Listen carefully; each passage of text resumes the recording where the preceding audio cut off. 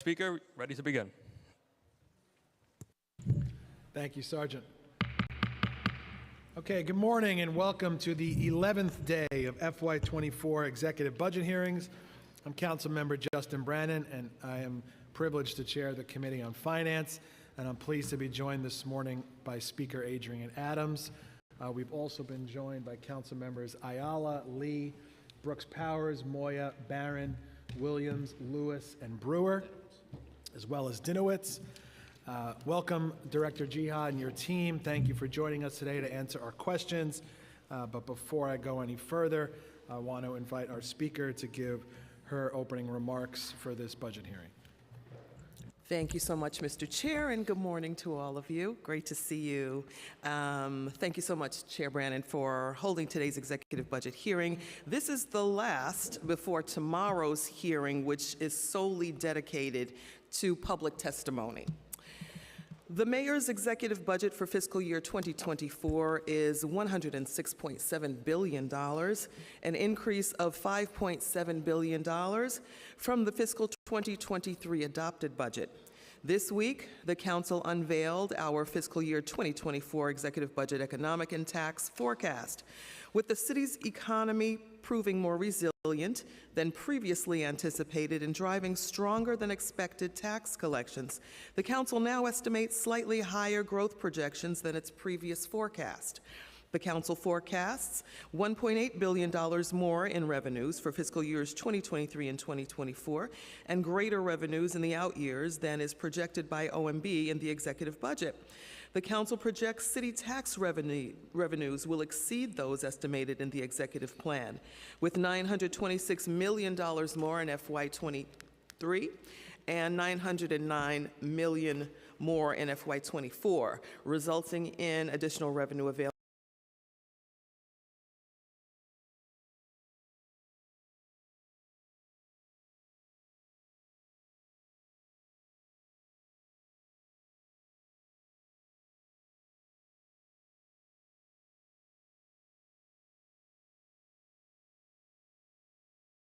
in FY25, 1.30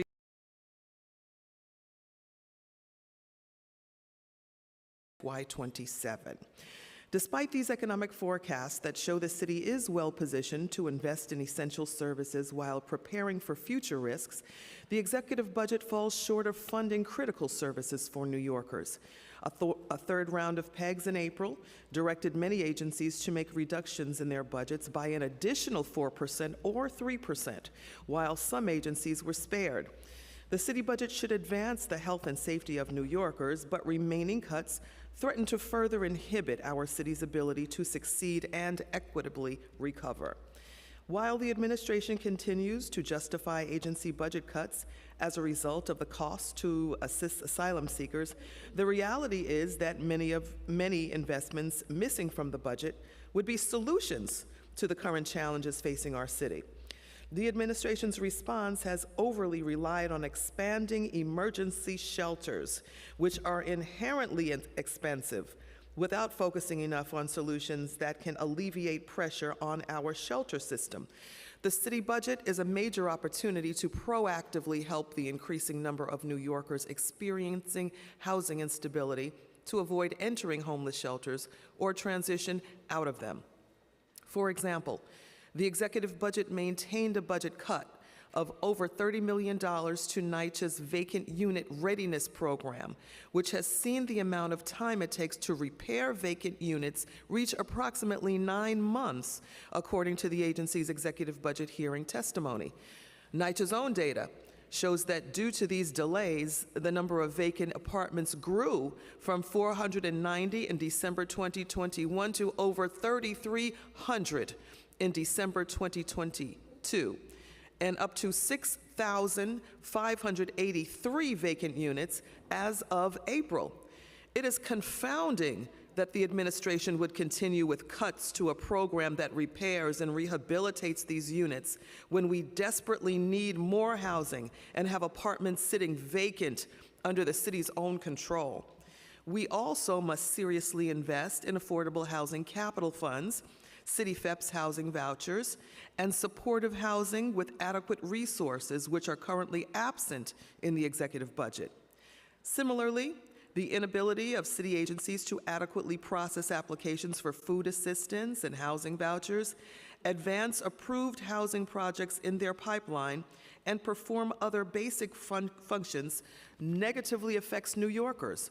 These cuts also undermine city agencies' ability to address the city's housing and homelessness crisis during this critical moment.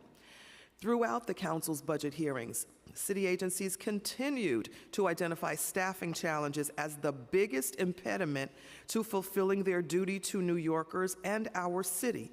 This is extremely concerning as we work to address multiple crises that require our city agencies to operate effectively. We cannot underfund and understaff the very agencies that connect New Yorkers with the essential services they need, whether it is the aforementioned services, our 3K and early childhood education system, CUNY, or our public libraries. Fundamental services must be prioritized as bedrocks of achieving healthier and safer communities. The health, safety, and well-being of our city, our communities, and our economy are all bound to how well the budget invests in essential services. The functioning of our city government is a shared responsibility, and OMB has a crucial role in ensuring city agencies receive the resources necessary to deliver these services for New Yorkers. OMB must be proactive in contributing to a punctual hiring process for agencies to achieve the staff capacity needed to fulfill their obligations to the people of our city. Director Jiha, I hope to hear from you today about the steps OMB is taking to address these critical issues in this budget, because our budget is more than just numbers. It must be a plan to support our residents and achieve success as a city together. We are talking about people, and I thank you so much. I'll turn it back into the hands of Chair Brannan. Thank you, Speaker Adams. As the Speaker said, yesterday the Council released our economic and tax forecast for the FY24 executive budget. What our analysis found remains consistent with what the Council has been saying throughout the budget process. New York City economy is durable and rebounding more strongly than otherwise believed and predicted, though economic growth during the forecast period will be slower than we're accustomed to. The Council projects the city will collect a total of $1.8 billion more in tax revenue in the current and fiscal years than the administration projected in their executive budget. Additionally, we project $942 million greater tax revenue collection in FY25, $1.34 billion in FY26, and $2.55 billion in FY27. While this represents better than average growth over the 5-year period than the Council had originally projected in our preliminary budget forecast, 2.7 instead of 2.2, it remains a drop from the 5.2% growth the city has seen over the past 10 years. While the years ahead may not paint a particularly rosy economic picture, with a nearly $107 billion proposed budget, there's no reason for austerity measures. Rather, it's time to make smart and responsible budgeting decisions that prepare for the future and double down on investments to support New Yorkers during these difficult times in the here and now. Like the Speaker said, a budget is more than just an itemized list of expenditures. It's a values document. You can tell me what you care about all day long, but you prove it to me by showing me what you spend your money on. It's about priorities. Our city's budget is no different than yours or mine, and this is no different from the issues families across the city are talking about at their dining room table every night as they try to make ends meet for another week in the most expensive city in the world. Indeed, now is the time to invest in the key programs and essential services that make New York City the greatest city in the world. The Council believes this is a critical moment, and our city's future and continued economic recovery hinges on what we do in this next budget and how we invest in New Yorkers and the essential services they rely on to recover, to succeed, and to thrive. I'll have questions today on expenses and revenues, and my expense questions will focus mostly on the asylum seeker expenditures to date, emergency contracts, the city's PEG programs, and our remaining federal COVID funding, as well as FMAP cost shift and the staffing impact on DSS and HPD programs. My revenue questions will cover the council's revenue forecast, the Retiree Health Benefit Trust, the city network of tax breaks, audits, and the commercial revitalization program. Before we hear from OMB, I want to recognize this is our 11th and final day of agency hearings on the executive budget for FY24. We'll hold a hearing tomorrow entirely dedicated to public testimony, but I want to take a minute to recognize and thank the full City Council Finance Division staff for their efforts preparing and executing this week of hearings. I want to thank Chief Financial Officer and Deputy Chief of Staff to the Speaker, Tanisha Edwards, and the senior staff of the Finance Division, Finance Director Richard Lee, Managing Director Jonathan Rosenberg, Chief Economist Ray Majeski, Deputy Directors Isha Wright, Chima Obachair, Emra Adev, and Paul Simone, Assistant Directors Carillion Francisco and Elizabeth Hoffman, Supervising Economists Paul Sturm, Unit Heads Aliyah Ali, Jack Story, and Julia Haramis, Finance Counsel Kathleen Ahn, my committee counsel, who's been riding with me this whole 11 days, Mike Toomey, my senior advisor, John Yedden, and all of the finance analysts and support staff who continually pull these hearings together day after day behind the scenes. I'll now turn it over to committee counsel Mike Toomey to swear in OMB, and we can get started. Okay, we've also been joined by council members Krishnan and Lynn. Good morning. If you raise your right hands, please. Do you affirm that your testimony will be truthful to the best of your knowledge, information, and belief, and you will honestly and faithfully answer councilmember questions? Director Jiha? Yes. Senior Deputy Director McKinney? Yes. First Deputy Director Godner? I do. Thank you. You may begin.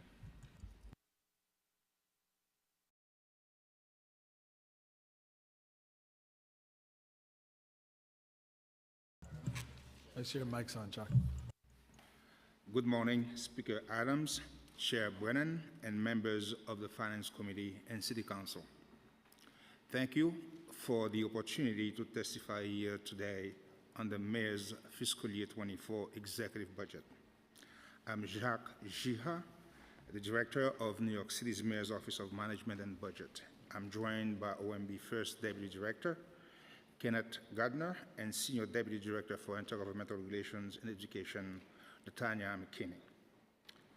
The last time I testified before you was on March 6. At that time, we were receiving an average of 217 asylum seekers per day, and more than 30,000 migrants were housed in our shelter and HERC systems. In total, we had spent more than $650 million to provide food, shelter, and social services for over 50,000 migrants. And we had received no help, meaning $0 from the state or the federal government. Today, just 78 days later, we are receiving an average of 602 arrivals per day. We are caring for 44,120 asylum seekers and more than 73,000 migrants having gone through our shelter system. To put these numbers in perspective, pre-asylum DHS census as of April 1st, 2022 was 45,189 individuals. So very soon, we'll be caring for more asylum seekers on a nightly basis than we had people in our entire DHS shelter system last year. Consistent with our forecast, the city has spent more than $1 billion through the end of April, with expectation of spending $1.4 billion before July and $4.3 billion by July 2024. Based on recent trends, however, this forecast seems optimistic. Take a look at the chart on the screen. The black line shows the actual number of asylum seeker households in our shelter. The pink line represents the executive budget forecast. As you could see on the chart, in recent weeks, the actual line has significantly diverged from the forecasted line. And if this trend persists, asylum seeker costs will grow dramatically above the $4.3 billion forecast. Now, unlike the last time I was here, we now know how much the federal and state governments have allocated in aid. FEMA awarded the city $8 million in December.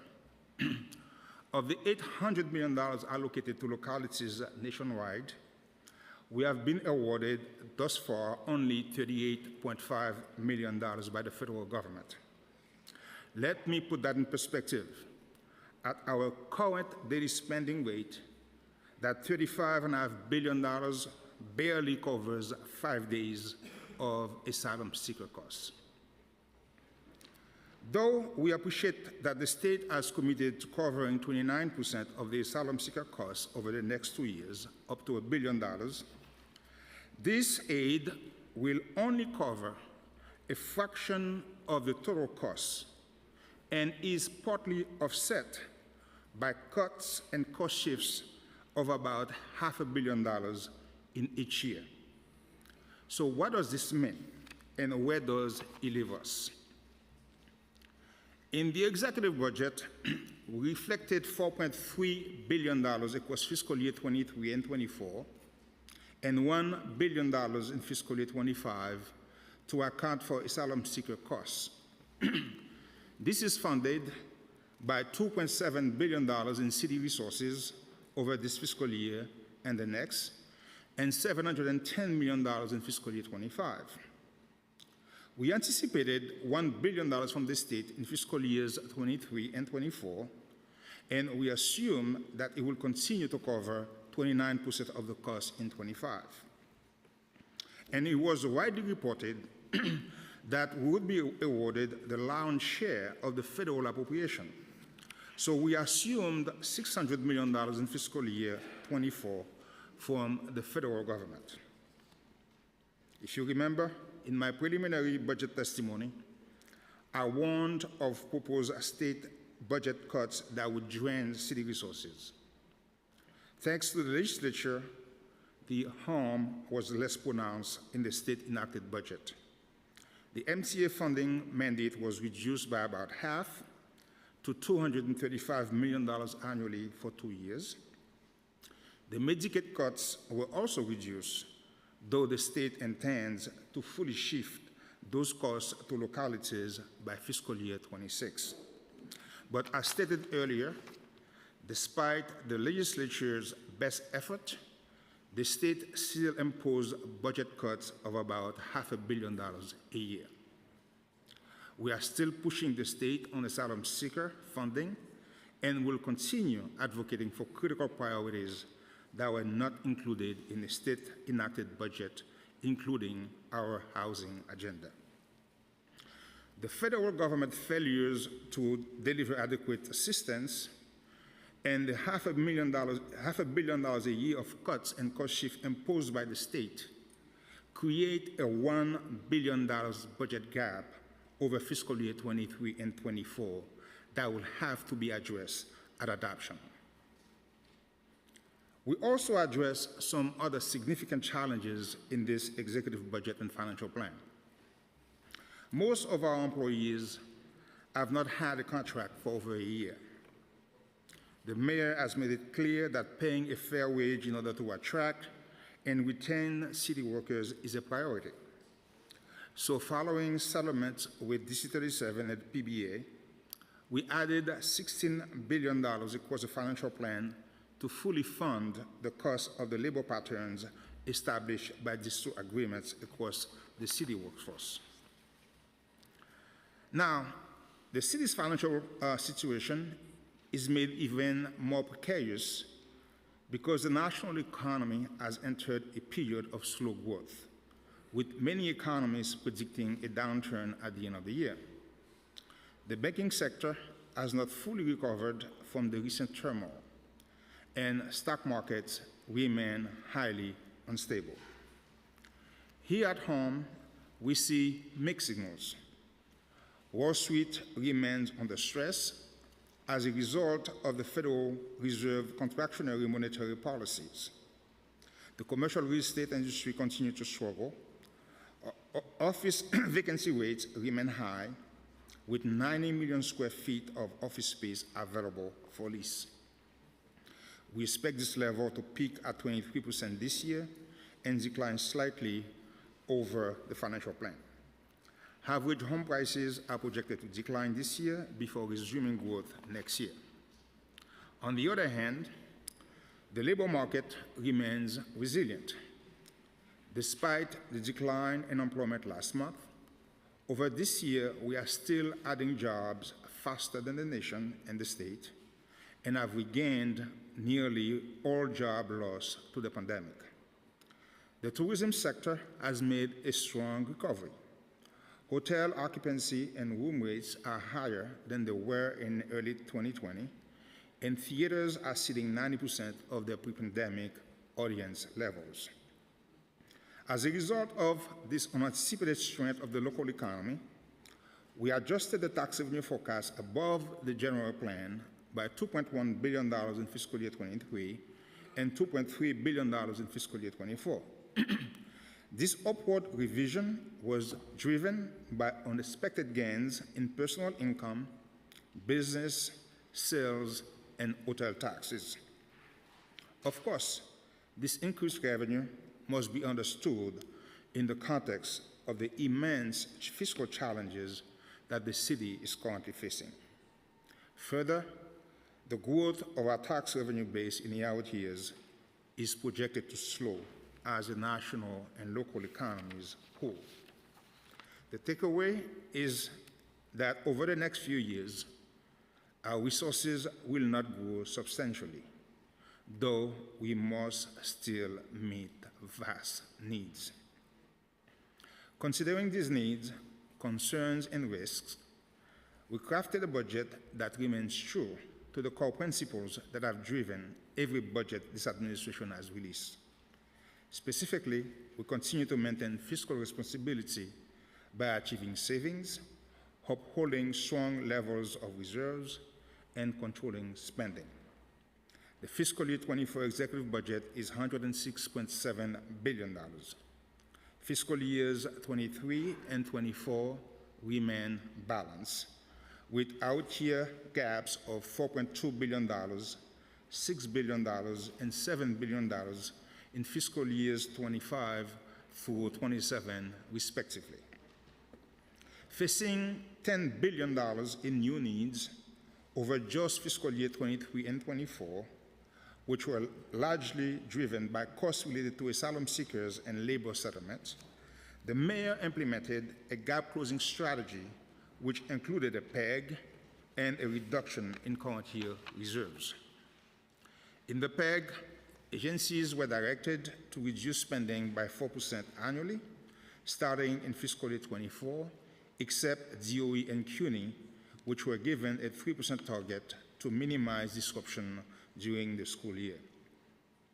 Every agency submitted savings plans that met their target, including the NYPD and DOC. However, after reviewing PEG submissions, the mayor determined that some agencies could only make their target by reducing services. Accordingly, he instructed us to adjust targets for agencies where initiatives would have jeopardized public safety, streets and parks cleanliness, and the social safety net, including fire, sanitation, parks, homeless services, HRA, and DYCD. Notably, libraries and cultural affairs were exempted. We achieved $1.6 billion in savings over fiscal year 23 and 24, bringing total savings since last June to nearly $4.7 billion over those years, all without service reductions, layoffs, or cut to school budgets and classrooms. Safeguarding our city recovery and being fiscally prudent also includes maintaining budget reserves that protect the city from the unexpected.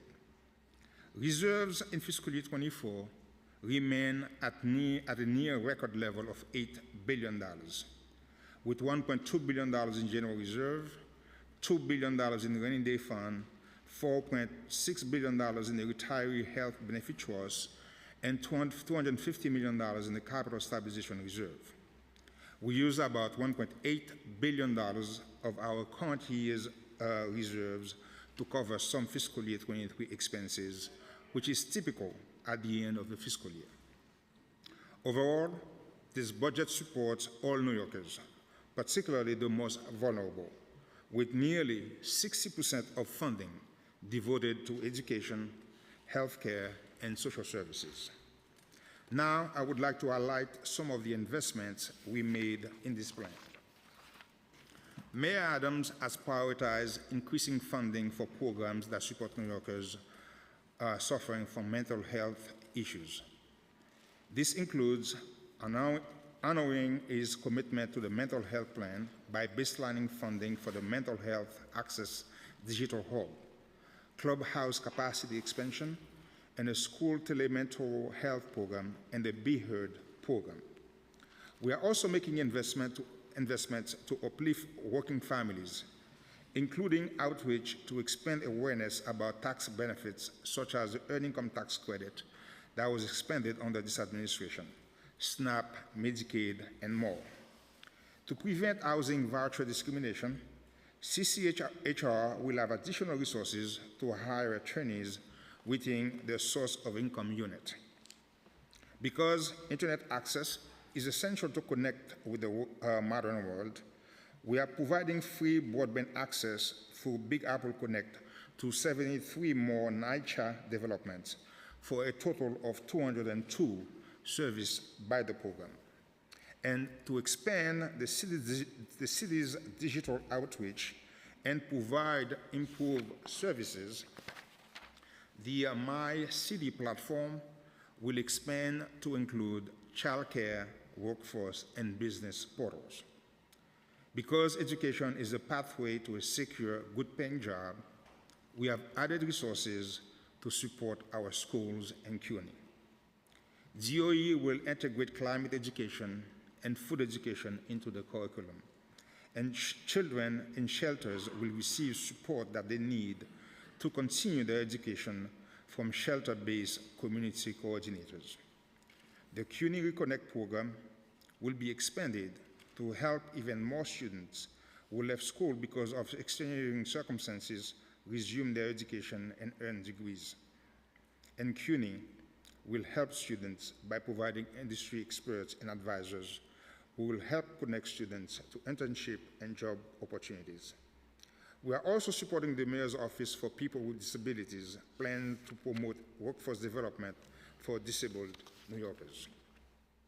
To make the city cleaner, greener, and more sustainable, we are implementing Plan NYC initiatives, including the citywide organics expansion and climate budgeting, which is an OMB initiative. From now on, every investment decision the city makes will be viewed through the lens of meeting our climate goals so that we leave our children with a healthier and more resilient city. Investing in New Yorkers only works if we have enough city workers to implement programs and services. In response to unprecedented challenges around recruiting and retaining employees across the city, we have implemented several new initiatives.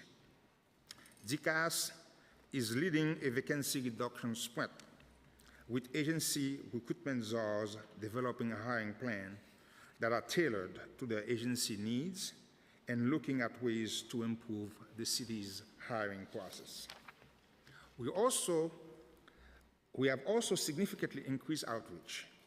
In partnership with the City Council and DC 37, DCAS has sponsored hiring halls that featured on-the-spot interviews. So far, almost 6,000 prospective employees have attended, resulting in 3,200 interviews and more than 1,000 job offers. I want to thank the Council for participating in this effort and promoting the hiring hall events on your social media channels. Further, to keep and attract talent, the City and DC 37 will pilot flexible work options, including remote work beginning June 1st in the Department of Social Services and the Department of Buildings. At OMB, we are doing our part to speed up the hiring process. As promised, we are reviewing PAR requests faster, and we are having ongoing discussions with our agency partners about potential improvement. We are confident that these steps taken together will accelerate hiring and promote a more efficient agency operations.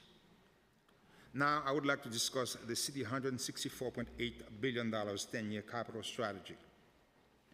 The plan includes $76 million to add collection trucks to the DSNY fleet to implement the citywide curbside organics program, $550 million to redevelop the CUNY Brookdale campus and create a world-class science park and research center, and $50 million to upgrade almost 90 school cafeterias citywide, bringing total cafeteria renovations by this administration to almost 200. To conclude, I would like to return to the most pressing concern the city faces today. This administration is moving heaven and earth to manage the ongoing influx of asylum seekers.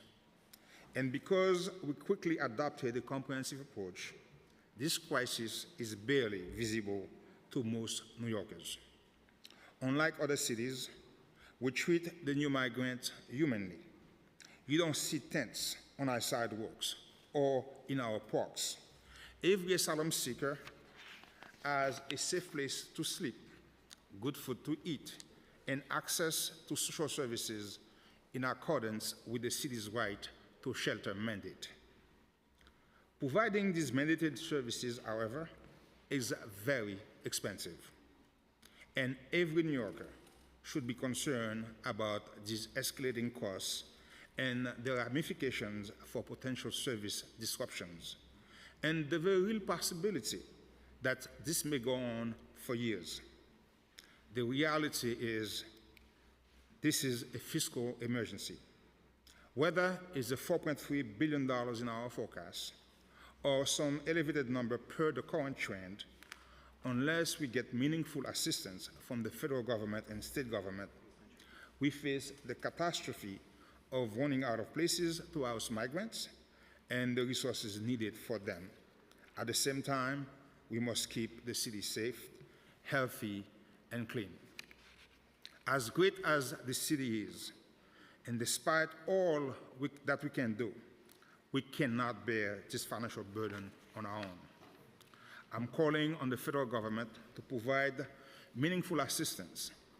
As stated earlier, the $38.5 million that has been awarded to date covers just 5 days of costs. And the $1 billion over 2 years the state promise covers less than 5 months in fiscal years 23 and 24. That leaves the city responsible for every additional penny needed to cover the cost of caring for the asylum seekers in those 2 years. And as a reminder, this crisis is already a year old and will stretch into the future. This is not right. No local government can carry this kind of a financial burden without eventually cracking. We need more than just funding, though. New York City cannot implement the immigration or the compression policies that will bring meaningful relief. We need an all-of-government coordinated effort to fairly relocate asylum seekers regionally so that New York does not remain the epicenter of the crisis. Additionally, the immigrants need temporary protected status and work permits in order to accelerate their ability to secure work legally in the United States. We must all act as well. I urge you to join the administration in calling our state and federal partners to take bold steps. Please get on the train and go to Albany and Washington and tell the lawmakers that we need a decompression strategy and real financial assistance, meaning billions of dollars to cover our costs for the duration of this crisis, and let them know what will happen without relief, namely that we'll have to make terrible cuts to program and services, and this will cause great and unnecessary pain. This is truly an all-hands-on-deck moment. We look forward to working with you in any way we can to support your advocacy efforts. Thank you again for inviting me to testify this morning. I look forward to working with the Council to meet our joint priorities and address needs of all New Yorkers as we work together to deliver the adopted budget. Now I will take your questions. Thank you. Before I turn to Speaker Adams for questions, I just want to acknowledge we've also been joined by Council members Ressler, Carr, Caban, Hanks, Stevens, and Sanchez. I'll now turn to Speaker Adams.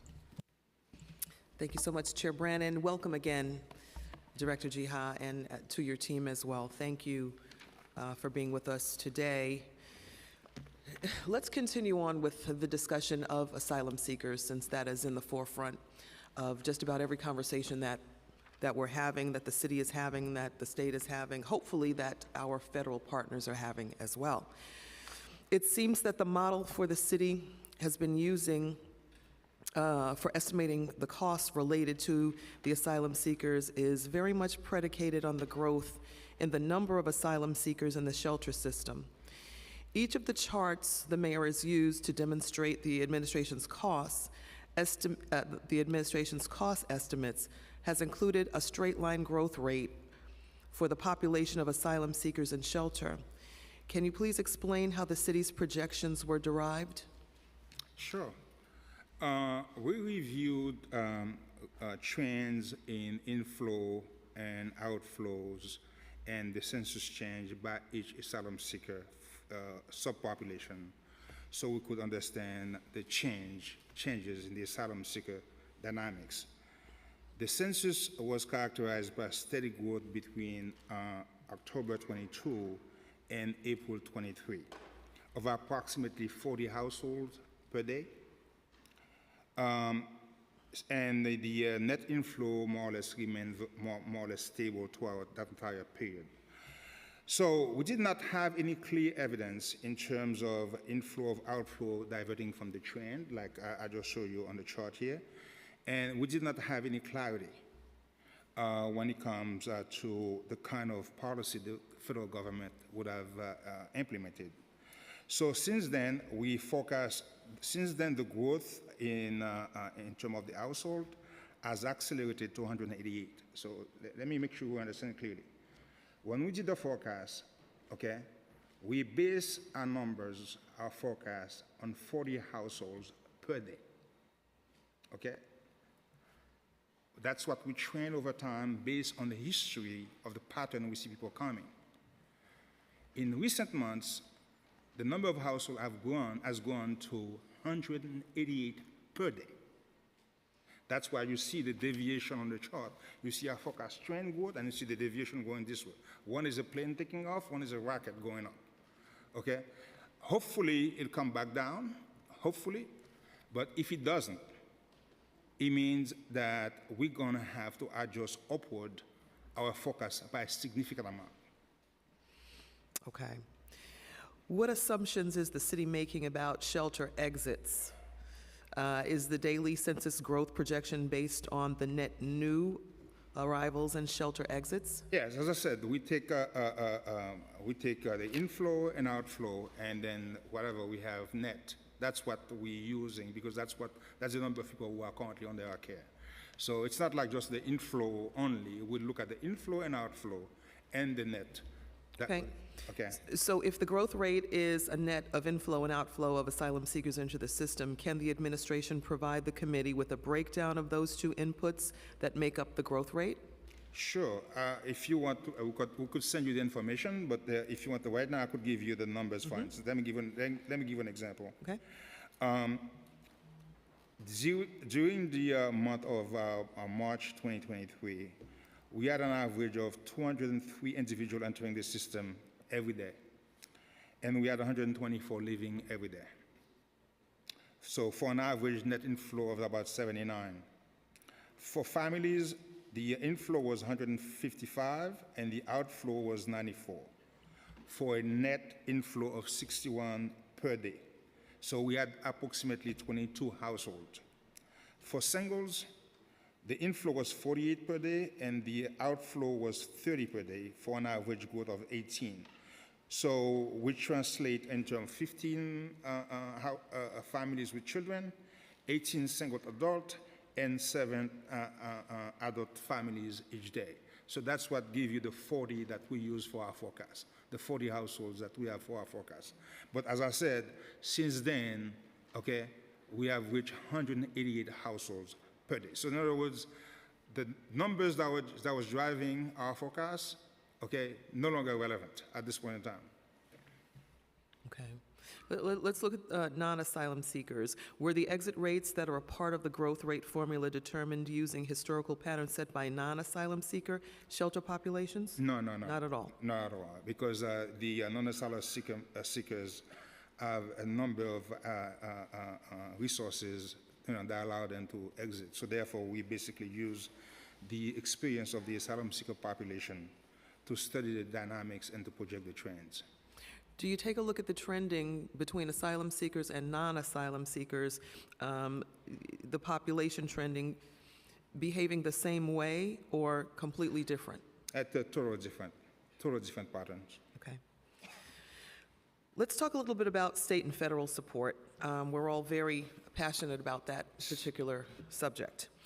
The enacted state budget includes $1 billion for reimbursement of 29% of the city's cost of the provision of shelter services for asylum seekers for eligible costs incurred between April 1st, 2022 and March 31st, 2024. The city's executive plan reflected this funding and also included an additional $290 million in fiscal year 2025 that has not yet been appropriated by the state. On the federal side, the executive plan includes $600 million in fiscal year 2024, with the expectation that the city would receive 75% of the $800 million that Congress had appropriated nationwide for asylum response efforts. We were very disappointed to learn that the city will only be receiving $30.5 million in the first round of awards, which is only 8.7% of the $350 million it had applied for, making it impossible for the city to get the $600 million it's budgeted. If the city is awarded the same percentage in the next tranche, federal funding would total just $39 million. Ideally, how much should the state and federal government each cover for asylum seekers' response efforts? Let me, before I answer the question, let me clarify 2 points, which is very critical as part of this exercise, because I believe our staff briefed your staff last Friday in terms of the new development, because when we did the executive budget, there was no state budget at the time. So we had to make certain assumptions. And since then, what happened is, as you know, the state imposed about $500 million cuts on the city each year. So even though we got $1 billion for the 2 years, when you offset them against the cut, it becomes almost zero. Okay? And like you said, the federal government only gave us $38.5 million, and our expectation is we're not going to get no more than 10% of the next tranche.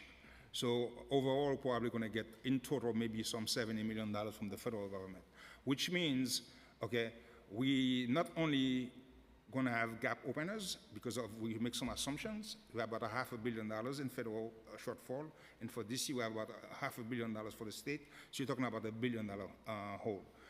From my perspective regarding your question, this is a federal problem, okay?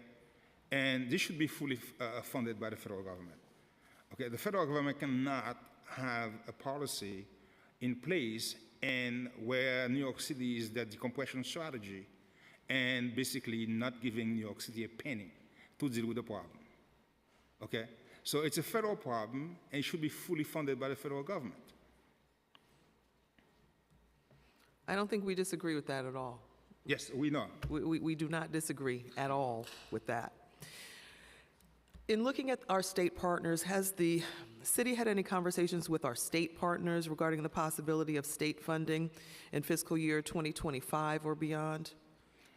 We have some initial discussions with them, and everyone understands the severity of the problem, and is flexible enough to basically review our requests when the need will arise next year in the state executive budget. Okay. The city's projected cost for the provision of services to asylum seekers, we know, seems to increase with the release of each financial plan. What was once estimated to cost approximately $1 billion in the current fiscal year, we know is now up to at least $1.4 billion, with an additional $2.9 billion estimated for next fiscal year and $1 billion for FY 2025.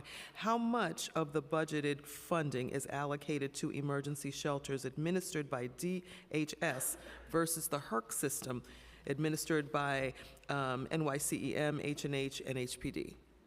Yeah, again, we could provide you all the data, but as of the end of April, I'm going to give you a breakdown of the actual spending that we did. DSS shelter was about $566 million of the $1 billion that we spent, and the HERCs were about $434 million for a total of $1 billion. Regarding the agencies, DSS is 554, H&H 316, NYCEM 65 million, DCAS 37 million, OTI so far is like 19, and HPD $5 million, and then we have another $3 million for DOHMH, so for a total of $1 billion. Okay. And how much of the budgeting funding is allocated to other response efforts? Are you able to provide a breakdown of expense type and administering agency for each fiscal year for us? Yeah, we in terms of the expense type, we spent about $400 million for services and supplies, and house rent and initial outfitting is about $360 million. But again, I could provide your staff all the details that you need. IT, administrative expenses, 91, medical, 74 million, food is another $73 million. Okay.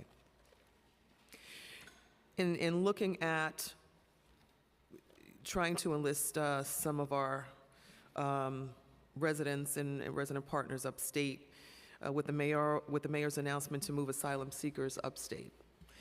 Recently, the mayor announced a new program to move some asylum seekers to temporary shelters outside of the city, yet the program's details are still unclear. The city council would like clarity on the plan, how it will work or how it was supposed to work, which city agencies will be involved, how much it would cost, and who would be paying for it. Could the administration provide the committee with clarity on why this program was instituted, and was cost the driving factor in the decision to provide this option? And what's the estimated per diem rate for the sites outside of the city?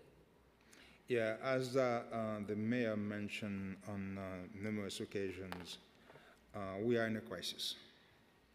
And we are committed to providing every asylum seeker with the necessary services. But we are in a crisis. We are operating 150 emergency shelters and 9 HERCs. We are simply running out of space in New York, okay? And for about only 1/4% that move to New York State, we continue to provide, to fund wraparound services for them, just that like they would receive in any shelter in New York City. I believe the per diem is about $200 for upstate New York. It's a bit cheaper than what we have down in New York City. Okay. Which city agencies would be involved in the program, and what would be the role of those agencies? Currently, HPD hold the contracts for this program, and it is working with a third party to secure hotel rooms at various sites upstate New York. Okay.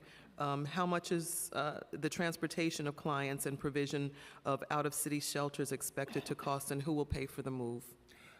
The city will pay for the move, but right now I can't give you a sense of how much it will cost. It depends on how many localities accept folks in their districts and how many folks we manage to move to relocate to those upstate communities.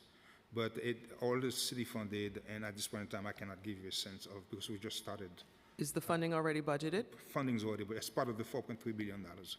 Do we know under which agencies, units of appropriation, and the budget codes?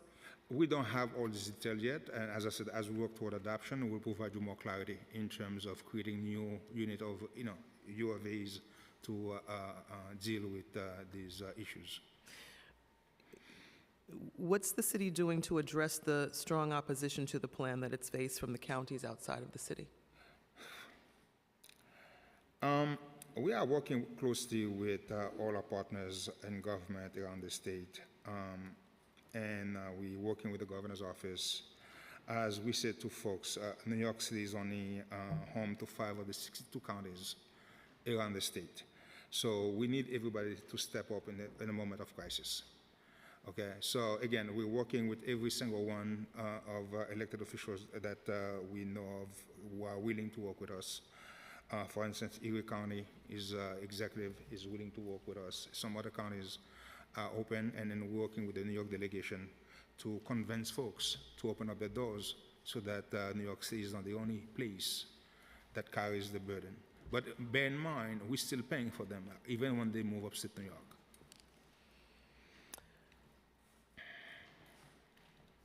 Let's look a little bit towards HPD. HPD's budget includes an additional $223 million for asylum seekers shelter costs, $25.4 million in FY23, $147 million in FY24, and $51 million in FY25. At their hearing, HPD referred questions about the asylum budget to you, to OMB. How many asylum seekers are estimated to be housed with the $147 million in FY 2024? Right now, I cannot give you a precise number again because of the challenges we're having with relocating folks upstate New York, because we don't know how many of them we're going to relocate. But for sure, we know they have budget authorities of to $147 million, okay, for this purpose. Currently, they have a HERC in Bushwick with about 532 migrants, okay, under the auspice of HPD. But I can't give you the exact number of folks they could accommodate at this point in time for that $147 million. As I said, because of the back and forth we're having with other localities. What can you share about the procurement process? How does OMB decide what gets emergency contracts versus a more traditional procurement process? OMB doesn't get involved into this. It is the contracting agency that basically do these things, DSS or HPD. We don't get involved. So OMB does not get involved at that. The information is passed along to OMB. And OMB after. Okay. How does OMB or does OMB decide to use temporary workers rather than hiring civil service off of the civil service list, especially if there's funding in the budget through at least FY 2025 for asylum seeker shelter? As you can imagine, the speed of which, it's an emergency, things are moving very quickly. These are short-term contracts that we put in place so we could bring workers on board expeditiously. But more importantly, you should also note that currently we contract out all of our shelter work, okay? Because the not-for-profits, they have more experience than us in terms of managing and trying to understand the needs of the population. So therefore, we rely mostly on not-for-profit to do this work for us. The work is contracted out at this point in time. It's mostly all temp that we use to do this kind of work. Okay, so there really is no process or plan there. What's the total spend so far on temporary contracts for asylum seekers, and what's planned for FY 2024? I don't think we have, let me see, 2024, I don't think we have, let me come back to you with an answer for that question. Okay, that was the total spending so far on temporary contracts. At peak investment in fiscal 2024, that $147 million added at HPD, what is the anticipated breakdown of which boroughs will house those folks? Again, this is an emergency. I can't tell you exactly which bowl we're going to put folks in because, you know, it's like overnight you got 900 people and you have to scramble to find places to put them. I cannot tell you exactly where they would be located. Again, as I said, it's an emergency. Believe me, Mr. Director, I have felt that being the council member for District 28 and getting phone calls post, post residents put up in hotels in my own district with no planning, no advisement, just, we're just letting you know this. So as you know, it's I know in this. middle of the night. You know, you have to accommodate folks. You know, it's really hard to find place and at the same time to communicate prior to the relocation. It's extremely difficult. Okay. The recent decision by the administration to repurpose school gyms into shelters took a lot of us, a lot of elected officials by surprise. Why is there such a gap between the promises of communication and collaboration and what actually happens? Is this more of the surprise factor and the emergency situation and pretty much the knee-jerk reaction to this crisis? Madam Speaker, it's an emergency and we are responding in real time. Okay? And if we don't find a place for these folks to sleep at night, we get sued. Okay? If we find a place for them, we get complaints about not giving enough early notice. So it's boss come at night, these folks work really for 14, 15 hours a day to find these places to accommodate people. This is an emergency. They are responding in real time. Please try to understand exactly where these people are coming from. This is not easy for them to manage this crisis. Going along with the conversation on emergency and looking at contract rates, we're hearing from providers that the rates on the various emergency contracts for asylum seeker shelter aren't consistent. For example, we've heard that meal reimbursement amounts vary widely from only a few dollars per person to over 10. Why do the rates vary so much across contracts? What happened is DHS give the providers the flexibility to subcontract with providers for food, and as a result, because we have different folks different negotiations going on, so you're going to end up with different costs. Why wouldn't that things like meal reimbursement be more uniform for all providers? I've seen that as I've visited locations in my own district. No, again, I understand. Again, it's a question of the providers negotiate with subcontractors, and as they negotiate with the subcontractors, you're going to have differences, variation from one to another.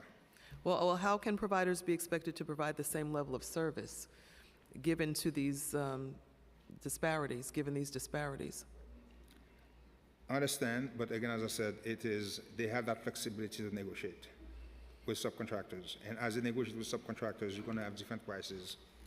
You know, it's not us setting up saying this is how much you're going to spend for each, you know, they have that flexibility to negotiate. And as they negotiate, you're going to have variations. Can you tell us the range of meal allowances across emergency shelter contracts? Right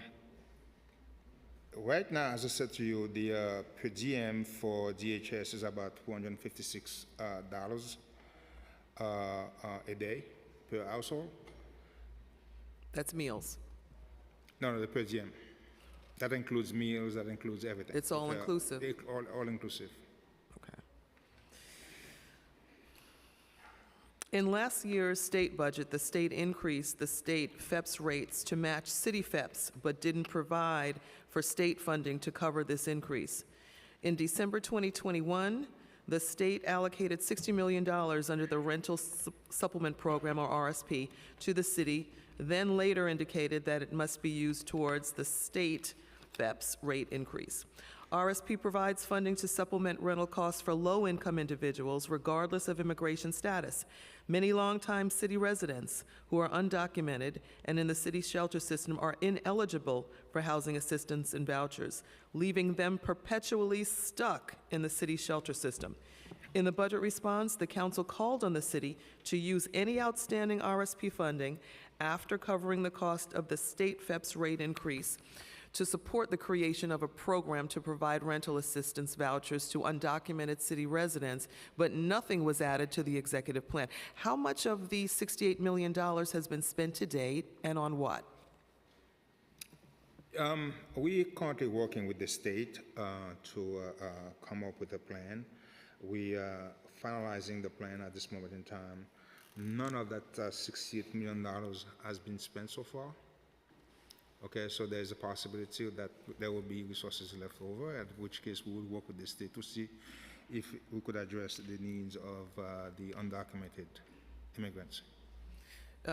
Is the city risking loss of the funding if nothing's been spent? No, we're working with the state. It's working in conjunction with the state. That's what the plan we're putting together.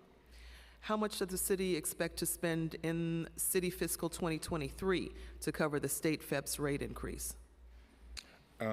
We currently have, again, we're having discussion with the state, but we have not yet finalized on the budget in terms of how much that will be spent. Do you know what the estimated annual cost of the state FEPS rate increase would be in future years? We expect the state to cover the cost, but again, we're having ongoing conversation with the state, and I don't know for sure where we're going to land. Okay. Are there any other pathways the city's exploring to provide vouchers to those who are undocumented? Again, we're working with the state, because it's a state program. Many of these things are the undocumented. They have, the vouchers have restrictions, and so therefore we have to work with the state. And the state is very open to work with us to address that particular issue. Okay. I have a couple other subjects, then I'm going to pass it over to my colleagues. In looking at increase of funding for right to counsel, the Right to Counsel law, spearheaded by the council, provides access to free legal services to all tenants facing eviction proceedings and is a key program to address housing stability in the city. Eviction filings in the city increased significantly over the past year, as has the demand for right to counsel services, but the program's contracted providers do not have the capacity to fully meet the current need. Additionally, on February 21st, 2023, Local Law 20 of 2023 was enacted, extending full legal representation in eviction or termination of tenancy proceedings in housing court for any person who is 60 years of age or older. No funding has been added to the budget to support this expansion, which will be effective in early fiscal year 2024. In the budget response, the council called on the administration to add $70 million to right to counsel to ensure all eligible individuals can obtain legal services. Nothing was added to the executive plan. Without the addition of funding, how does the city expect to meet the requirements of all right to counsel legislation, including the expansion to seniors, and prevent an increase in evictions and homelessness, which is much more costly for the city? We are currently monitoring the demand for this program, because one of the challenges that providers are facing is the lack of capacity to serve all cases. So currently, many of the providers, they have the flexibility in their current processes to support this population. But again, what we're doing, we're monitoring, and if we see there is a need to add funding, we will do so as we approach the adopted budget. Well, I don't think that there's any question that there will be a need. How many eligible tenants facing eviction have had cases proceed without representation due to the unavailability of lawyers in the program? I would have to defer to the agency and to housing courts to provide you data on this, because we don't have that. Does OMB keep up with the situation when it comes to the right to counsel law? Yes, we do. Okay. What is the city doing to fix the capacity issues expressed by providers? That is an issue that, as I said, we be working with all these providers to see what can be done to attract more attorneys to this field. It's a challenge, as you know. We're dealing with a very tight labor market. Our salaries are not as competitive as private sector for attorneys. So, it's the same challenge that we're dealing with throughout the city when it comes to hiring, and because of we're competing with in a tight labor market, and our salaries are not competitive. But we're working with these folks to see what can be done, okay, to provide them the necessary assistance so they could hire more tools so that they could respond to to any potential demand that they have out there. Okay. We understand OCJ is about to issue some RFPs for legal service programs. When will they be released, and for which programs? I believe the RFP have been drafted by DSS. They are still in the process of being drafted, and they are having conversations about rates and the amount on the RFP. But we will update you once we have more information. All right, so we don't know how many years the contracts would be for? I don't know that At yet. this Yes, time. is working on this. Okay. Let's talk a little bit about NYCHA. The city's expense commitment to NYCHA is about 5% of their operating revenues. At $226 million out of over $4.3 billion. The city has reduced its contribution over the last 3 financial plans, hitting NYCHA with $67.3 million in pegs. The key peg is for the Vacant Unit Readiness Program, which helps remediate and rehab the 6,583 vacant units on the rent rolls as of April 27th. Why is the administration's commitment to NYCHA shrinking at this point? Madam Speaker, it's not true at all. We are not cutting NYCHA. That plan, that program we discussed here, it's what I call a funding swap. So what we're doing is we're taking savings from on the expense side, and we're adding capital money. Okay, there is no cut. We're taking $31 million in expense. We're adding $31 million in capital. It's just a swap. Okay, there is no such a thing as a cut to that program. Around $62 million of the PEG has to do with the Vacant Unit Readiness Program, as we've said, and the council called for $31 million of this to be restored and front-loaded over the next 2 years of the plan to get vacant units ready faster. They're still taking over a year to abate. Why didn't the administration heed the council's call? As I said, we are not taking money from that program. We're basically swapping money, swapping expense dollars for capital dollars. There's no cut to the program at all whatsoever. Yet and still, we're waiting for this amount to be front-loaded over the next 2 years and get those vacant units. That has to do with NYCHA, What is the administration's plan to manage the population of domestic violence victims that languish on the NYCHA waitlist for a Violence Against Women and Children Act transfer? Again, as I said, the premise of the question itself, which I'm challenging the premise of the question itself. It's not, the vacant, that program, Vacant Unit Readiness Program, there was no cut to the program. So, that's what I'm trying to say to you from the get-go. The premise of the question is wrong to begin with, because there was no cut to the program. We're just swapping expense for capital. So in your estimation, Mr. Director, everything is still going along as it should be with the program? When it comes to funding, yes. When it comes to funding? Yes, there's no such a thing as a funding cut to that program. We're just swapping. Okay. We might have a difference of opinion as No, far as it's not a difference of opinion. It's just capital dollars and expense dollars. We take the expense dollars and we add capital dollars to replace it. That's all. It's the same amount of money. Okay. We're going to leave it there. Let me just deal with units of appropriation, then I'm going to pass it on to the chair. Last year, we worked together to make the budget more transparent by adding more units of appropriations across several agencies. Will OMB commit to continuing these efforts this year and add more units of appropriation to the budget? Well, as I said, last year we added a record number of UFAs as part of our negotiation with the City Council during the adoption process. And I'm looking forward, as part of budget negotiation, to see what needs to be done to add clarity and transparency to the process.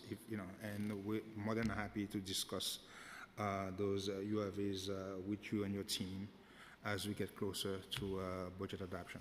So that does not sound like a commitment to add more to the budget this I'm year. committed, as part of the budget negotiation, to work with you and your Trying to team. get you there, Mr. Director. To work with you and your team. All right, thank you very much. Thank you, Speaker. We've also been joined by council members Joseph, Farias, Osei, and Powers. Director, getting back to the asylum seeker expenditures and related costs. So the council has asked for detailed updates on actual spending on asylum seeker response efforts and emergency contracts. The administration thus far has only periodically shared information with us. It was very large print, high level.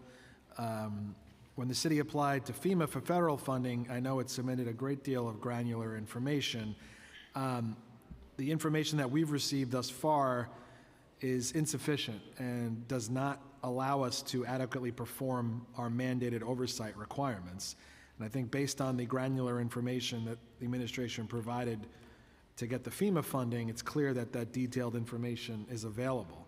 Can you tell us when and will the administration commit to providing the council with more detailed, fine print information on the costs of asylum seeker response efforts? I believe we provided your staff all the information that we currently have. And any update that you need, we'll be more than happy to share them with you. We have nothing to hide. Actually, we are in a process of putting together a tracker so people could see on a month-to-month basis what's going on online, so people could track the expenses. And if you have any need for information that we are not getting from our staff, please let me know, because I know for sure my staff was directed to share all the information that we provided to FEMA to you and to the state. Okay. As of last night, I don't think we have that, so I appreciate that. Okay? Could you give us the breakdown of actual expenditures by agency? Yes, I did earlier, and let me go back again. Yeah, let's go a little slower this time. Okay. DSS, I'm based on the actual spending to date, the $1 billion. DSS, $554 million. H&H, $316 million. 316? Yeah. NISM, 65. ZCAS, 37. OTI, 19. HPD, 5. DOHMH, 3. And DDC, $600,000, for a total of $1 billion. And could you tell us what each of those expenditures are for? For instance, DCAS, what's the $37 million for? DCAS is hired to do a lot of the initial outfitting. They are hired contractors to do when we do an emergency HERCs, the build out and all these things. So they're part of this. They negotiate, they find space for the asylum seekers. All of this is part of the spending that they've done so far. And the $3 million for Department of Health? It's dealing with, I don't know specifically from the type, it's vaccination. I mean, do you think it makes sense to have everything spread out over so many agencies instead of making one agency the point for this? There's a point person, there's a point group of people at City Hall that basically coordinate all of these things, led by Marley Schaefer. Okay, and there's, we have a team in place at City Hall that coordinates with the different agencies. Do we have an idea of how much we've spent on overtime related to the migrant crisis? I can't give you an answer to this at this point in time, no. Okay. IBO released their own analysis of the city's response to the influx of asylum seekers. Their projection is that in FY23 is $1.2 billion lower than what the city estimated. IBO also created a worst-case scenario, and that forecast was $600 million less than the city's projections over the next 2 years. So could you tell us what are the main factors driving the difference in the OMB cost estimate and the estimate issued by IBO? I'm not able to comment on IBO's projection because I don't have the data and the assumptions. The only thing that I know, when they shared the draft of the report with us, we told them that the numbers for 23 were, the numbers was too low, because at the time we had already spent. They forecast $900 million for the rest of the year when we already spent $1 billion, and we told them they're going to look ridiculous, if you come out with the numbers. So therefore, they updated their numbers for fiscal year 23 to about their worst case scenario to about over $1.4 billion. For fiscal year 24, I don't know, because I don't have the data, I don't have the assumptions, so I cannot tell you anything about the forecast. Okay. I want to stay on forecasts for a minute. At the prelim budget hearing, the council's tax revenue forecast was $5.2 billion more than OMB's. Most of that difference came from PIT. At the hearing in March, you mentioned that you believed our forecast, in particular, the PIT, personal income tax, was too high. However, with the executive plan, you ended up raising tax revenues by $4.3 billion, with over $1 billion of that coming from PIT alone. So what has changed between those two plans to have you raise your forecast? I will contest the notion that we said the PIT was too high, because I never questioned the revenue forecast. As I said to you back then, I have a lot of respect for your economists. So I never questioned their forecast. What I questioned was the omission of the asylum seeker costs, okay? You guys keep saying there's a lot of money out there, and we're like, okay, if you don't take into account the $4.3 billion asylum seeker costs, there's a lot of money. It's like you guys saying now, there's $1.8 billion of revenues. We're like, okay, great, but we have $1 billion shortfall from the state, okay, because of $500 million of cuts, okay, and shortfall from the federal government of about $500 million. We have another $400 million of cliffs. So even though you're saying, assuming you're right, you have 1.8, but if 1.4 is already spent, okay, you can say you have a lot of money, don't do the cuts. Okay, we never question have issues per se with your revenue forecast. What we're saying is you only look at one side of the ledger, okay, which is the revenue side. You don't pay attention to the expense side of the ledger, okay, which are the expenses.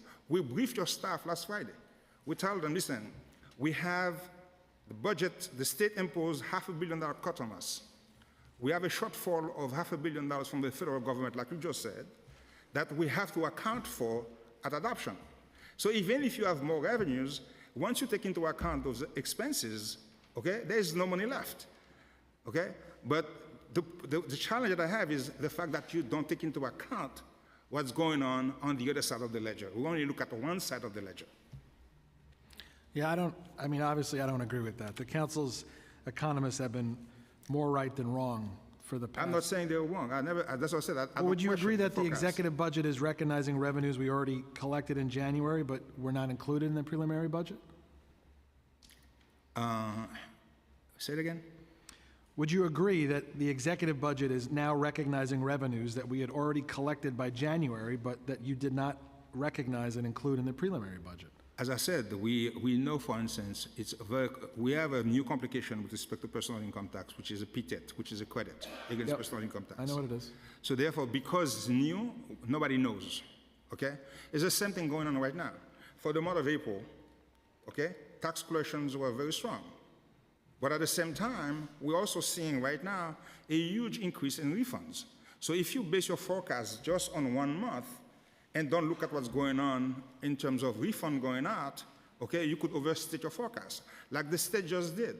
The state overstated their forecast by $4 billion in April, okay? And as I said, we cannot afford to be wrong, because if we are wrong, it means cuts, okay? So therefore, we have to be extremely careful, okay, when we're making statements about revenue forecasts. Yeah, I would just say historically, OMB says the council is, crazy, and then ultimately you agree with us in the end. As I said, we cannot afford to be wrong. I mean, none of us can, but... All right, I want to talk about the state reimbursement efforts. So Has the city begun engaged in conversations with the state about the reimbursement process? And what type of expenses does the city expect to submit for state reimbursement?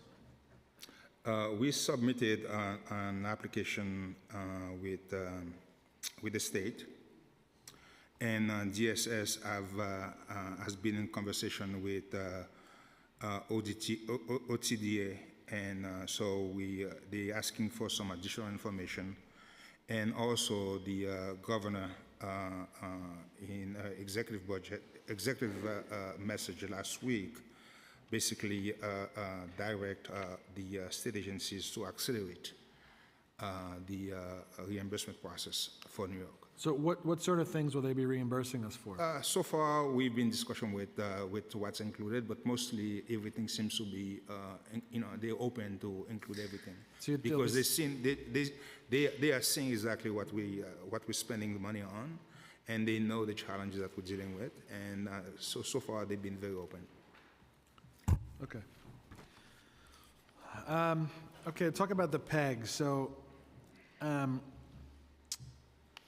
for the executive plan, OMB asked most agencies to submit PEGs equal to 4% of their city fund plan expenditures. OMB required agencies to provide their PEGs in 2 weeks. Do we think 2 weeks is an appropriate amount of time for agencies to do an appropriate review of their spending plans? Let me give you the background. The background is in last February, the mayors asked all the commissioners of all city agencies, okay, to basically review their entire operations, okay, to classify what's important, what's not important, what's core mission, what's not core mission. So the commissioners have already gone through a big exercise, okay, to basically review their operations. So that's the reason why it didn't take them long, even in 2 weeks, for everybody to reply, because we know we've been working with them. It's not, the letter went out 2 weeks prior to the deadline, but we've been working with the agencies for a longer period of time. So does OMB require agencies do year-round reviews to locate potential spending reduction areas? Well, that's part of the muscle memory now. It's becoming part of the muscle memory because they expect, because our goal is to make sure we have a lean operation, whether it's good time or bad time. If an agency is wasting resources, we basically going to take those resources because we don't have any choice. The notion of seeing resources being wasted is not an option for the mayor. I think the council agrees with being fiscally responsible and finding savings where possible as long as it doesn't impact services. I just think 2 weeks for something that I would say should require a surgeon's blade. In 2 weeks, you're going to get a scythe because you're rushing to find 2 weeks. We more or less knew exactly what we're aiming for, and we got exactly what we're aiming for out of this exercise. No one can tell you specifically where there were cuts to services and programs as part of this plan, okay? Most of the PEGs were basically coming out of fringe benefits, okay, restatements of some certain things on the spending. So no one can come to you and tell you, you know what, hey, this particular program was cut, this particular program was cut. No one can tell you that, because they know exactly, we know exactly what to cut. They might be afraid to tell you that, but they tell us that. Well, give us examples. I don't want to sell anybody out. As I said, the same good example was like, okay, there was a cut to NYCHA. As I said to you, there was none. It was a swapping of one source of funding for another. Okay, I mean, these are the kind of things, but the misperception is out there. I cannot help it. We can communicate to folks, tell them the true story, okay? But whatever people want to do with their story, this is New York, okay? Yeah, the last 10 days, that's just not what we've been hearing. We're not talking about vacancies even, talking about programmatic. Okay, give us examples. Department of Corrections. The $17 million in outside contracts. Okay, there was no cuts to services. They're saying it's going to be in-source. It's been in-source. Are you saying to me city workers can do a good job, a better job? No, I'm saying the city workers are already doing something, and now they're going to be asked to do something more with less. No, but we will provide, they have the resources to do it. They have the resources to do it. I was saying city workers cannot do a good job at providing those same services? Of course not. Okay, so, But they come to work every day already doing something. Now, July 1st, they'll But be they asked to have- do even more. corrections have those resources to do the work. Okay. Let's talk about federal stimulus funding. So the city received approximately $13.5 billion. The funds enabled the city to weather the storm during COVID. Some of these funds are set to expire as early as this September, 2023. So how much of the total amount of federal stimulus funding allocated to the city has been spent to date? To date, we have spent close to $3.9 billion of the $5.9 billion. So there is about $2 billion left in the budget for fiscal year 23 and 25. And how much of the unspent money is budgeted? Say that again. How much of the unspent money is budgeted for the current and the next fiscal years put in the plan? $2 billion. Okay. And do we think the city will be able to spend all the funds that are set to expire in FY24? Of course, yes. Okay. Let's see. So the state, I want to talk about the state Medicaid FMAP, the cost shift to the city. Have we been able to confirm with the state the details of the final proposal? Yes, we've been, based on our conversation with the state, they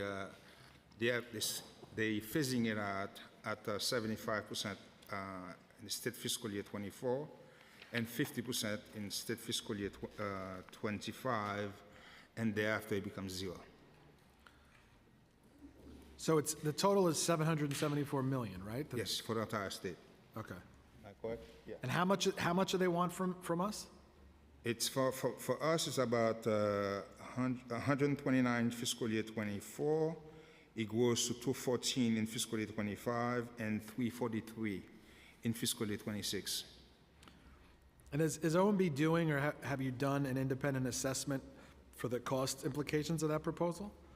Yeah, we've been working with the other counties, and again, as I said,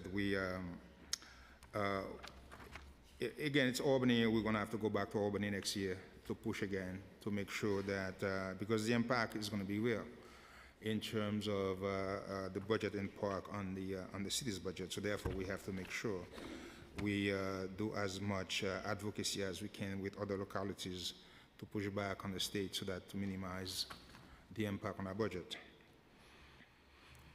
Talking about library pegs, the council called on the administration to restore the baseline cuts to libraries in the November plan, which was 20.5 million, and baseline, the 15.7 million that was subsidy provided to the three systems in FY23. Will we expect OMB to restore the baseline cuts to the libraries at adoption? As I said, the libraries and cultural were exempt from For the cuts most recent peg? in the most recent pegs. What about the other You talking about the November peg? You talking about the November? I'm talking about the 20.5 million and then the the baseline 20.5 and the 15.7 subsidy. Well, again, as I said, we'll be working with the council, with the libraries, as I said, in terms of trying to minimize the impact of any peg on them. They have about like 120 vacancies right now. So we eliminate some of them, and so our goal is, again, as I said, for every agency, hire up, and if you need more position at the time after you hire up, then we could have a discussion. But as long as you have plenty of vacancies, okay, we don't see any reason to keep adding to put you in a position where you keep adding vacancies to your budget when it's costing the city money, and you're just sitting on money being unspent. Because you have vacant position, hire up, and if you need more, at that time, we'll have a discussion. But for the libraries and for most agencies to continue services, they have to be fully staffed. But they have vacant position right now. I understand. I said to you, if they're higher up, okay, up to what they have right now, and they come back to us, say, you know what, hey, we need more, we'll have a discussion. But it doesn't make any sense for you to have 40 vacant positions for a year or two, you have not been able to fill them, and come to us and say, give me more vacant positions. Since OMB lifted all the restrictions for hiring, have you seen a big change? It's, we see some changes, okay, but at the same time, we added about 1,000 positions to the executive budget. So therefore, you know, the needle has not moved so much because we're hiring, losing, and then at the same time, we added like 1,000 positions. So right now, I think we have like 23,800 vacant position total. What is it? Yeah, I think that's about right. And we added positions. You know, we've been hiring people at a rapid clip, but on the other side, we've also been losing people. So it's about a little bit over 1,000 net, but we are, you know, seeing that we're increasing the number of filled positions in the city net, which is reversing the trend. So there's still over 20,000 open spots? Yeah. Yeah, 23,800. Okay, I have two more. I want to turn it over to my colleagues. We'll talk about tax breaks. In the preliminary hearing, the council, we asked the heads of OMB, DOF, EDC about undertaking an initiative to review all tax expenditure programs, tax breaks, particularly economic development ones, to identify savings similar to the PEGs. Do you agree with the idea that any tax break that's not meeting its objective anymore in any demonstrable way should be reformed or ended? Fully agree with you. I mean, this is, you know, from our perspective, if we see the tax dollar, whether it's tax expenditure or direct spending, should always be reviewed to make sure that they meet their intended objective. The difference you have between direct spending and the tax expenditure is one is under city control, okay? So we could do a PEG for it. Whereas the tax expenditures, you have to go to the state and get New York State approval, okay? Because these are state, you know, state tax laws. So that's one thing. And the second issue that you have, it's the savings from reducing the tax incentive program, they accrue very slowly, okay? Because the benefits last for several years. So therefore, you don't get all the benefit all at once. It takes a number of years to get them. But what's really important is because it's not really under our control, you have to go to Albany, okay, to remove any tax expenditures that... Right, but reviewing them is under our control. Oh, of course, reviewing them is under our control. And is that when we've asked the agencies, they've all pointed to OMB. Is that something you would centrally review? No, we work with GOF. We work with GOF and also with City Hall, okay, to make sure that, you know, when we do the cost-benefit analysis with whether it's GOF, and then we could discuss to see whether or not it makes sense to keep them or remove them. Is there someone at OMB or in the administration whose job it is to review these tax breaks? Yes, we do. We do have a staff at OMB and at GOF. Basically, their job is basically to review every one of these policies every time they expire. They do the analysis to see if, you know, the intended benefits continue to work with the city. Okay. My last question is about audits. Executive budget forecasts that the city will collect $720 million in tax audit revenue for each year in the financial plan from FY24 on. However, the city has collected more than that figure every year since 2005, FY05. In the past decade, the audit revenues have averaged about $1 billion a year. Do you think the estimates for audit collections in the plan are realistic, given that?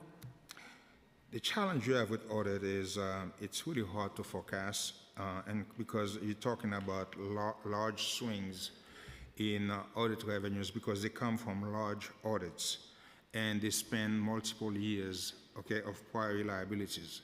So it's not easy to basically forecast. You know, for instance, this year we got a large audit $500 million, okay? That caused a huge swing in the audit. Okay, how many of these things can you predict on a year to year, every year to know for sure whether or not you're going to get them? So what we tend to do is basically try to baseline the growth, what we have historically, what we get from Department of Finance, and adjust them as the year progresses. Something the council's called for, and others as well, is hiring more auditors at DOF. Do you think that should be a priority? I fully agree with you. I mean, I was DOF commissioner for a long time, and I beef up that entire operation. I bought that, I remember bringing audit revenue up from $600 million to over $1 billion. But the challenge that you have is retention and recruitment of these folks, because you train them, the big four, the big accounting firms come and grab them. They pay them better, a lot of money, okay? And so you cannot retain them. That's the challenge. It's recruitment and retention of these folks. But it's a very, very, very, very good investment. Okay. Turn it over to Speaker Adams for some more questions, and then I'll turn it to my colleagues. No, it's just one question. Thank you, Mr. Chair. I think you saw a lot of head scratching about 10 minutes ago with one of your responses. Mr. Director, were you able to watch any of our executive hearings with the city agencies, which their testimony completely contradicted what you just said and that services were not impacted? You seem to be very emphatic about that stance, but there were agencies that emphatically contradicted what you just said. Madam Speaker, I hear you. I'm the architect. I know what I do, okay, and I know what I don't do. Did you watch any of the hearings where? As I said to you, that a was lot of these things were re-estimates, okay, re-estimates, okay, and underspending. Listen, every agency head love to have those resources at their disposal. Let me give you an example. That's okay? not the question. No, let me give you an example. Fringe benefits, okay? You assume a fringe benefit growth of 10%. You spend 6%, okay? If you don't do the re-estimate to bring it down to 6%, that money stays with the commissioner. Of course, they love to have those resources at their disposal, but that's city's resources, okay? Of course, they love to have those resources at their disposal. Okay, they could do whatever they want with those resources as an agency head, okay? But these are city resources. So if we take them to deploy them for other purposes, of course they're gonna say they get cut, okay? Because they know everybody's gonna get excited, all right? But I'm telling you, go and look, have your staff, do an analysis, okay, of the PEG that we just did, okay? And tell them to come back and show you, okay, where the cuts were.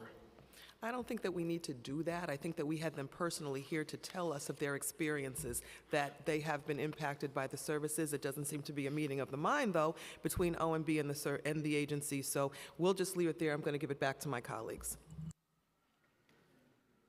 Yeah, Director, yesterday when DOE testified to the fringe benefit PEG, they've said in the past when DOE has had extra money in fringe benefits, they've been transferred to other areas to meet structural deficits. So this year, they won't.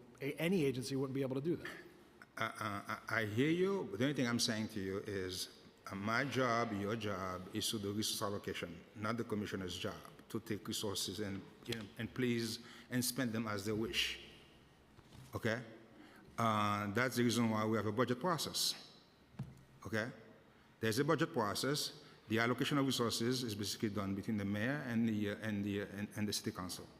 So our job is to basically find resources and allocate them, okay, the best way that the mayor and the city council, find is the most efficient way and the best way to achieve the goals that they set for the city.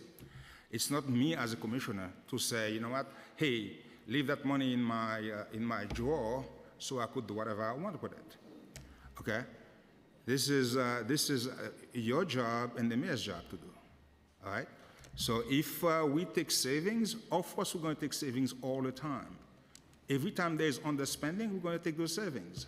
But if I'm a commissioner, I would love to have those resources in my portfolio. Okay, of course I would love to. Okay, I'm going to turn it over to members for questions quickly. We've also been joined by Council members Hanif, Hudson, and Juan. Okay, we're going to start with Brooks Powers, followed by Ayala.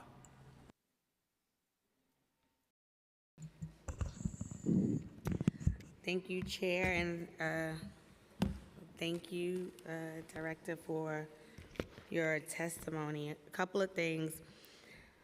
I won't belabor the staffing piece, even though there were some things that made my antennas go up as well, but we know that New York City is in a staffing crisis. We have heard consistently from agency heads across these hearings that the staffing is a major concern, which I won't, like I said, belabor. But can you update us on the administration's plan to offer remote working opportunities? And what is the status of the remote work committee that was agreed to as a part of the DC 37 contract? Will the remote work pilot be implemented by June 1st as called for in the contract? And in what categories of city employment are we seeing the highest vacancy rates? And I have a separate question regarding MWBEs. In February, the Comptroller put out a report on MWBE procurement, and the findings were unsettling. MWBEs accounted for only 2% of the value of all city contracts and purchase orders registered in fiscal year 22. How many city agencies met MWBE utilization goals for fiscal 22? How is OMB working to hold the city agencies accountable to these goals? And then my last question, I'm sorry, I just want to make sure I get them all out on the time. But earlier this month, the governor issued an executive order declaring the state of emergency just before Title 42 expired. The governor said this would allow the state to more effectively provide the city help, including by making it easier for the state to buy food and supplies for asylum seekers. What impact has this emergency declaration had over the past few weeks? The order is set to expire in early June. Do you know whether the order will be extended? And I can repeat anything you need me to repeat. I'm going to turn to Ken Gardner would provide you an answer regarding the pilot that we had with DC 37. Ken? So yeah, let me just answer that question. We are in continued discussion, as you mentioned, as part of the DC 37 contract. We created a work flexibility committee with representatives both from management and the union to explore work flexibility. That committee's work is ongoing. The expectation is that there will be an agreement and a commencement of rollout by the 1st of June. We're going to work closely, with all aspects of flexible work, not only remote. So we're continuing those discussions, and we hope to reach an agreement. We'll obviously update the council when an agreement is reached.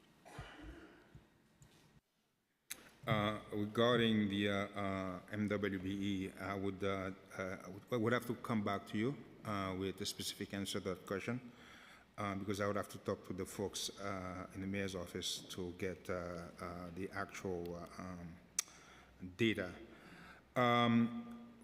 When it comes to the executive order, the state executive Before you order, pass on, just how is OMB working to hold the city agencies accountable as it pertains to the goals, though?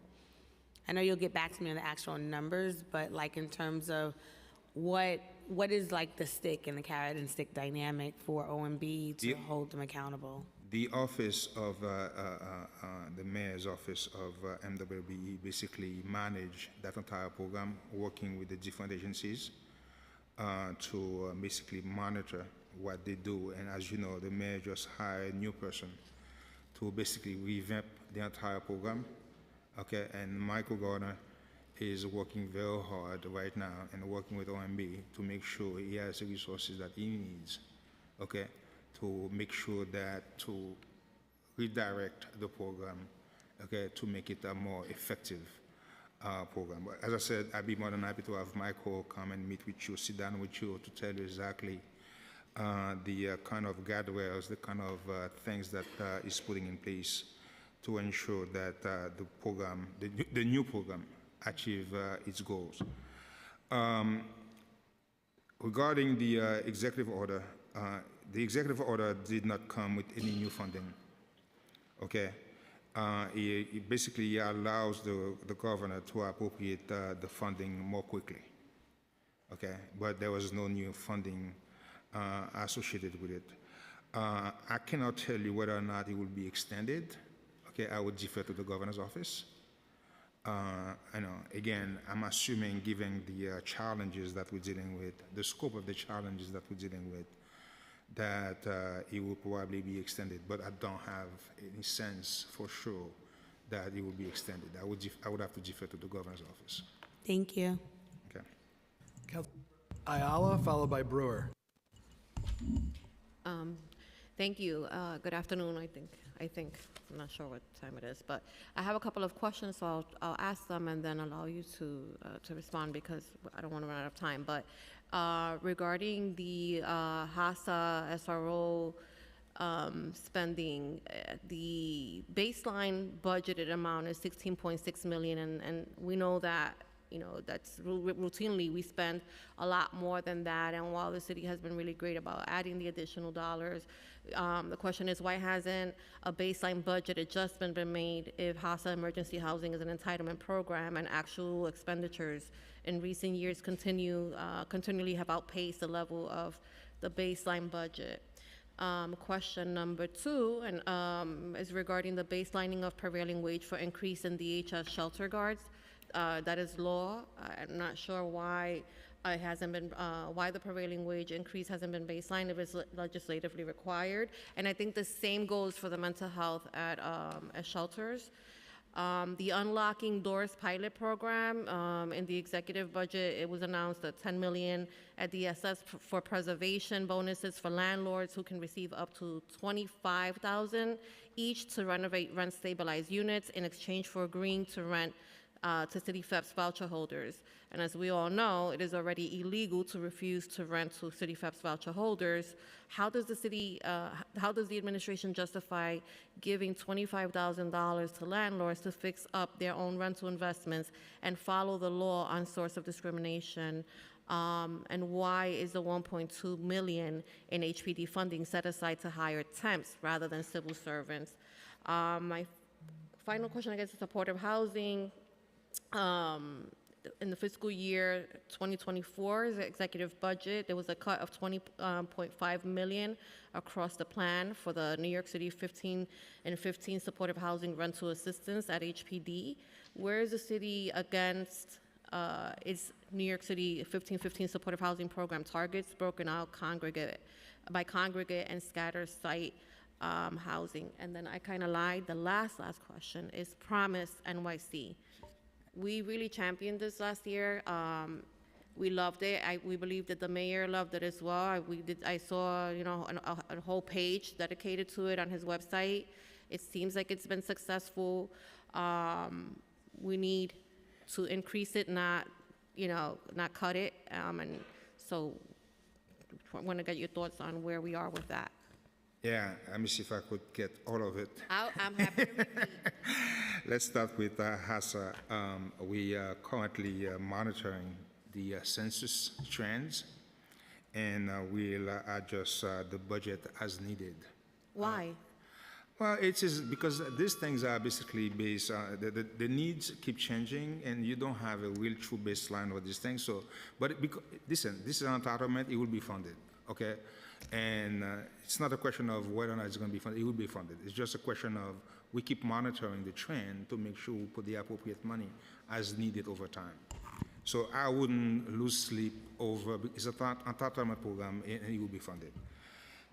Prevailing wage, for same thing here again. We are in full compliance with all the laws regarding wage, and we'll continue to commit to the safety of our workers. The obligation is fully funded in fiscal year 23. For the out years, again, we will assess the optimal funding level as we proceed. But it isn't baselined. Again, as I said, I get it, but it's law, it's not gonna change. I understand, but again, as I said, we will assess the need as we go forward and continue to add resources to it.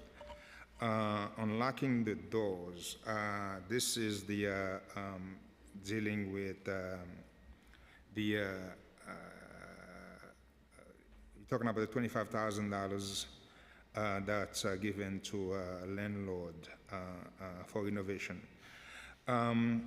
Again, I hear you, but from our perspective, we believe that the landlord needs some incentive and to renovate and make these units habitable. And when they bring the unit online, that would have been held vacant, and our folks can use them with city FEPS vouchers. What else? Talking about the supportive housing, the 1515, I believe we are on target. Am I correct to say? Yeah, we are on target. Well, the budget was cut by 20.5 million.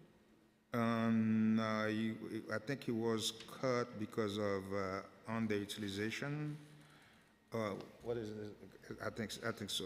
Let me see exactly if I remember correctly.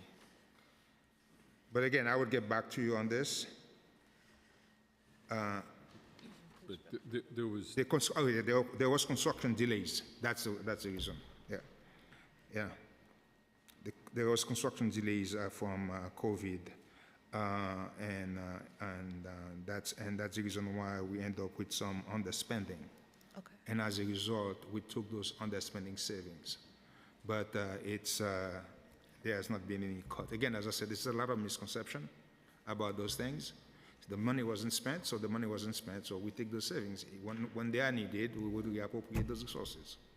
Okay, and the last question was around the Promise NYC program? Oh, Promise, yes, this is a very good program, to be honest with you. We, like you said, we will monitor it and be part of the discussion as we move toward adoption Okay, with the council. I appreciate it. Thank you. Okay. Councilmember Brewer, followed by Powers. Thank you. How many vacancies does OMB have? Vacancies, do you have any vacancies? OMB, I don't think we, I don't know. I come back to you with that answer. The reason I'm asking is, people say that you have said over and over again, if you have a vacancy, then you need to fill it in order for us to, okay, so. We are very close. Listen, we are actively, this is one agency that actively recruit folks. We're not passively waiting, okay, for folks to come and apply for jobs. I know. We actively go, we work with universities, we go to the universities, we actively recruit folks. All right, let me give you an example. DOI, because I believe strongly in oversight agencies, Board of Corrections, CCRB, equal employment. DOI, I want them to be baseline. They're actively recruiting. You cannot recruit an attorney because of the lack of hybrid in the city of New York. So I guess what my point is with DOI, for instance, they're actively recruiting, but can they continue to get their budget that they need? And would it be baseline? It's hard to tell somebody, oh, you can only work for a year. How do you handle something like that on a really important oversight agency? I don't know what I also said. If you have vacant position, you have budget authority to hire people. But they can't get anybody because of the lack of hybrid. I understand that. That's the reason why we're working. But only two agencies are going to get hybrid, not DOI. That's the reason why we're working on a pilot. Okay, to create some kind of flex work. Okay, but then they shouldn't be cut. But they have the budget authority. I know, but they can't hire. No, that's why I was asking you what your vacancy is, and you can't hire. We hire, okay? How many vacancies do you have? the number varies obviously every week, but I mean. Okay, I'm just trying to make a point. We have less than 20, and it's generally. And so does DOI. Okay, but I'm just letting you know. And that's not because we don't lose people. It's because we are constantly recruiting and hiring. Everybody's constantly recruiting. Nobody wants to work for the city of New York because of the lack of hybrid. I've been saying that from the beginning. Our vacancy rate though is not that high. Okay, I'm just, you have a problem with that. Now, let me just ask also, I'm really concerned about the nonprofit community, particularly DHS and HRA. Goodness knows these human service agencies do great work. So my question is, they feel that there's parts of their contract that have underspending because they don't have a it's not that they don't need the money, it's that the terms of the contracts offer little flexibility, so they can't make the budget adjustments. So there's two things. One, they need a COLA. Why are you not able to support that COLA? And why are the contract terms so inflexible? Will you be able to change that? These agencies are the heart of our city, now and into the future. With what we just did with them, we will be giving them the flexibility. So the way these things work is they currently spend 95% of their money, and we come on the back end and take the 5% as savings every year, okay? What we're doing right now, we're saying to them, instead of us taking the entire 5%, we're gonna give you 2.5 percentage points of that 5 percentage points, of the 5%, okay? So you could use it, okay, for COLA, you could use it to recruit, you could use it for whatever you need, okay?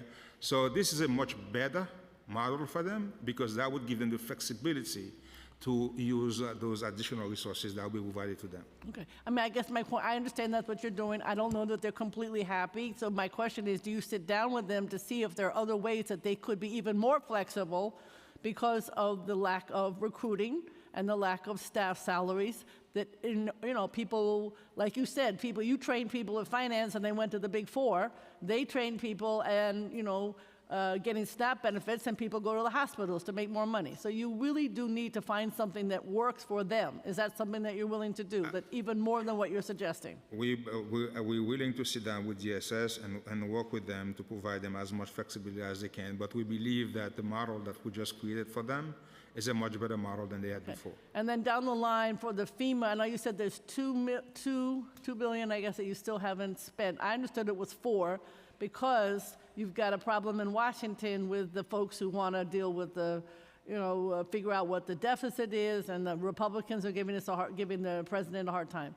So it might be that FEMA money has to be spent even faster. My question to you is, can you give us a breakdown? I know you're going to do it, or maybe it's available for the current asylum, but this is money from the past. Can you give us a breakdown as to what that has been spent on and what the 2 will still be spent on?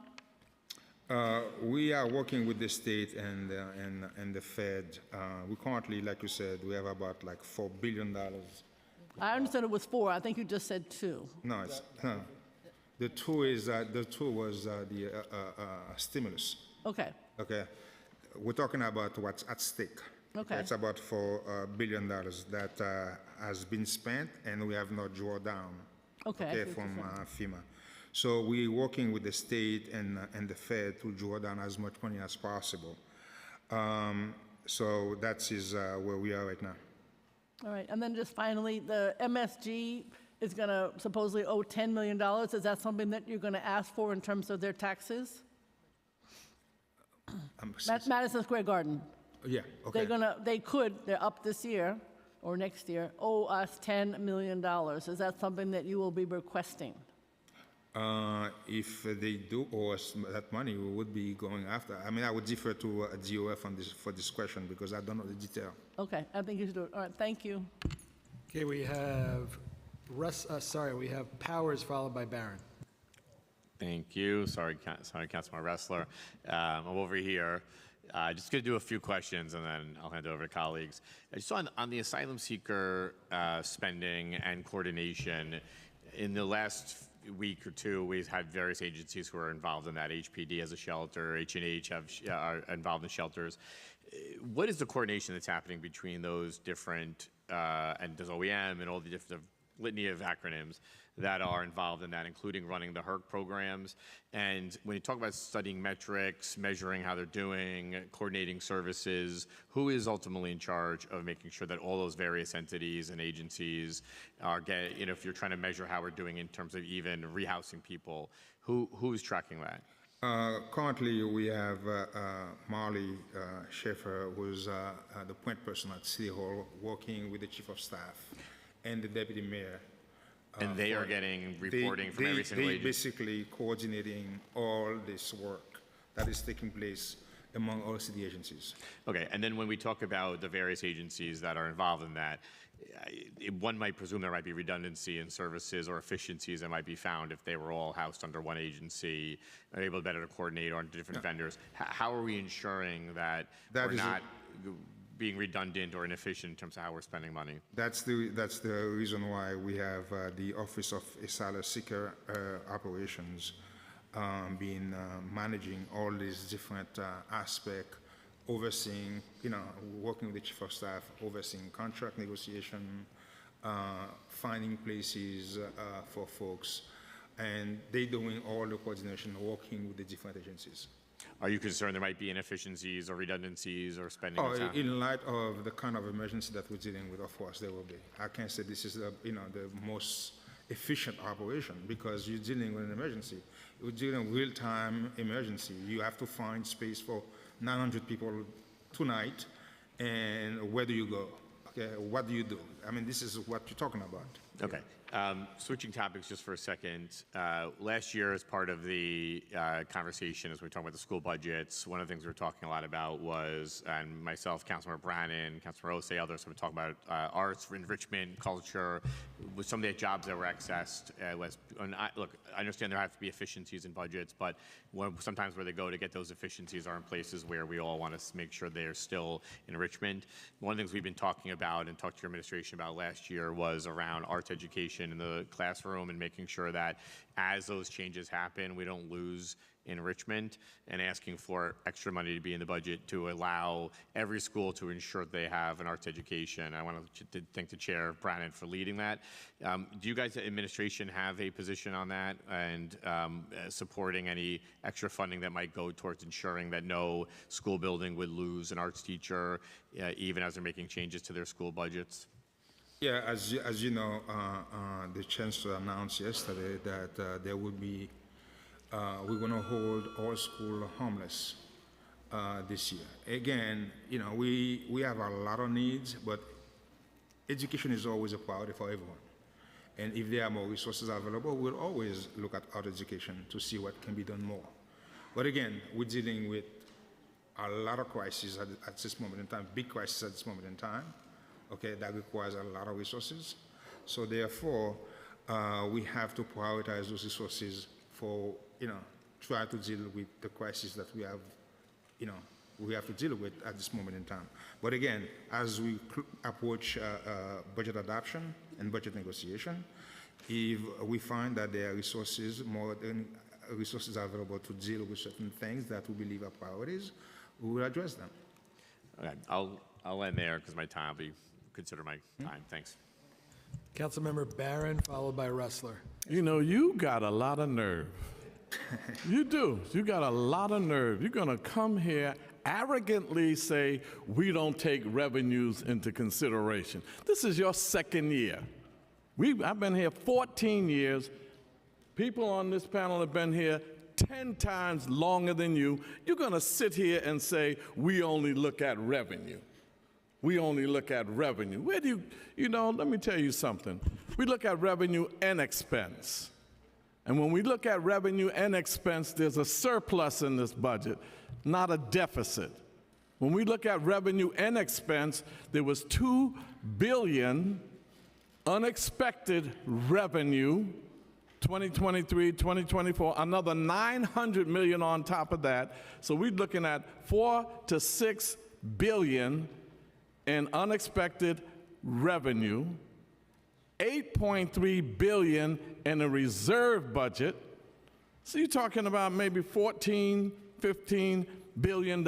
And when we add the expense, your over-bloated asylum seeker expense, I believe in IBO's budget, when you add the expense of $4.3 billion, and you say, okay, we might get $600 million from the state, may not. The feds might get $1 billion from the state. That expense is lower. When you look at the budget or expense for the unions, you said $16 billion, you might need another $4 billion. Well, tell Mayor Cop Adams he shouldn't have given so much to the PBA. 4% increase, and then retroactively, 2% increase from 2017 to the present. Oh, you're gonna have problems with revenue or expense then taking care of the police. And what about this? $164 billion capital budget, and you can't take care of NYCHA? $164 billion 10-year capital budget. And about the cuts, let's cut the nonsense. Pegs, savings. You sound like Donald Trump. That's what he says when he's doing the federal budget. We're not cutting Medicare, it's savings. You're cutting. You're cutting the agencies, and the speaker was correct. You heard them. You heard, we don't have to present you with anything. You heard the hearings. People said there will be service cuts. Matter of fact, in your presentation, you said every agency submitted savings cuts that met their target. However, after reviewing cut submissions, you said PEG, the mayor determined that some agencies could only make their target by reducing services. That's in your presentation. So don't come here insulting us like that. As a matter of fact, my message to the council, we should use the council's power. We passed the budget, not him, so that we put his arrogance in check and let him humbly come to the table and seek a budget that is people-friendly, not a Republican, conservative, austerity budget. I don't have no questions for you because you're arrogant, and I don't like arrogance. It's all right to be assertive. It's all right to be passionate, but to be arrogant is uncalled for. And the way you spoke to the speaker and our chair, I don't appreciate it. And I have problems. I fight with them too.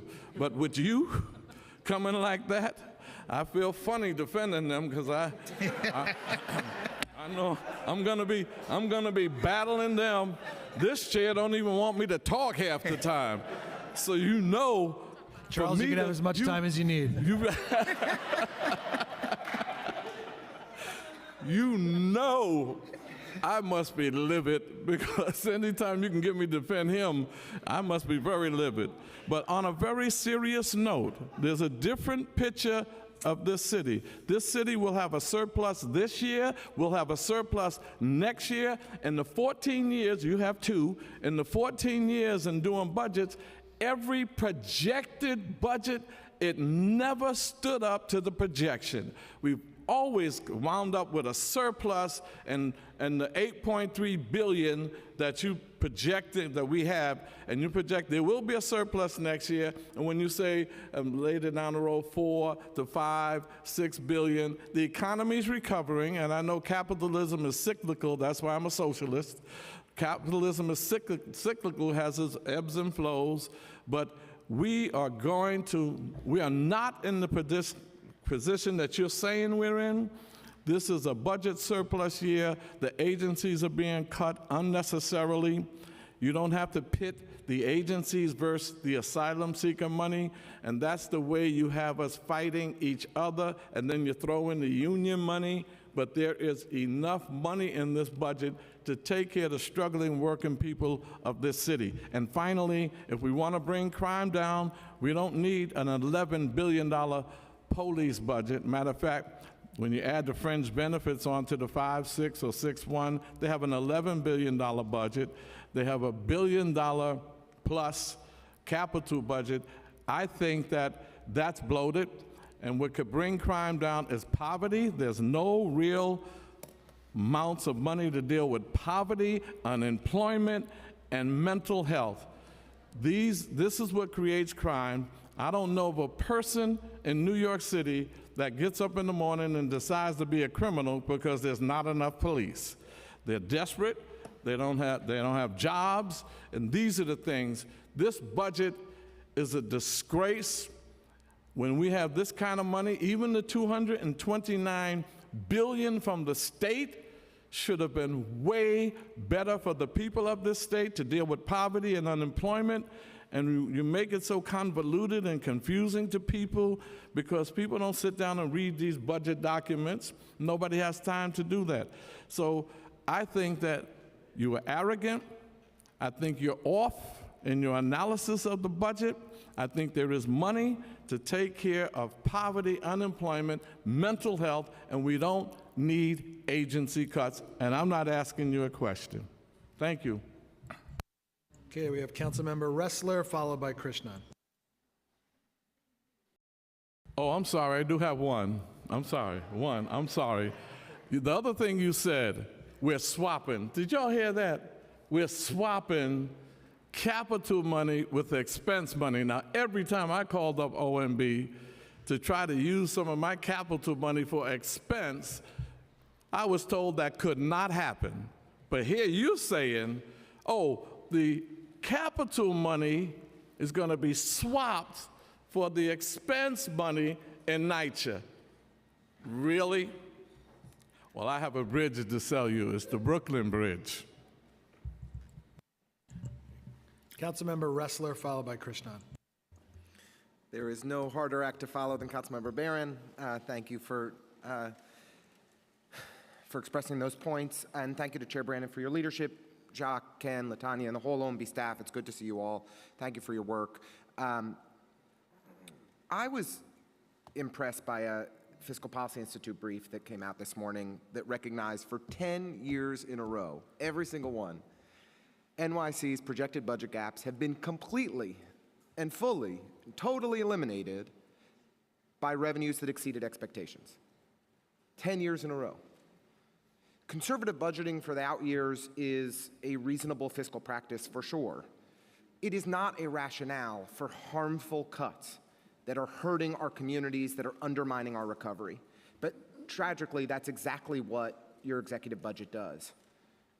You want to talk about eliminating reentry programming in our jails with no real replacement at all on 45 days' notice, eliminating millions of dollars in home meals for seniors who have no other way to get their food, eliminating congregate meals in our senior centers, hundreds of Parks Opportunity Program workers who were cut. These are people on public assistance who are cleaning our parks.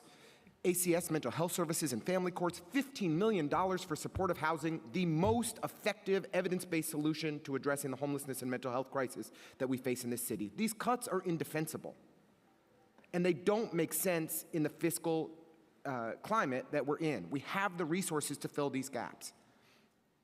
So the first question I just want to ask is, how is OMB determining whether programs have low usage or a lack of demand, or if they've just been starved by the fact that you've dramatically reduced the headcount and hiring in New York City and we don't have the staff to actually implement the programs that we need?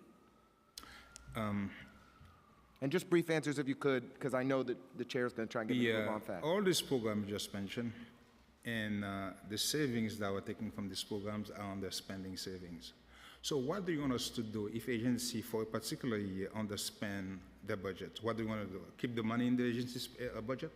I'm asking you a question. No, I'm going to answer it. No, it's a real question. I'm asking you a simple question. This is the answer. Agency, Director Jiha, okay, your job title is the Director of Office of Management and Budget. It's not just the budget part, it's the management part. And so if the Department for the Aging needs help executing on their programs, then we're looking to OMB and the Mayor's Office for help in providing that support. It's not to eliminate meals for seniors that have no other place to get them. We need you to help execute on these programs more effectively. That is what we are asking you to do.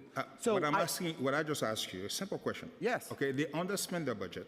Okay, so what do? Just keep the money in their budget, or I'm asking you to work with the agencies. I'm asking you to work with the agencies to make sure that they have the support that they need to execute on these programs. Look, this is the real point. We have 25,000 vacancies in city government. That's not to mention the thousands of positions that you all have eliminated altogether. We're talking about nearly 10% of the city workforce that has just gone. Now, the thing that troubles me so much in the budgeting documents that we've reviewed from you is that, a majority of the budget, a majority of the expense budget is personnel costs. Wages and salaries, fringe, pension. Yet with all of these vacancies, with all of this clear underspending, we're not seeing any of it reflected in the budgeting documents. Shouldn't we see 8 or 10% with the vacancy rate that we have in the city of New York underspend on personnel costs for this fiscal year and reduce spend for next year?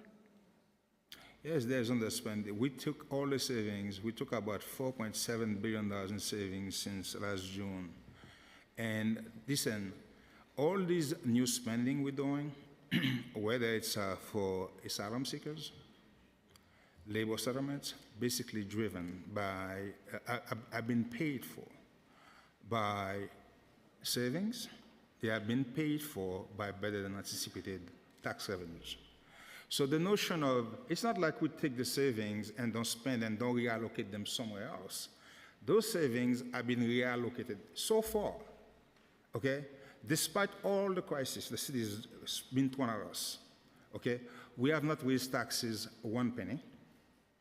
We have not cut services to the city, to the citizens of the city, all right? There are no cuts to classrooms, nothing. So from my perspective is, you have to understand the decision that have been made. If resources are not spent here, and we took those resources and reallocate them, what's wrong with that? With all due respect, Director Jihad, to say that there have not been cuts is to lie to our faces. Hey, no, shh. No, that's don't call me a liar, okay, please. Okay. I have a lot of respect for you, but that's No. It is disingenuous. Don't say I'm lying on the oath. How are you saying that you're... Because I'm saying to you, there are cuts to our programs. You want to talk to the folks who do yoga at my neighborhood library who've had that program eliminated because the Brooklyn Public Library has experienced cuts. These are cuts. Listen, I have all respect for you, but don't call me a liar. Okay. Okay? I'm telling you what we did is basically take underspending, okay? All right? You have a program. The program doesn't spend all the resources for the particular year. There's money left over. We took those savings and reallocate them to other places. So if you don't like that we take those savings, so what do you want us to do with them? I apologize for my word Keep those resources but in the budget the of point the that I'm agencies? making is clear. Is that what you're saying? I apologize for my word choice, but the point I'm making is clear. What you all are calling efficiencies, our communities are experiencing every single day as cuts. These are cuts, and these are cuts that are harmful. And what I am really struggling with is you all are saying that you're prioritizing hiring. You're saying there's a big push around hiring halls. When we review the data in the city record, we see that agencies are shrinking, not growing. DSS had a net loss of 20 people in the first few months of 2033 because their new hiring is not keeping up with the folks that are leaving. So what I'm struggling with is why, when we have 25,000 vacancies, when we're not making any progress on hiring, why, when we look to next year's budget, does our personnel costs go up? Shouldn't we have savings right now to spend to fill all of these cuts and fill all of these gaps? Shouldn't we have savings next year that are shown in the personnel costs? Of course we took the savings. You want to take this on? I mean, what you're suggesting, Lincoln, then, is that we eliminate all the vacancies. I'm not Right? suggesting we eliminate vacancies. I'm suggesting how else can we allocate the money, right, to do what you mind-boggling. want, unless we eliminate the vacancies, right? That's where the money would come from. We say to an agency, well, you have a budget of 200, you have 10 vacancies, but you're not going to fill those. Lincoln says we're not going to fill We those. took them so away. we take them away. We and then took them away reallocate from the you. money. That's what you're saying. I mean, it's look, mind-boggling. I- I'm listening to you. It's mind-boggling. I'm trying to get an understanding of where we are and where we're going. We're not seeing any of the savings from this year and the underspending. There should be 8 or 10% of personnel costs that we have savings that we can be reinvesting to fill all these gaps and holes. How do you think we're paying for the asylum seekers? How do you think we're paying for all of these other things that we're doing? We want to see that reflected in the agency budget. But see, Where else would it be? where was going to be? I mean, don't you look at the budget themselves and see where the money have been reallocated to? That's what we do. You take money from one place and reallocate it to where there is a need. That's what we've been doing. This is not magic.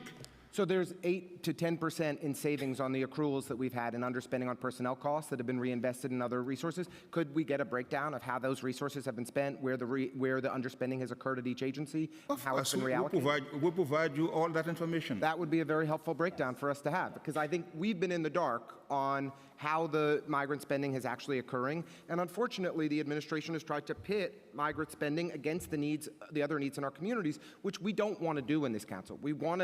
We celebrate our sanctuary city status in New York City. We want to make the necessary investments to welcome asylum seekers while also continuing to support our communities. With the fixed level of revenue, right, there's always going to be a trade-off.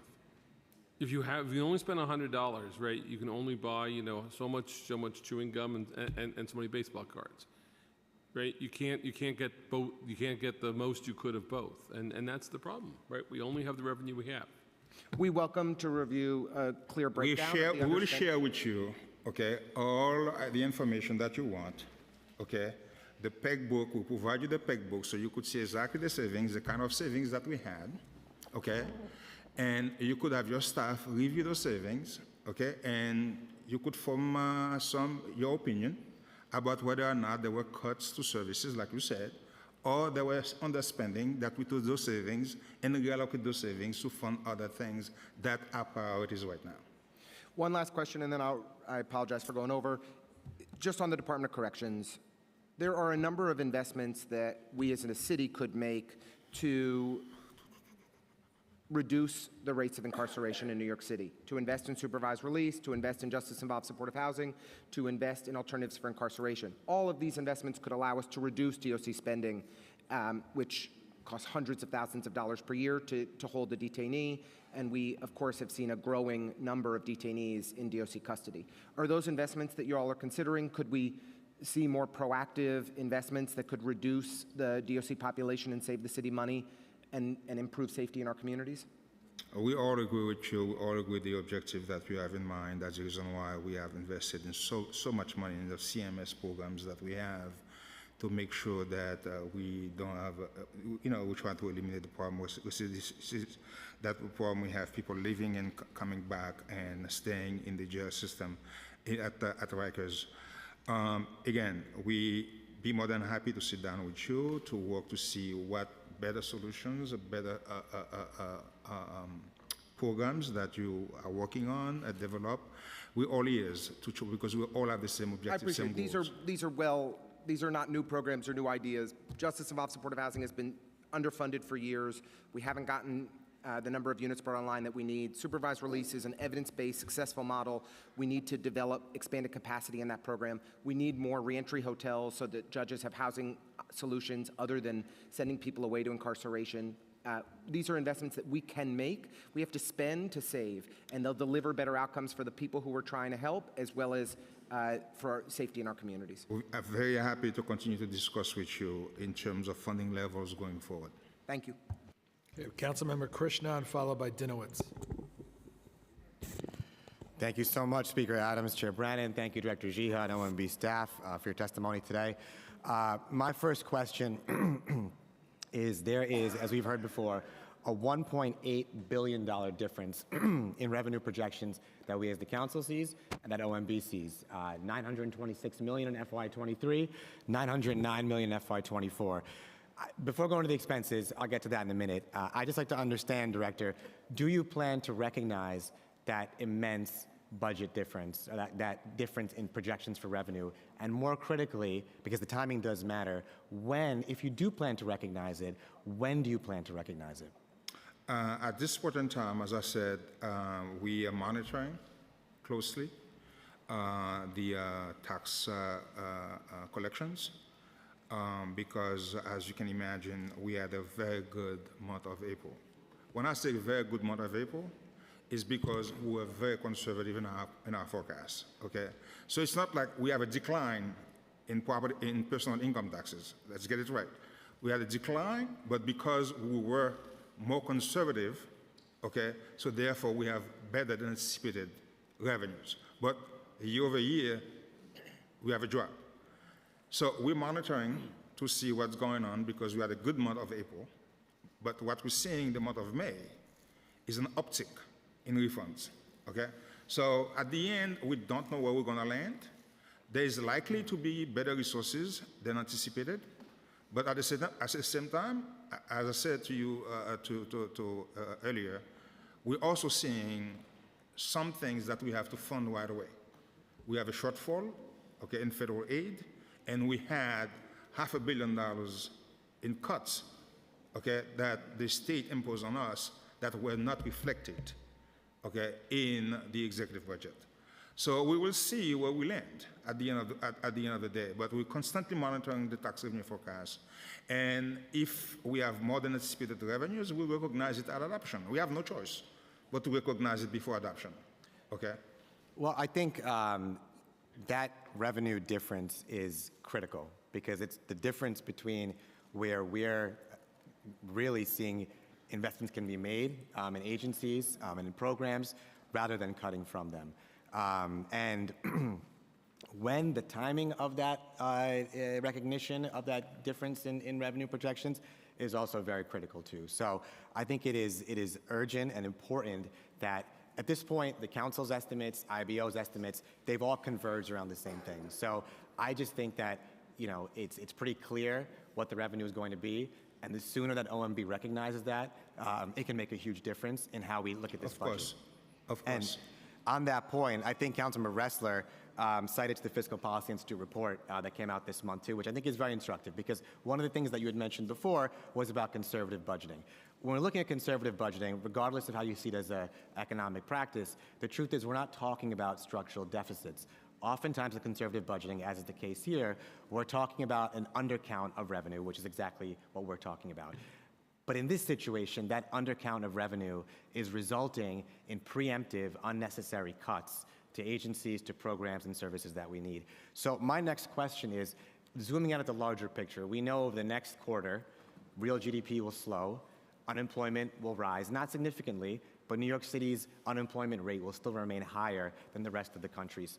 So given the practice here, but the lack of structural deficits, given the larger economic picture that we're seeing, what was the reason behind the choice to, with this forecast, to cut and reduce funding and institute pegs from agencies rather than invest in, let's say, expanding outreach for early education services, filling vacancies or leaving the money there for agencies to fill them?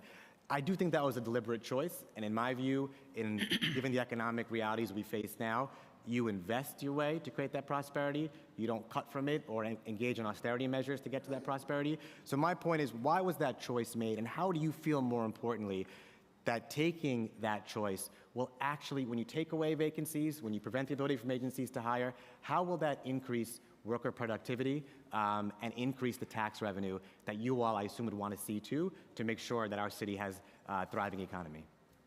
At the highest level, put it this way, OMB is the only institution in the city that has the sole responsibility to make sure that the budget is balanced. Okay? So therefore, this is the premise we start with. Okay? The budget has to be balanced, otherwise the state takes over. Okay? Which everybody's trying to avoid since the fiscal crisis. All right? That's the first thing, your first concept. So our goal now is to try, okay, to make sure that the mayor's and the city council's priorities are funded within the context of a balanced budget. All right? So this is always the starting point. All right? You start with a general framework where you have a big constraint, which is your budget has to balance every year, and at the same time, you have to fund, okay, the mayor's and the city council priorities within that balanced budget constraint. So what you have to do at that point in time, you have to say to yourself, okay, should I be very liberal in my forecast, okay? And if I'm liberal in my forecast and I turn out to be wrong, okay, what do I do? All right, I'm gonna have to cut, okay? Or should I be more or less conservative and add as I'm getting more and more revenues, okay? Because the state just did a budget, they just did a budget, they said the first month, missed their forecast by $4 billion, okay? Because they had a wrong forecast of personal income tax, okay? They already missed their forecast by $4 billion, which means if you have another 2 or 3 bad months, the state's gonna have to redo their forecast, they're gonna have to do cuts or tap into their reserves, right. So whatever reason. So the point I'm making to you is, that's one thing. The second thing you also have to understand, a peg is not what people see as. Sorry, Director, I don't mean to cut you off. I'm just conscious of time too. I just want to get to because I do think the balanced budget, there are multiple ways to get to a balanced budget, and I'm going to get to that in my final question.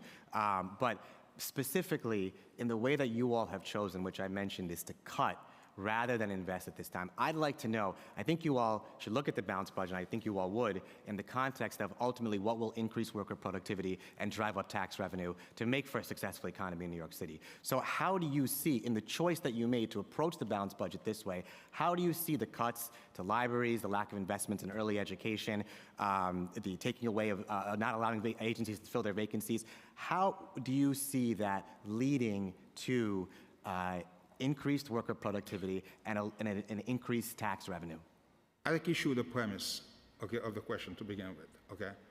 Because you start with the question saying that we don't allow agencies to backfill their vacancies, and as a result, they're going to be less productive. What I'm saying to you is all agencies have budget authority. They have vacancies. Right. We can. I don't want to disagree on the premise of the question. Listen to me. Listen to me. No, so I don't mean to interrupt you, but I don't want to disagree on the premise of the question because we're not going to get anywhere on that. I just like to know the approach that you've taken, however you see these pegs and vacancies, the approach that you've taken, ultimately, how do you see it increasing productivity, increasing tax revenue, and ultimately allowing for a successful city economy? That's all I like to know. Forget about how we see the premise differently. Just how do you see this? Because I think that is one of the prime responsibilities of OMB. What is the justification for these measures that you've taken to actually increase productivity and increase tax revenue for the city? By taking a peg, we're making the city budget more efficient. The peg does not necessarily mean cuts, okay, to services and programs. Okay, pegs is a lot of things. You have the estimate of a lot of the costs that we have. Okay, like I just said earlier, you have fringe benefits. You budgeted your fringe benefits for 10%. You're realizing you're spending only 4% a year. What do? You do a re-estimate. Okay, you take those savings and reallocate those savings somewhere where it's better spent, based on the priorities of the council and the priorities of the mayor. Okay, a peg also means revenue raises. Okay, a peg doesn't necessarily mean cuts to program, and so it is one part of that peg program, which is cuts. But you could also cut. Okay, if you have a big, huge vacancy pool. Okay, an agency has like 200 vacant positions for 2-3 years. They cannot backfill all these positions. Okay, cutting some of the vacancies are not going to hurt anything in terms of services. Okay, because you're cutting vacant positions, you're not cutting heads out of the budget. Right, but I think, given the crisis that Councilmember Brewer mentioned before too, that New York City is having a hard time retaining and hiring workers, given the lack of remote policies. So my point is, the granular look that you're taking and looking at the pegs, I think misses the mark on the larger problem of how these measures will actually help stimulate the New York City economy, given the larger economic forecast, the decrease in GDP, a slowdown coming on economic employment. I'm not seeing how these measures connect to that. I'm hearing a more dispassionate look at pegs. I'm hearing balancing a budget. But I also think you have to look at that within a larger context of your job as OMB too, to make sure that we have a thriving New York City economy. And I'm not sure how these measures, removing the ability by agencies, by limiting vacancies, you're blocking their ability to hire, because if they had the money, they could fill them. But that's not going to increase worker productivity, and it's not going to increase the tax base. So I just think you'd have to look at these granular details in the larger context of what will help New York City's economy. But I'll move on. I have one last question. Before getting to that, I just want to make one comment, which is, you mentioned right to counsel. The speaker mentioned it before as well. As someone who fought as a lawyer for the creation of this program, understands it intimately, not just from a policy measure, but also how you actually represent tenants as part of this program. I know the issue here, for example, the need isn't being met, you've got to cut back. The program itself, the strictures on the program make it very difficult to get tenants signed up for it and to be a part of the program. So the issue here isn't to put less money behind it, it's to put more and allow the legal services organizations to do the work and represent the tenants they should. So I just want to make that point as an important measure that we should be focusing on with the Right to Counsel program. My final question, and then I'm done, Chair, I promise. My final question is, given all that we've talked about up till here, you've talked about expenses and that the importance of looking at the expenses too, and a balanced budget. With what we're looking at with this city right now, the combination of our tax revenue plus our reserves, there are surpluses each year to carry a balanced budget through FY25. So if we assume, I'm making the assumption, I don't agree with the assumption, but if we assume all the expenses that OMB is projecting, There is a way to balance that budget without cutting, and that is to look at our tax revenue plus our reserves. So my question, I think I know the answer, but I'd like to know from you all too, given all that we're talking about, the asylum seeker crisis, why has not OMB considered going into our reserve and getting extra money from our reserve to add to the revenue if the expenses are weighing us down this way? The choice you can make is to cut, or you can increase revenue, and one way to do so is from the reserve. So I'd like to know why OMB has not considered that. We did. We had to deal with $10 billion expenses between the asylum seekers, the labor costs, and other needs that the city had to pay for. It's $10 billion. So we raised our revenue estimate by $4 billion. We tapped $1.8 billion into our annual reserves. Okay, we took down our annual reserve by $1.8 billion. We did a PEG, okay, for about 1.2 or 1.3 billion dollars. We use some $1 billion from the state, okay, as part of the aid given to the city, and we made some assumption about the federal government. So this is a package of things that we use to finance the $10 billion of expenses that we had to do between the preliminary budget and the executive budget. So we tap into the reserve for about $1.8 billion.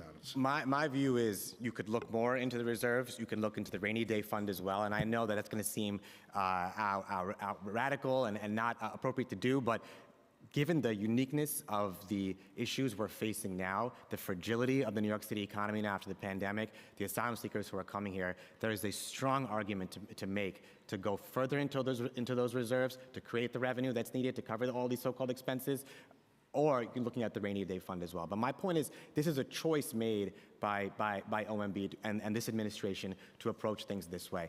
I think the unspoken piece of this is that OMB and this administration, if you dip into the reserves and you do it, more so than you're already doing, you let the federal government and state government off the hook with the asylum seeker issue. In other words, if you solve the problem, then they're not going to see it as an issue.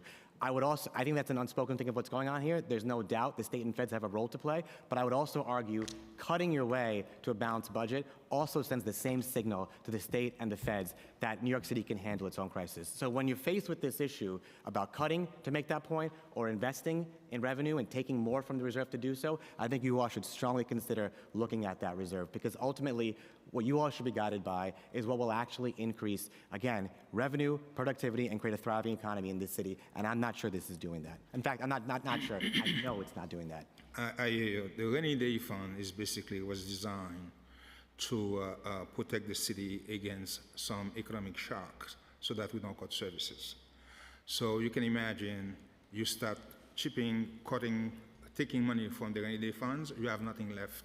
My worst nightmare is a scenario in which I have to deal with a recession, and the graph that you saw here on the chart that was on the screen, where you have a huge, divergence between our forecast of $4.3 billion and the new forecast that we see, where we believe now our $4.3 billion is very optimistic. So you have a scenario where you have a recession, and you don't have tax revenue coming in. At the same time, you have a huge spike in spending, to deal with those crises. I think I just close by saying that these are the arguments to make to never look at our reserves, never look at the rainy day fund, but there is a strong, compelling reason to do so now. On top of that, it goes back to my first point: recession, all these issues. I think that these policies are going to lead us to that point. And I can't understand OMB's justification as to how these measures will avoid the recession or the economic hits that we're talking about. At a moment like this, you can make a choice, and OMB has made, in my opinion, the wrong choice when it comes to how we prevent against these economic unfortunate events. Thank you. You're welcome. Councilmember Dinowitz, followed by Schulman. We've also been joined by Council Members Nurse, Rivera, and Abreu. Dinowitz, followed by Schulman. Thank you, Chair Brannon. Hello, Director. Over here. I was a little surprised to hear you say a PEG doesn't necessarily mean a cut. I guess I get what you're saying. It can be a cut. And I think in the case of CUNY, it is a cut. I think $61 million you've cut CUNY by in the recent PEG. And what I'm hearing in your testimony is you saying, well, it doesn't mean the services are being cut. But that's not the case for CUNY. And in line with what Councilmember Krishnan was saying, it's not smart fiscal policy. So we have programs that are going to be cut from CUNY, like ASAP, which is shown for every dollar, it brings back about $3.50 in returns. So you're saving a little money on the front end, but it's very foolish financial policy. And so I'm interested to hear your response and your thoughts about actually cutting programs, which this cut would do. We are as dedicated as you are to higher education, and we appreciate what all CUNY has to do. Consistent with that, there were no cuts to classrooms, to headcount, and programming at CUNY. But that's not true. Can I finish? Can I finish? No, I'm sorry, Can I but finish? I know you think you're telling the truth, but we reestimate- had hearings on this, and was- CUNY told us very clearly this will result in the cutting of programs. Can I finish, please? Yes, please. Okay. It was a re-estimate of French costs. What we did, we added money to CUNY, okay? Let me give you what we did. We added $5.8 million, okay, for CUNY Reconnect. We added $1 million for Brooklyn Recovery Corps at Medgar Evers College. We baselined $4.9 million for CUNY Inclusive Economy, okay? So it is, as I said, the cuts that there was in CUNY was basically French, re-estimate of the French costs, okay? But indeed, we added money to CUNY. So budget. just, okay? I don't need a calculator. You don't need a calculator to tell you that a $61 million cut with an $11.7 increase is still a net decrease. And I would just point out that the $5.8 million for CUNY Reconnect was actually a council initiative last year. I was very glad to see that in the budget, although it should have been baselined, because that's another great example of not just something that's morally right for our students and our city, but something that brings in revenue dollars. The fact is this cut does cut programming. That is what CUNY shared with us. It's cutting the ASAP program. It's cutting CUNY Tutor Corps and a number of other programs. They've already shared that they're going to have to reduce the number of students participating in those programs. And so if you believe that the programs aren't being cut, I would ask that you go back to your ledger, to CUNY, to whatever place you're getting your information from, and reevaluate it. Because it's just simply not true to say, I hear what you're saying, but the actual CUNY who's doing the work and providing the programs is saying something different. Yeah, listen, I hear you, and as I said, these were cuts to fringe benefits, okay? So they were not cuts to classrooms or headcounts, okay? And indeed, we added money to CUNY. As I said to you, they could tell you the story. Tell them to come and talk to me. It's not a story; Okay? it's a number. Because when they come and talk to me, they can't tell me the Director, stories. it's a very straightforward. It's okay. The cool thing about math is like numbers, like they don't lie. The number's the number. It's either trust me. up Numbers or down. are numbers for everyone. The number's down, and it is very clear that these programs are being cut. And the problem, again, forget about the moral value of it. These programs are money makers. And as someone who said earlier that we don't care about revenue, which was really surprising, or we don't consider revenue, which was really surprising to hear. Remember when you said it? No, we don't consider expenses. We don't consider expense. Yes. Okay, we're considering revenue. You look and at this one is side. a moneymaker. And I have one other, same with HRA, right? Forgetting the fact that people need to be housed and need all the support they can get. We're talking about an agency that gets money from the federal government in SNAP benefits, in HUD-VASH programs for our veterans, and from the state and the Homeowners Energy Assistance Program. And so I'm confused as to the vacancy rate is 15% at HRA, and what role OMB has in terms of ensuring that that agency has the staff members in order to, again, Just get money from the federal government, money that exists that we're leaving on the table, which is, to me, like foolish financially. It's not a funding issue. DSS, as a vacancies, the funding authority, the budget authority, to hire. They've been hiring people, okay? They've been hiring workers on the front line. But again, it's a challenge that we're dealing with on an economy with a very tight labor market. It's not as easy because everybody's complaining about the same thing, whether it's private sector employers, public sector employers, everybody's having the same issue with recruiting and retaining employees. We've been doing a major push, okay, as part of working with DCAS, working with the city council, okay, to hire workers. Okay, we're making progress, but it is a major push that we're doing, okay, to bring those people online. Did you say, I'm sorry, just quick, you said your vacancy rate was 2%? Was that, what did you say your vacancy rate was at OMB? I said there's less than 20. Less than 20 people. We have like 4 to 5% vacancy rate. And then HRA has 15%?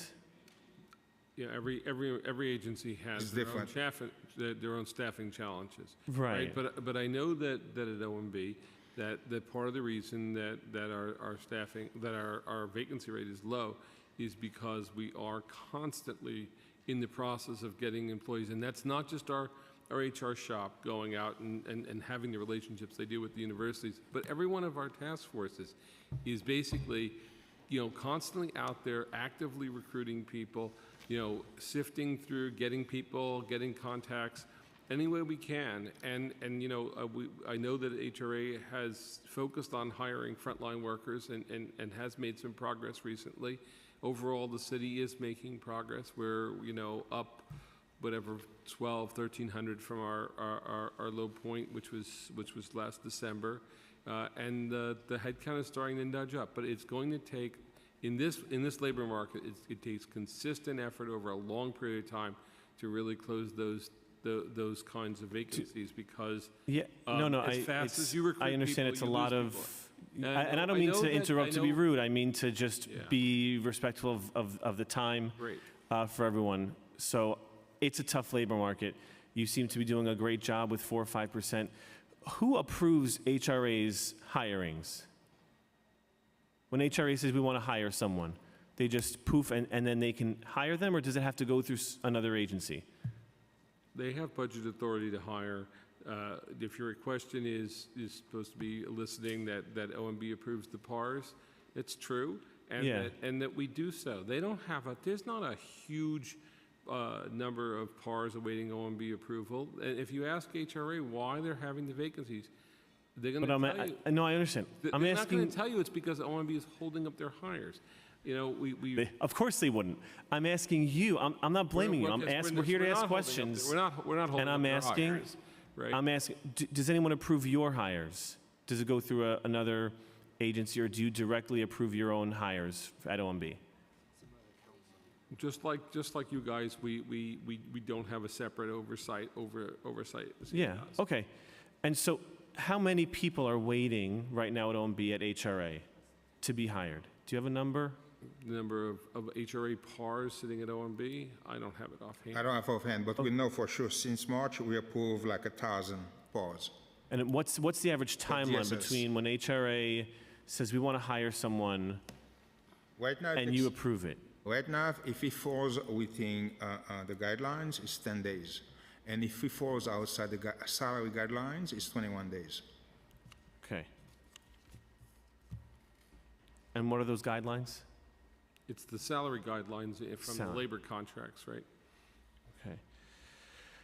I would suggest that there's a lot of federal money and state money being left on the table because OMB, with all of your great expertise in hiring people, it seems, is not doing enough, as Councilmember Ressler said, to manage our budgets and our city agencies. There's management involved.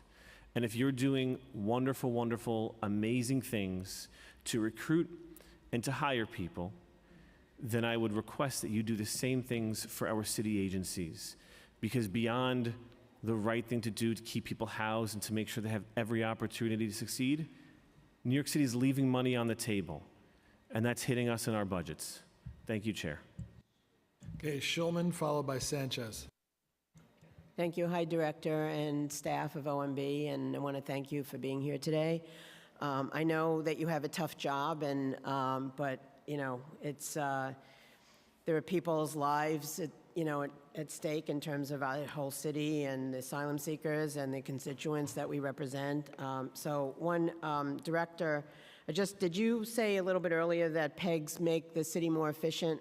Am I mischaracterizing that, or is Yes. Okay. City budget more efficient, Okay. yes. So I don't see how it's more efficient to reduce programs for seniors and people who are food insecure, or for those who are relying on reentry services from community-based organizations, people who can't get their SNAP applications done. I have one question for you, and we want to, as a council, we really want to work with you. I mean, I'm saying that I'm presume that my colleagues feel the same, but the best way for us to do that is to have information from you. And so what I'm hearing and my colleagues are hearing from the finance division is that when we ask for specific information about PEGs, we don't seem to get it. So can I ask you on the record and under oath if you would agree to give the information that's needed so that we can partner with you and make the city a better place? Listen, I'd be more than happy to share any information that you need, because at the end of the day, the more you know about our suffering, the better you could help us. Because trust me, we are in the midst of a crisis, okay? We are in the midst of a crisis where we have to basically find every single dollar somewhere to make sure we fund, okay, the big problems that we're dealing with right now, which is the asylum seeker. And for instance, we go into budget negotiation with the council, okay? We have to find resources to fund the city council priorities, right? Okay? So all these things require that we be as aggressive as we can be in terms of finding savings, and if there is new tax revenues as well, to put on the table, okay, to negotiate with the council. Okay, so if we can get information specific on PEGs and everything else, I think. Of course, we will provide them to you. Okay. The other question I want to ask, because as chair of the health committee, is for this fiscal year, DOHMH is working with Public Health Solutions to manage all of the discretionary contracts funded by the council. This created some confusion regarding communication, submission of documents, and other contracting issues, which we helped resolve for this year. However, it's not a sustainable model for managing these contracts. Why is DOHMH contracting for these services? Is this tied to vacancies at the agency? Not that I'm aware of, but again, I would defer to DOHMH because I don't know anything specific about a specific contract. Okay.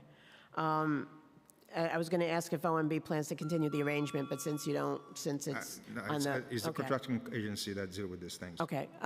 Thank you very much. You're welcome. Okay, we have Councilmember Sanchez, followed by Williams.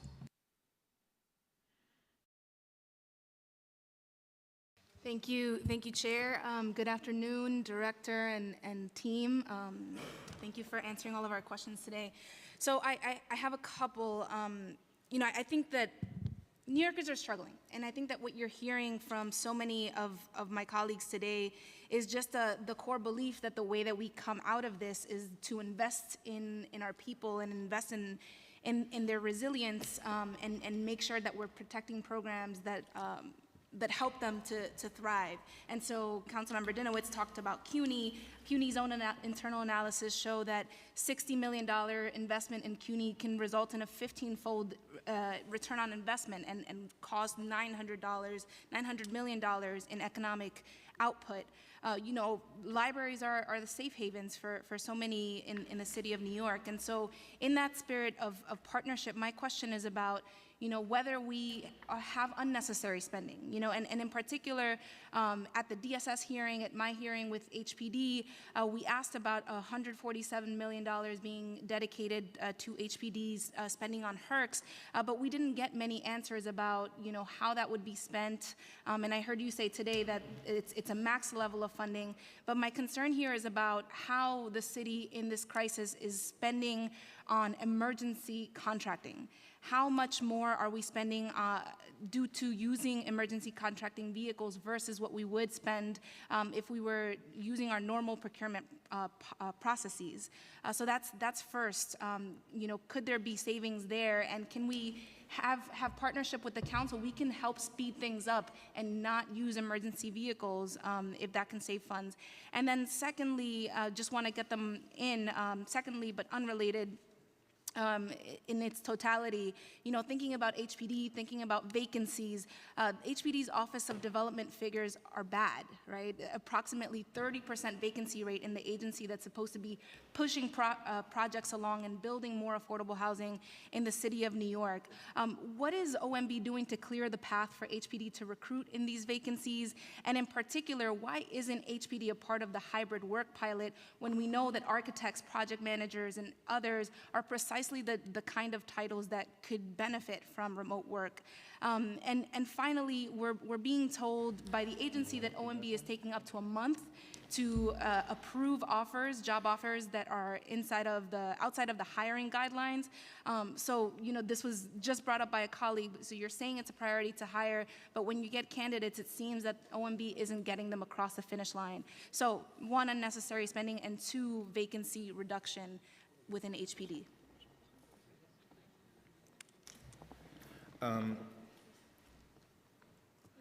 Ken, you want to take on this? Sorry. Let me just try to get on your first question about the scope of the beginning of the pilot on remote work. We've been working closely with DC 37 to identify some areas to start our pilot in. I think everybody expects that there's going to be a certain level of bumpiness as we start the rollout. So we've largely agreed on where we're going to start. We want to work through those issues, right, when the size is controllable, and figure out what's working and do that, and figure out what's not working and solve the problem.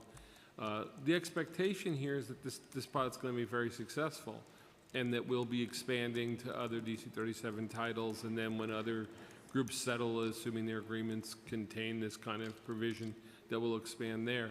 But that's the short answer to your question of why not HPD. This just doesn't happen to be where we started, but those are certainly kinds of titles that might be something we look at as we roll forward.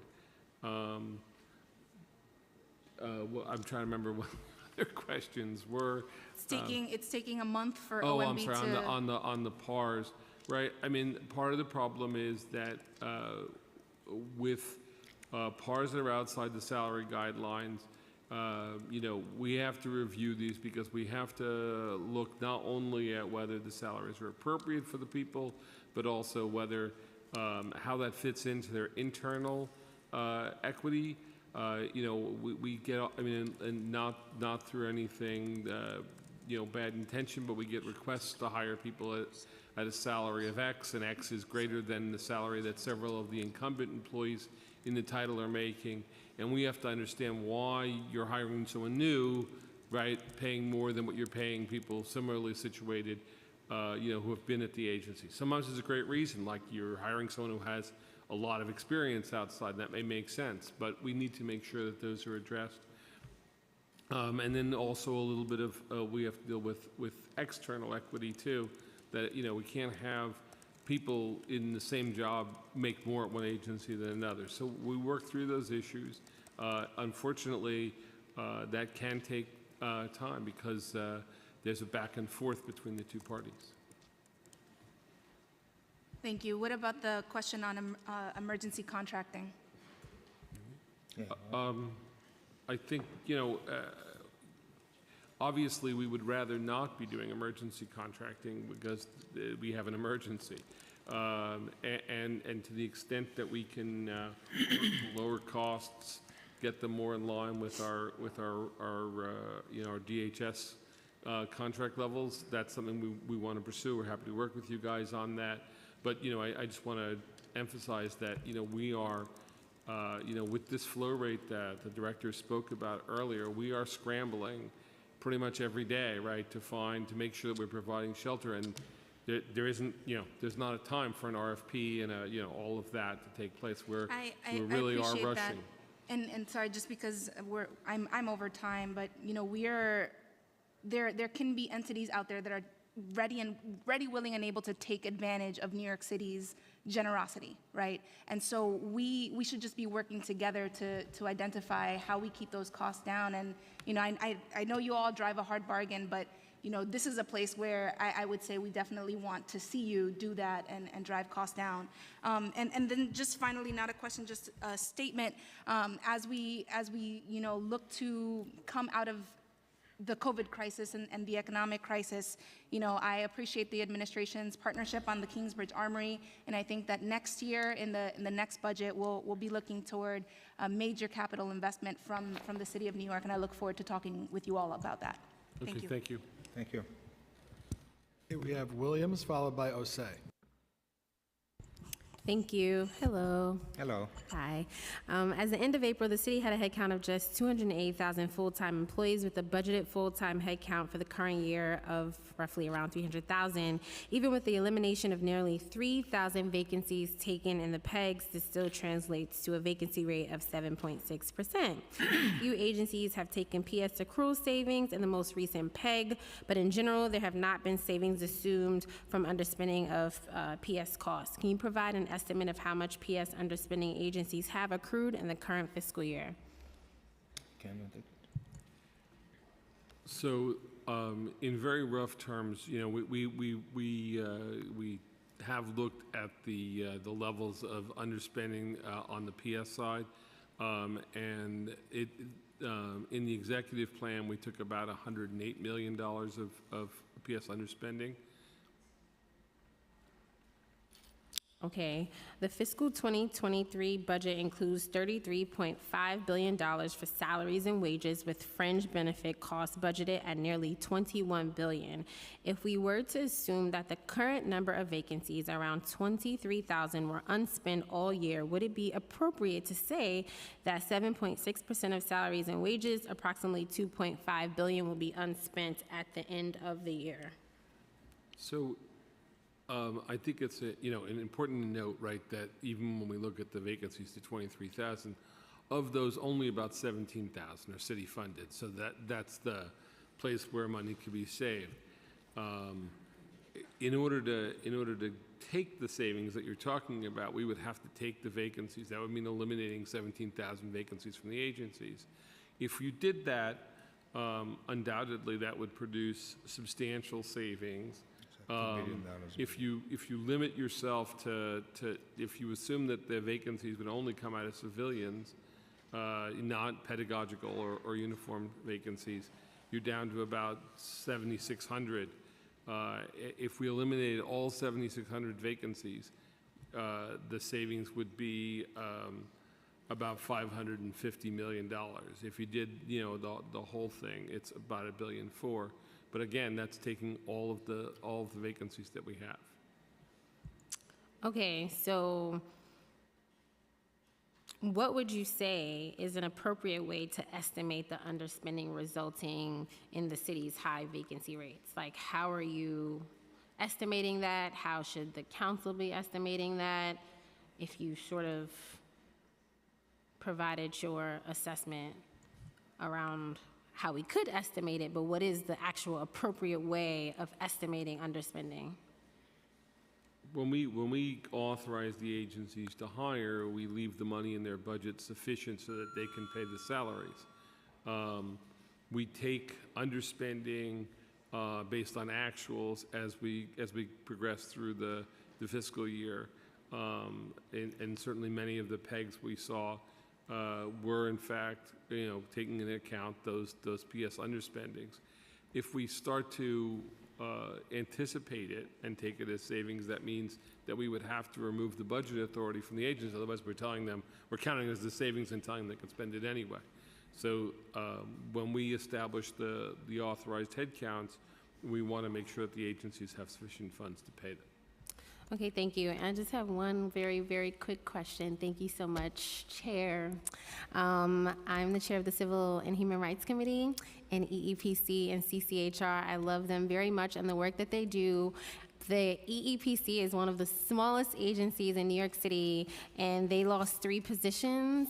How are you accounting for that, especially when it's such a small agency? They have to audit every single agency in New York City, and they really do not have the staff resources available. And it is my understanding that OMB, has subjected them to a PEG, which is extremely harmful to an organization that only has about 12 people tasked with auditing every single agency that we have in New York City. Again, as I said earlier, which is always the philosophy, is if an agency has vacancies, we tell them hire up, and once you hire all these folks, it's a lot easier to come to us and have a discussion about you need more heads. Yeah, but they've told me that they're unable to hire because they didn't get whatever proper authorization, and they were told to cut those positions from their budget. I believe there are vacancies right now, but I would get back to you exactly to tell you how many vacant positions that they have. And to that point, how do you make any assessments? It's kind of like a little futuristic, but do you make any assessments on lawsuits in comparison to providing agencies with the proper resources to mitigate lawsuits? So for instance, the city has like well over $100+ million in lawsuits around employment practices, and this agency is tasked with addressing those issues and helping with agencies' technical assistance to make sure their practices are up to par. And so do you make those type of calculations when you think about funding these particular agencies that are doing work to assist and help the city agencies to not get lawsuits? We take all of these things into account as we negotiate and discuss with the agencies. They tell us about the challenges, and we listen to them. We take those challenges into consideration when we make decisions about whether or not we should have a PEG instituted on a particular agency. Okay, thank you. I just hope you all properly fund EEPC and CCHR. Thank you. Councilmember Osei, followed by Joseph. Thank you, Chair Brannon, and good afternoon, Director Jihad. Good to see you. I'm a bit frustrated here this afternoon. I think we've been hearing multiple questions from my colleagues as well as the chair and the speaker about some discrepancies, in numbers that IBO has compared to what OMB has in terms of predicting the overall cost of the migrant crisis.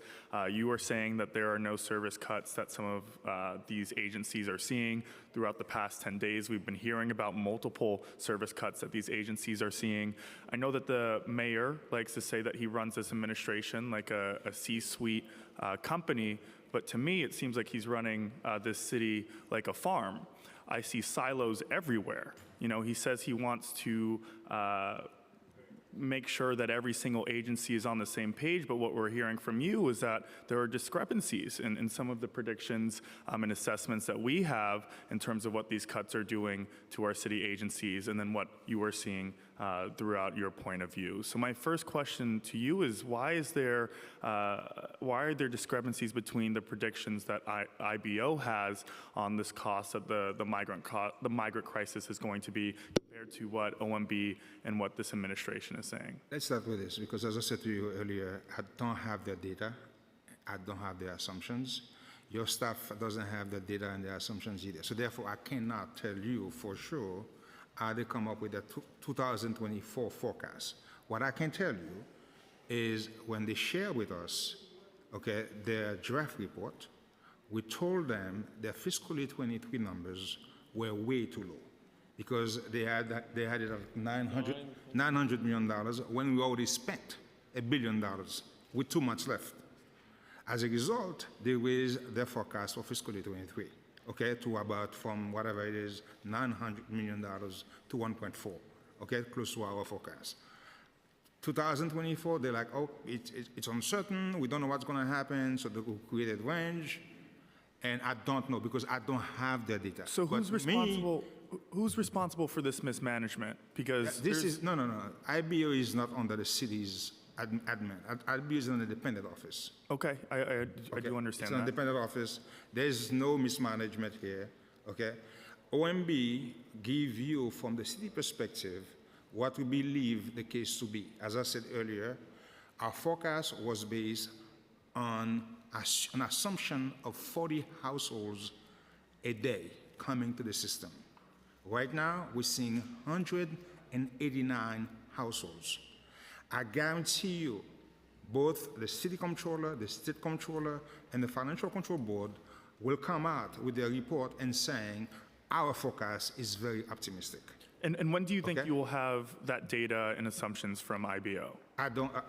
We asked them, they didn't share it with us. Okay, noted. And I remember in hearing some of your answers to the questions that Chair Brandon was asking, mainly around the service cuts to the libraries. You said that most of those cuts are because of vacancies, but if you listen to the hearing that we had last week, that's certainly not true. We're seeing that there would be cuts to existing staff, as is with the proposed cuts from the November plan. So what is your explanation on that? This is the job of the libraries, the culture. This is their job to advocate on their behalf. So you think they're lying? I'm not saying they're lying. They advocate. They're advocating for their agencies, for their thing. But what I'm saying to you is, if we cut vacancies, okay, if you have 200 vacancies for 2-3 years, okay, and you have not been able to backfill those 200 vacancies, which is the history of every agency. They have huge vacancies. We come out, we say, you know what, you're sitting on, let's say, $1 billion worth of resources, okay, that the city put in your budget. The city needs that $1 billion to reallocate somewhere else, where we have a crisis, we have needs. Do you think it makes sense to have the agency have those resources in their drawers, or do you think the city should take those resources and reallocate them somewhere else where it's most needed? Director. Of course, I was a commissioner. I'm going to say to you, well, when I had those resources, I used to create this program, I used to create that program, I had that flexibility, which you're taking away from me. Of course, I'm going to advocate. Director, it seems a little bit like we're being gaslit, right? We're hearing from multiple city agencies that there are service cuts that are going to be made. Agencies with this administration, from HRA to DHS to DFTA to our 3 library systems. I do not believe that each and every single one of these agencies and systems is overestimating the impacts that these proposed cuts are going to have on the services that they provide to the people of New York City, right? If they're advocating, then I would expect that, OMB is maybe advocating in a way that is akin to your projection of how they're advocating. So, these cuts are going to harm our communities. I'm already seeing those services impact our 3 library systems as chair of the Committee on Cultural Affairs and Libraries. And I really, really hope that the numbers that, IBO is putting forward, some of the projections that we have on this financial forecast is looking like is similar to what you guys are projecting, or I hope at least your projection is similar to what we're projecting. Listen, we have a larger responsibility than every single agency head. They're all looking at their particular agencies, their particular needs. We have to balance the city's budget, at the same time, make sure that we have resources to fund your priorities and the mayor's priorities. As we go into budget negotiation, you're going to come back to us with a list of your priorities. We have to fund resources to fund them. Absolutely. Okay? So listen, I completely agree with you, and I think that if resources are being wasted, listen to me for a minute. If resources are being wasted, if an agency, I'm going to give you an example, as I said to you earlier. If you said to me, you have a $100 million budget to do X, Y, and Z, you only spend $80 million. There is $20 million at the end of the fiscal year that's left. Okay? Do you want me to leave that money in that agency's budget, or you want me to take that savings and reallocate it somewhere else? That's what we're doing.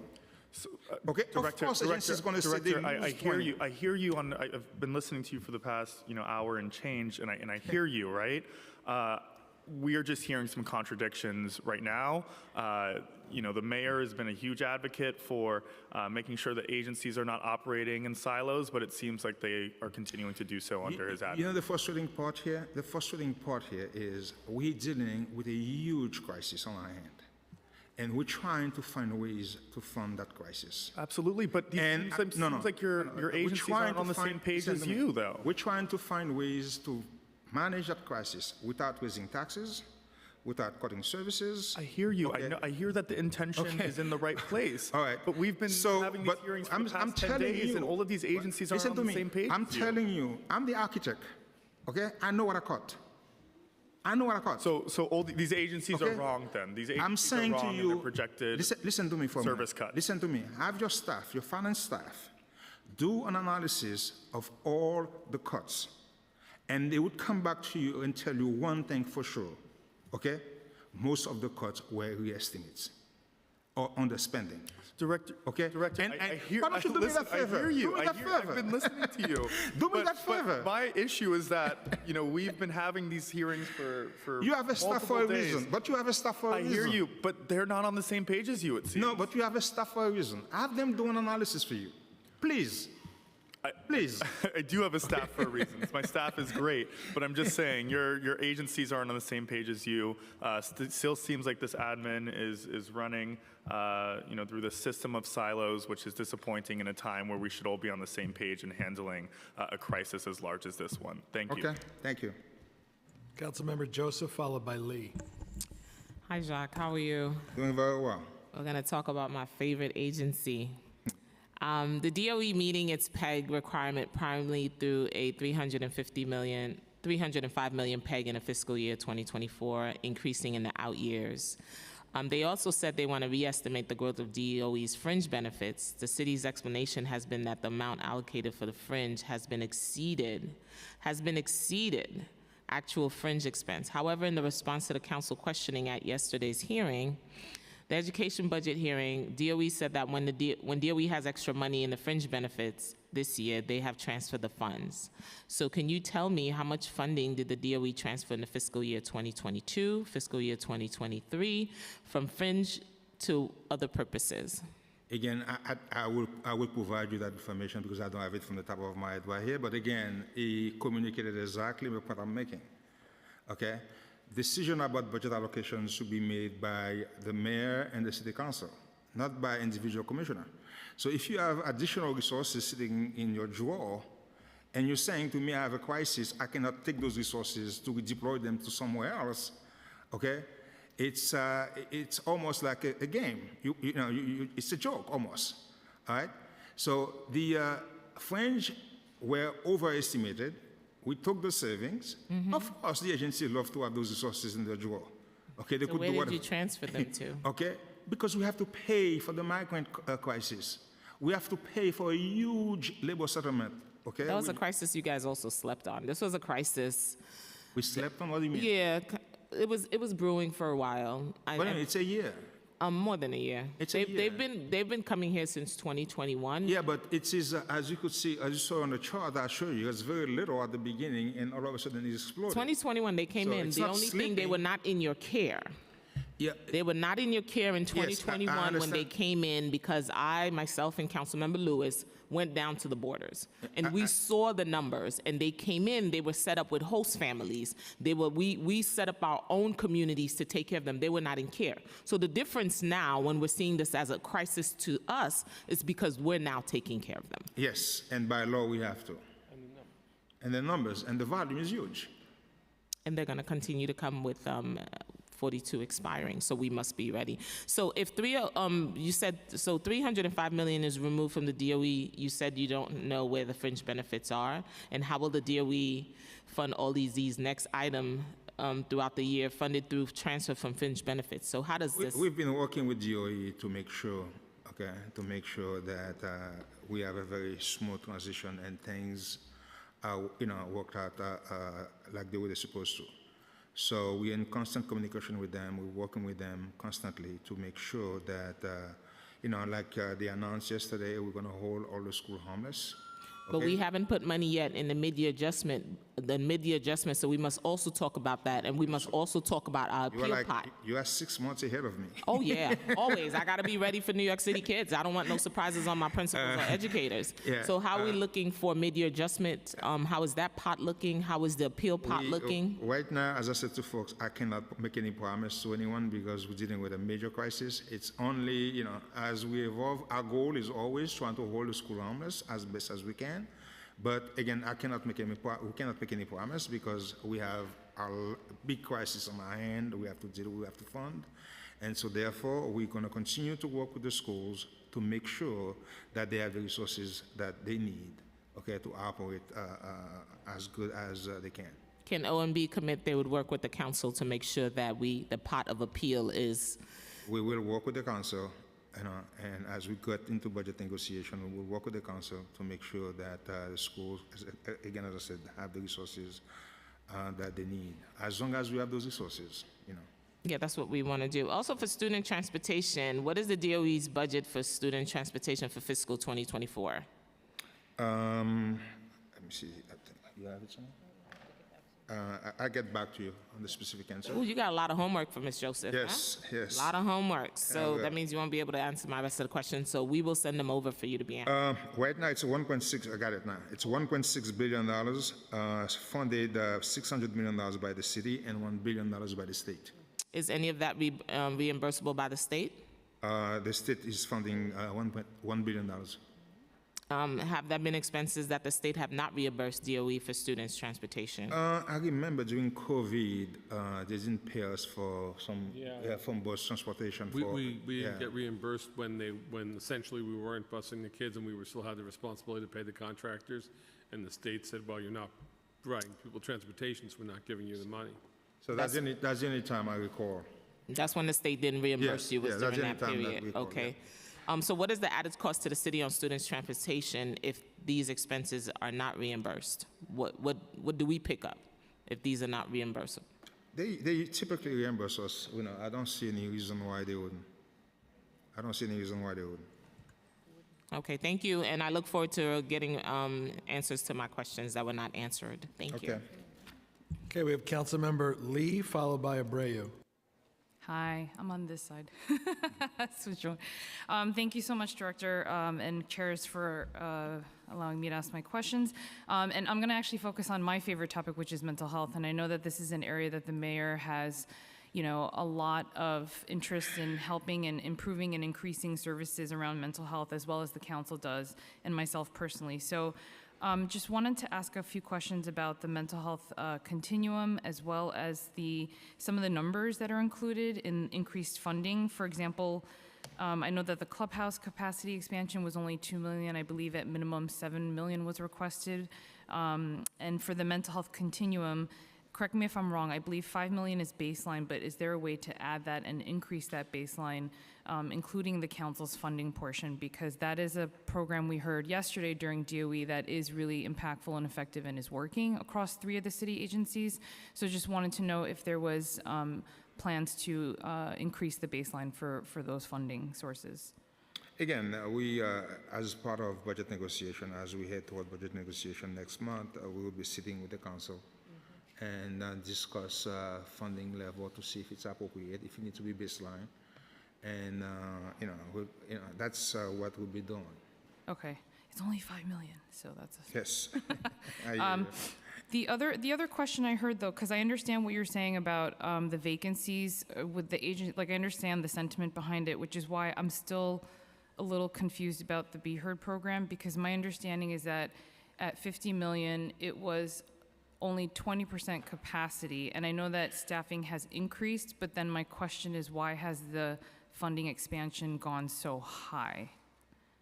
I believe it's increasing by 27 million, if I'm not mistaken. So my question is why is that program, that one sticks out to me in particular. So in other words, my question is, there's other programs that we know are more impactful, like the IMTs and the other outreach street programs and ICTs and the ACTs, AOTs. I think the increase is basically because the FDNY piece of that Be Heard program was never baseline. Okay, so it was never baseline. So H&H was baseline, but the FDNY was never. So we baseline. Okay. So that wasn't included in the so the baseline you're saying it was funded not, 1 year at a time. Right. So it wasn't included in the original 50. Exactly. So that's now is baseline going forward. And there is a targeted expansion in the program as well. Yeah. Okay. Right. The expansion is what I'm talking about. To more areas in the city. Yeah. Bronx will be fully covered. But I guess my question though is, with the staffing challenges, have you spoken to OCMH about how they're planning on ramping up those hirings? Well, Saved by the bell. that's the challenge we're all dealing with, you know. Yeah. That's the challenge we all are dealing with, you know. Yeah. It is a hiring in this environment, in this labor market. What we're saying is agencies stealing from each other. Okay, I mean, this is what they're poaching each other's employees. This is what we're dealing with. It's a very tough environment. So can you also, speaking of OCMH, would you be able to provide us with a clearer breakdown? Because I know it was Thrive NYC, which then got transitioned to OCMH, and there's a budget of, I believe, of $325 million. And so how is that being broken out? Because I know some of that is getting funneled through city agencies for various programs like Be Heard. But then how is the rest of that being spent out? And is there room and wiggle room in that budget to focus more on preventative services? Because I'm all about prevention because I believe it actually saves the city and state dollars. There's plenty of research that shows, you know, if we can catch people earlier on in whatever their healthcare needs are or diagnoses are, then it actually saves funding. And so I'm just wondering how much of that budget can be broken down into preventative services that focus on, you know, the nonprofits as well.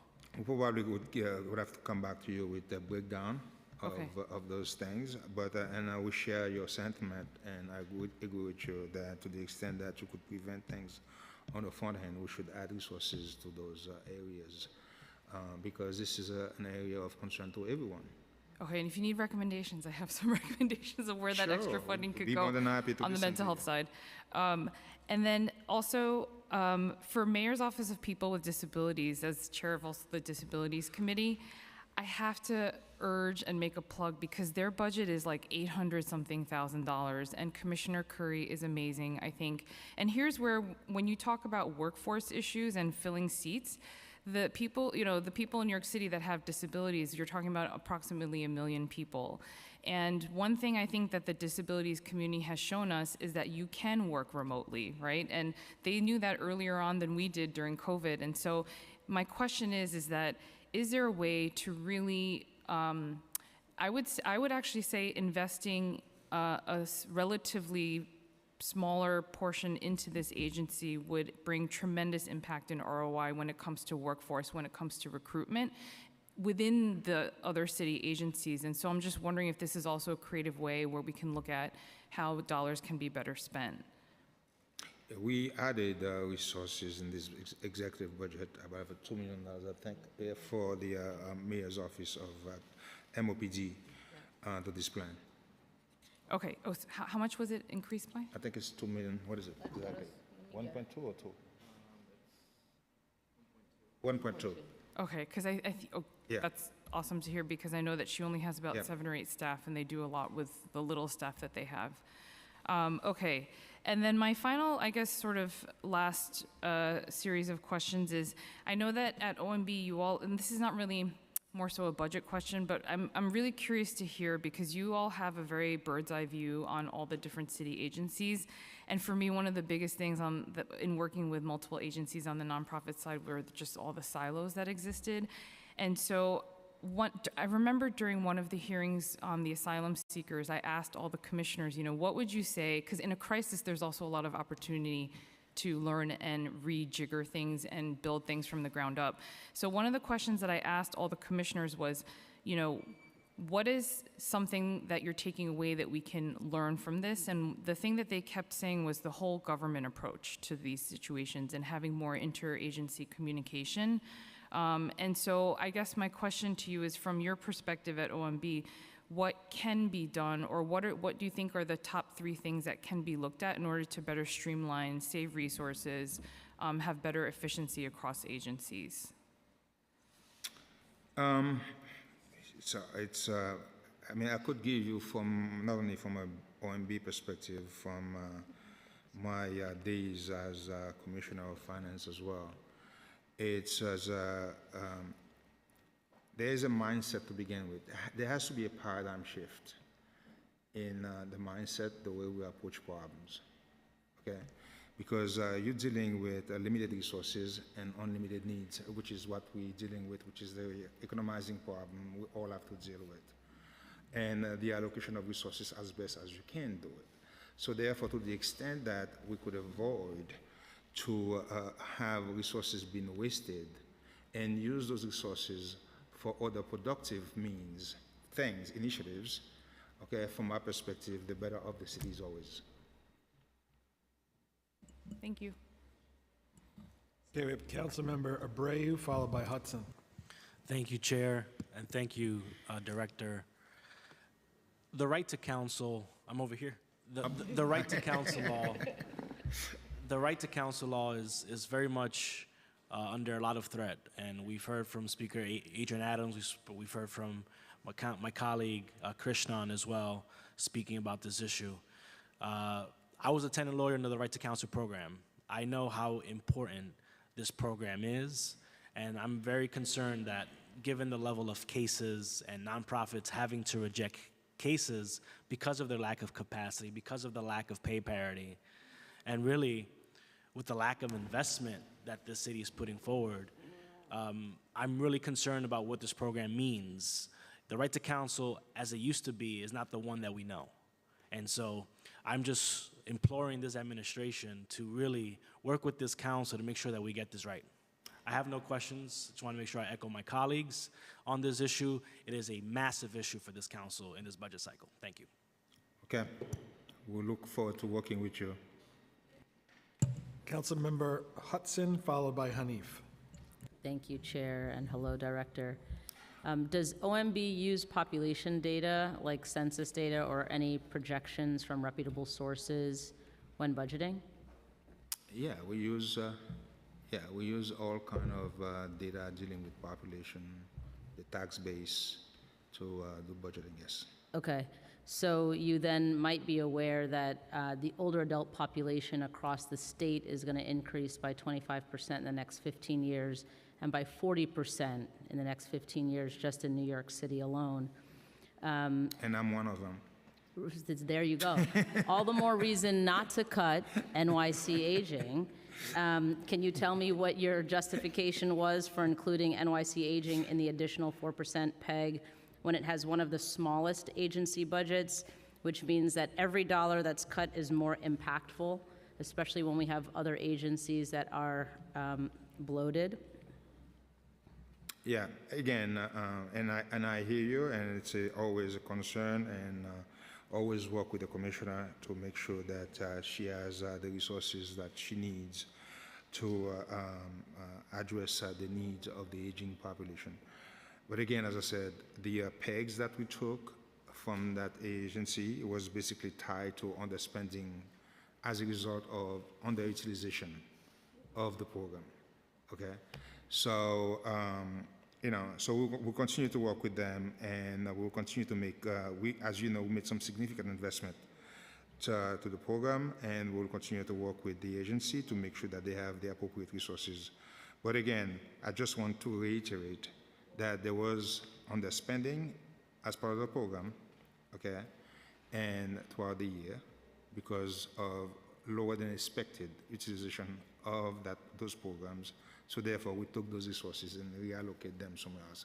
But their budget, the baseline budget remained more or less the same.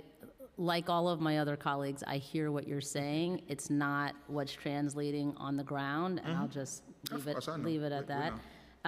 But should the number of older adults needing home-delivered meals or congregate meals at older adult centers increase during fiscal year 24, how will OMB work with NYC Aging to provide funding for these programs? Again, we will continue to work with them to make sure that, as I said, that they have the appropriate resources. And but what does that mean, that you'll work with them to make sure they have adequate resources? Typically, when trust me, the commissioner is not shy. When she needs resources, I'm aware. You're fully aware. When she needs resources, she's a big advocate for her agency, and she would come to us. We would sit down. Within the constraints of the budget, within the constraints of everything else we have to do, okay? And as I said, this is a population. We will not let them go hungry, okay? This is not. Okay. I heard it here first, so I just want to make sure. This is not going to happen. Okay. So therefore, what we usually do, as I said, is sit down with them, and she tell us the needs that she has, and then we try to work with her as best as we can, be as creative as we can be to provide the resources that she needs. Okay, so if I have any older adults that are going hungry, I'm coming to you first. Yes. Thank you. We have Councilmember Hanif, followed by Nurse.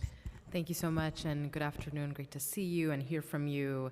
I'll jump right in. Are you able to break down how the administration developed the $4.3 billion number related to the spending for asylum seekers? And Sure. are you able to share it in an itemized way for us? Of course, we provided the council staff the methodology that we use, provide them the data that we have. If you need for us to sit down with you, we'll be more than happy to sit down with you to show you the forecast.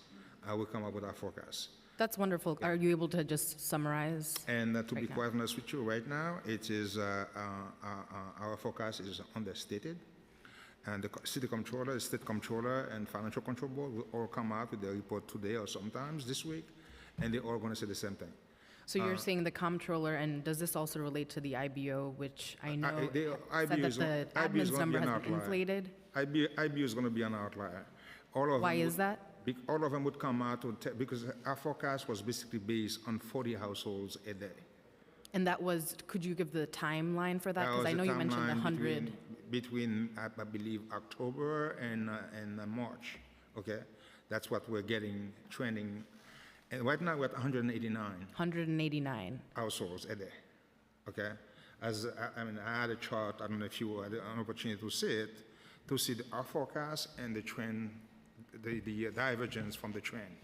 So if that trend continues, we're going to have to upgrade, update our forecast. I believe the controller is based on the trend, the new trend they're seeing.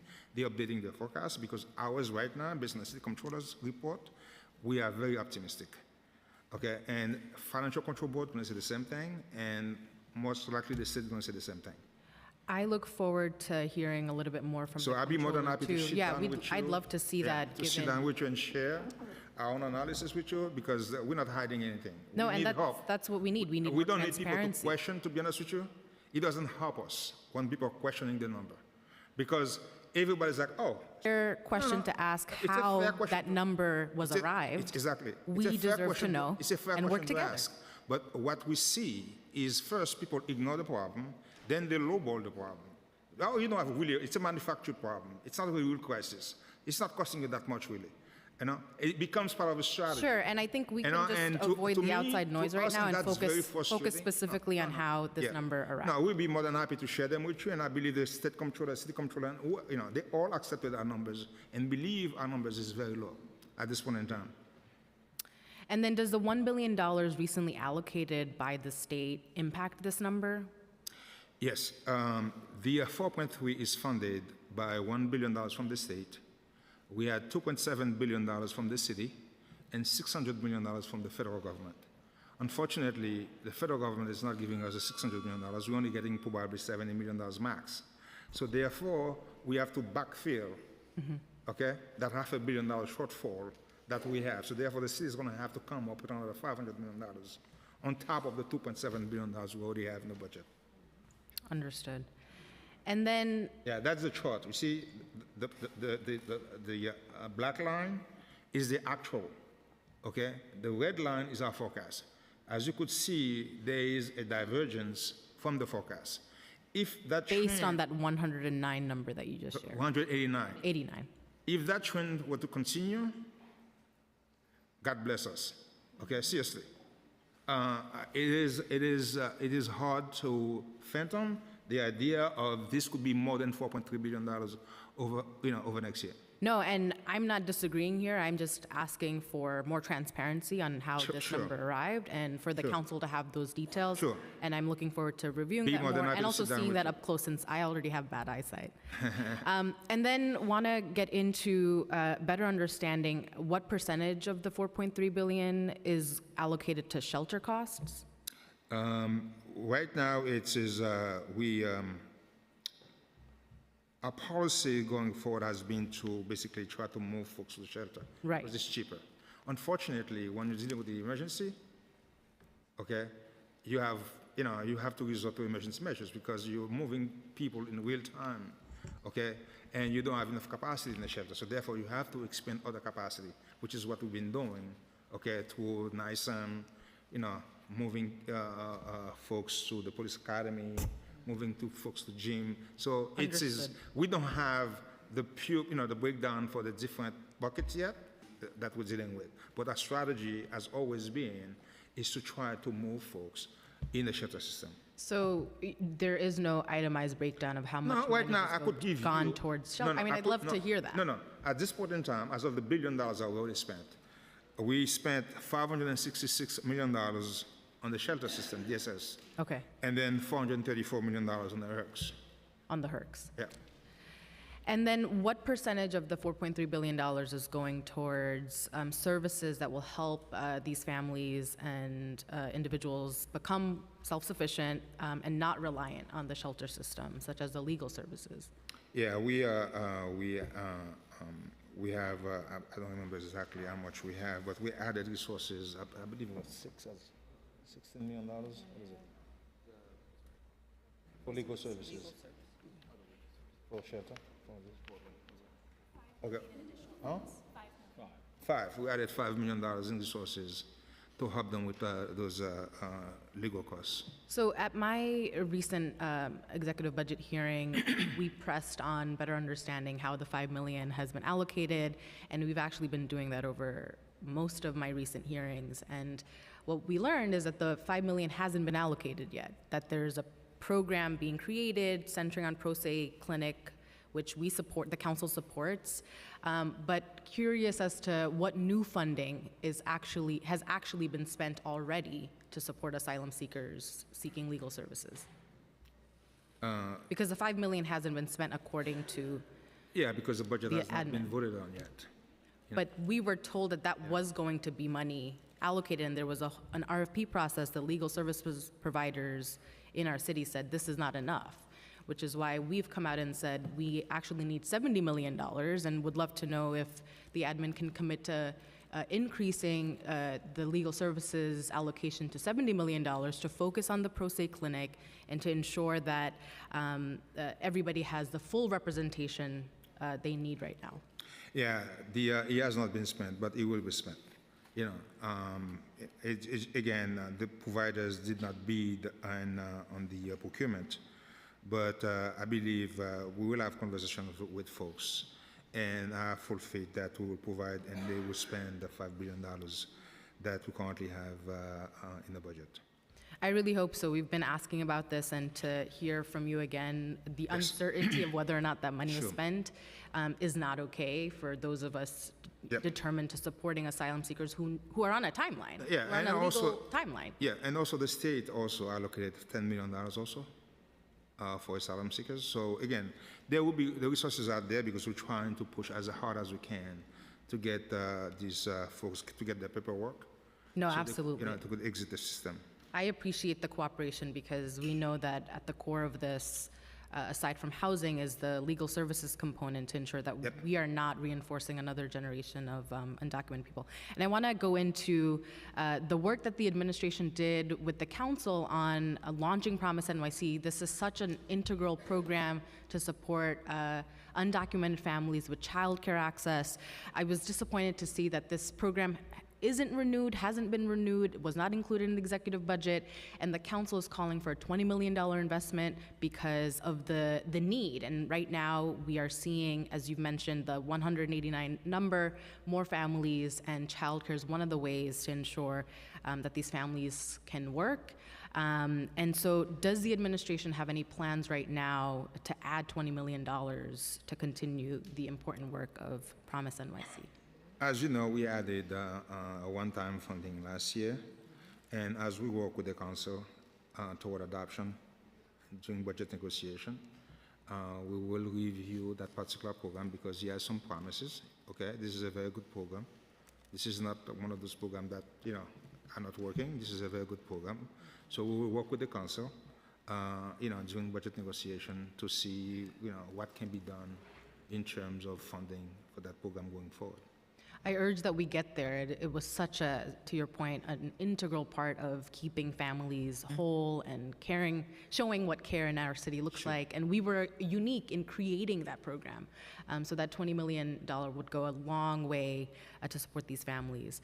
I'd like to just wrap up by saying, you know, I was hoping for more of an itemized breakdown of the ways in which this $4.3 billion from the admin has been spent, where it's been spent, but I look forward to follow-up and continued engagement to ensure that we do our fair share to continue to support asylum seekers across all levers of government. Please, be more than happy to work with you to share whatever information we have, so at least you have all the information that you need. Thank you, Director. Okay.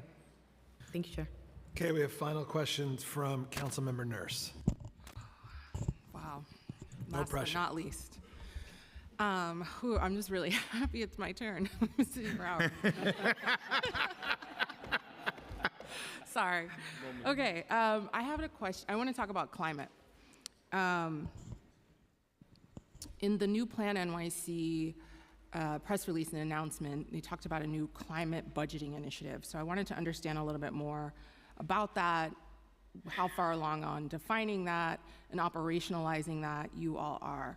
So, and just for the record, the way it's described is New York City will be the first big city in America to launch a climate budgeting initiative to ensure that it remains laser focused on prioritizing climate change and environmental justice in investments and decision making.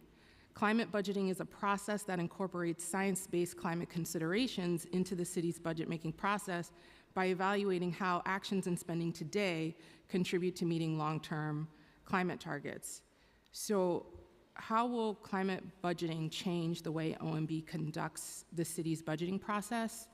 And also, are you looking at the Oslo model? We have been working with different municipalities throughout the world, and we created, as part of an OMB initiative, a task force within OMB the first time to basically ensure that every decision that we make, okay, is climate friendly. So the task force basically, we should sit down with you and show you the process, the new process we're going to have at OMB in terms of our own review to make sure that is done, okay, before we make any decision. So is this a process that's active right now? It's in process. We are about to roll out that process. So you're rolling it out? It's going to take some time. It's a Okay. a huge enterprise. When do you expect a little bit more concrete details about how this? I'd be more than happy to have staff give you a briefing in Okay. terms of where we are, in terms of the timeline. Are we rolling out things over time? Because we cannot make it, we cannot make a mistake as we roll out this thing. There are a lot of issues that we have to take into consideration, but I'd be more than happy to have the staff sit down with you to show you exactly we map out the entire process, when we're going to launch each piece, okay, along the way, and how we're going to work with the agencies to make sure that the agencies understand the kind of questions we're going to be asking them, the kind of input we're looking from them as they submit a request to us, okay, and how these requests will be reviewed from the lens, okay, of climate. And so this will include, not, I imagine, obviously capital, because we're just going to be constantly having to spend as mitigation measures are needed, and probably always be very well behind the infrastructure investments we need.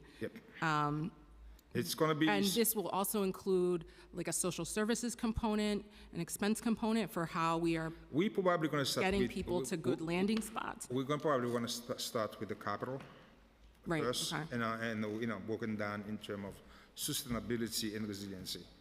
We have metrics for each one of these two groups because it's more difficult to measure certain things with respect to resiliency work. But sustainability, we have more tools to deal with the kind of metric to ensure that we are successful at what we do in terms of measuring progress.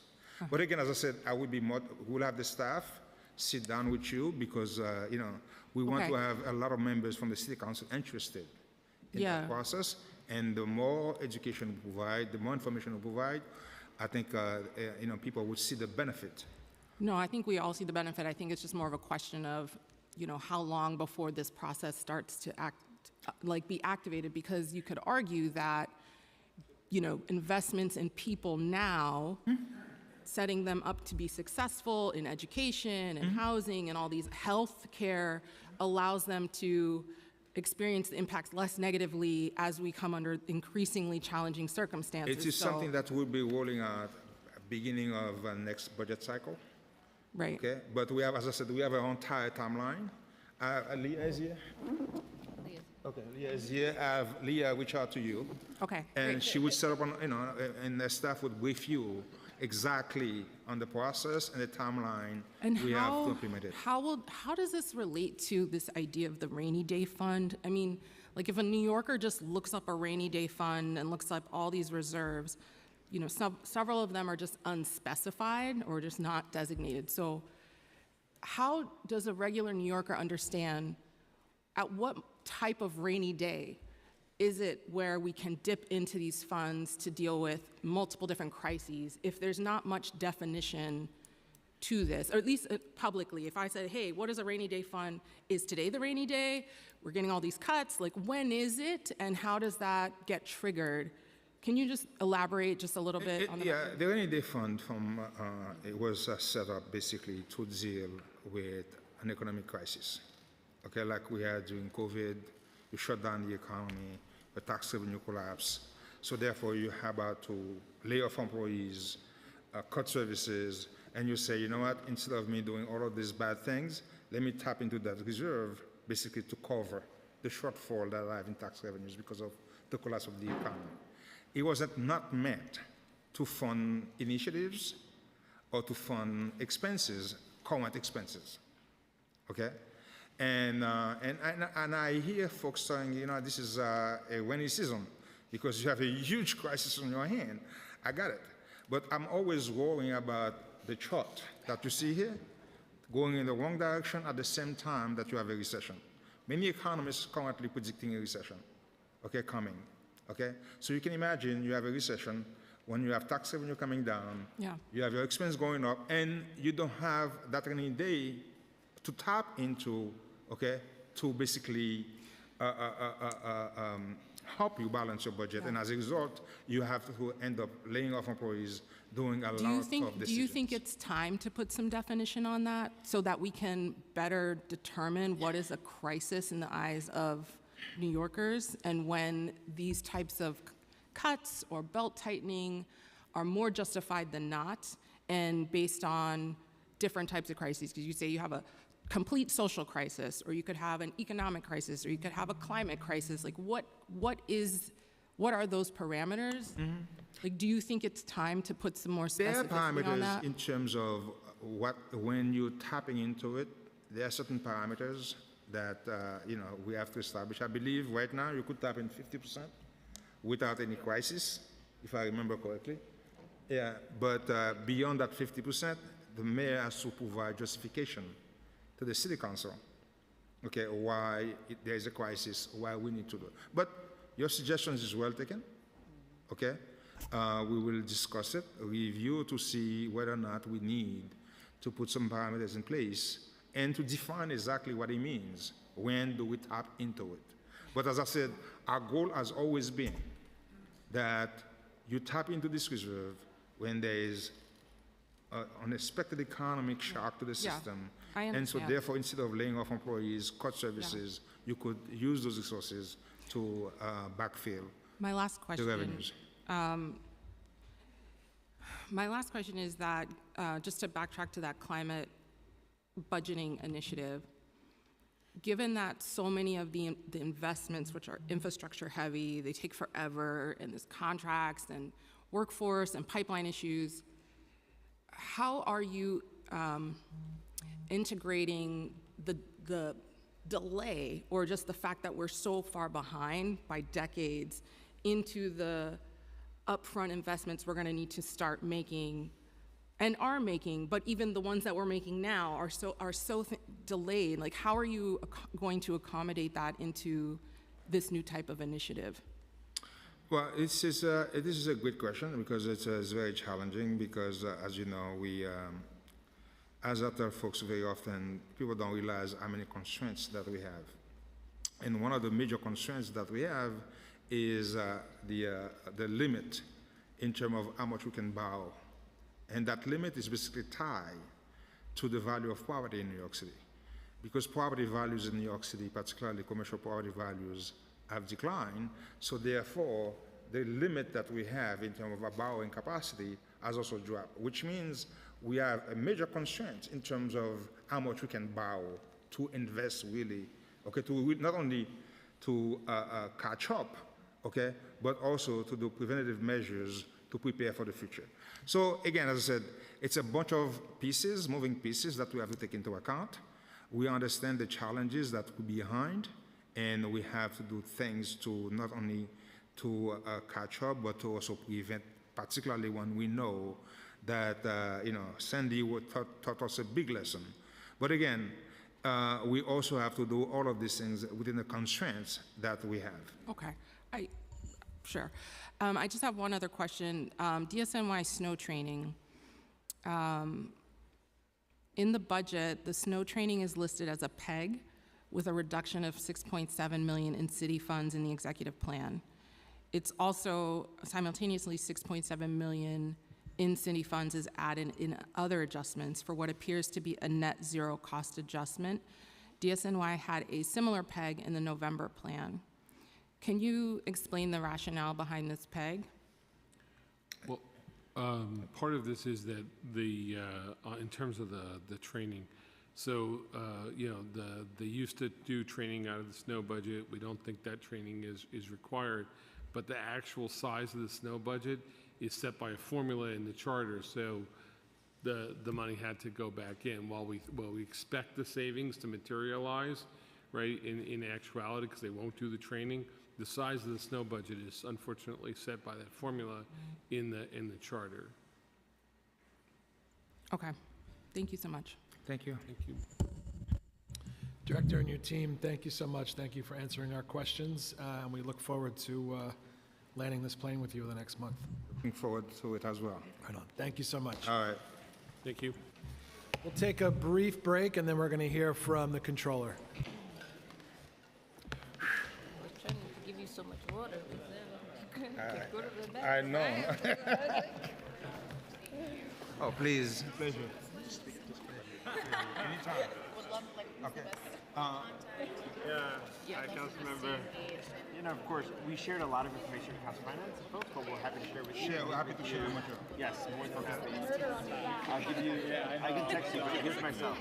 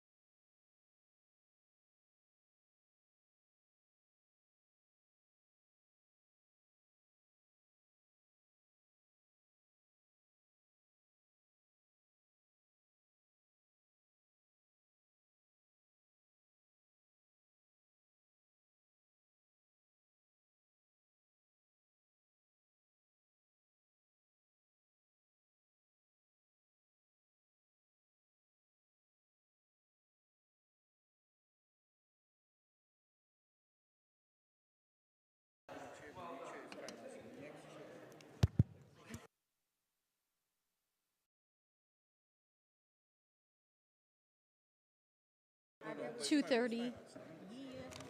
Wait. Park is the best park in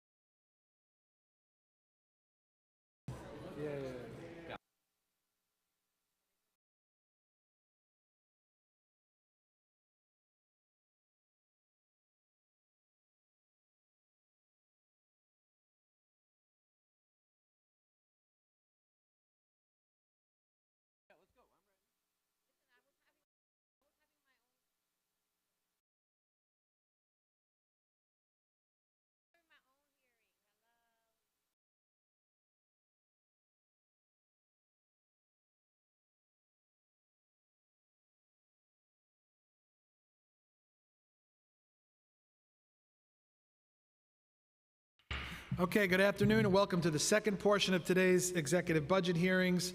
I'm still Councilmember Justin Brannan and I chair the Committee on Finance. Welcome to Comptroller Brad Lander and your team. Thank you for joining us today to answer our questions. In the interest of time, I'm going to forego an opening statement and let us hear directly from the Comptroller and his team. But first, I'm going to turn you over to Committee Counsel Mike Toomey to swear you in and we can get moving. Good afternoon. Raise your hands, please. Right hand. Do you affirm that your testimony will be truthful to the best of your knowledge, information, and belief, and you will honestly and faithfully answer Councilmember questions? Comptroller Lander? Yes. Executive Deputy Controller Brindisi? I do. Deputy Controller Olson? Thank you. Please begin. Good afternoon, Chair Brannan, Deputy Speaker Ayala, and members of the Finance Committee and the City Council. Thank you for the opportunity to comment on the fiscal year 2024 executive budget. Joining me today are Francesco Brindisi, our Executive Deputy Controller for Budget and Finance, and Krista Olson, our Deputy Controller for Budget. Congrats on your endurance making it this far. The executive budget, as you know, provides a more candid look at where the city stands financially than the preliminary budget did, incorporating several large expenses that were previously unaccounted for, including $16 billion for collective bargaining increases and the cost of providing shelter to asylum seekers without adequate reimbursement from the federal government through FY25. On the positive side, the budget now recognizes some of the increased revenues my office had earlier projected. The result of these adjustments is that OMB's stated out-year budget gaps increased to $7 billion by FY27. We project those gaps will be higher still, over $10 billion by 2027, when other risks under budgeting and the drop-off of federal stimulus funds are accounted for. While these fiscal challenges are meaningful and significant, New York City is on more solid economic footing than you might expect from listening to the news. Year-to-date revenues through April are 5.8% above last year.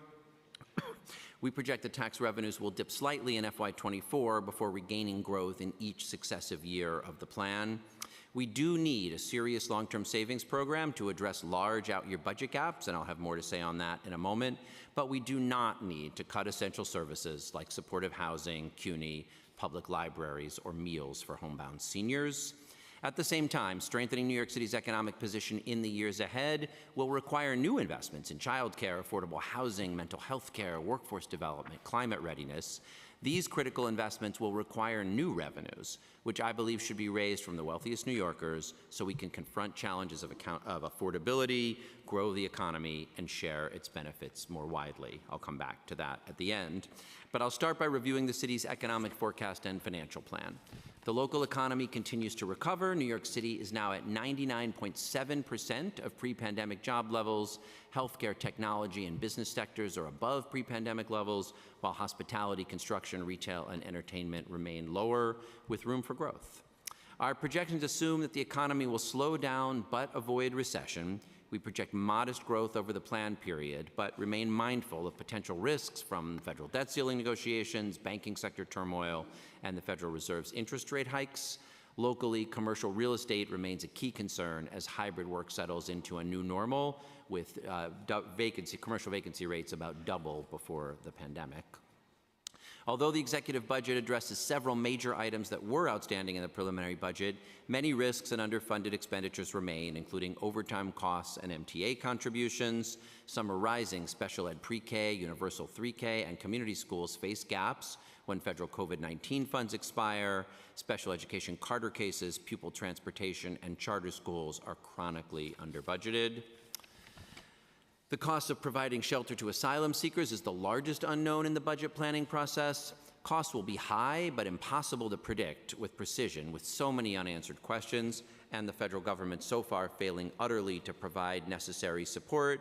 We dig deeply into the question of asylum seeker cost projections and assumptions on pages 68 to 75 of our executive budget report. There's so much good stuff in here. Might have a quiz afterwards. Give somebody bonus if you can explain the very excellent chart 4.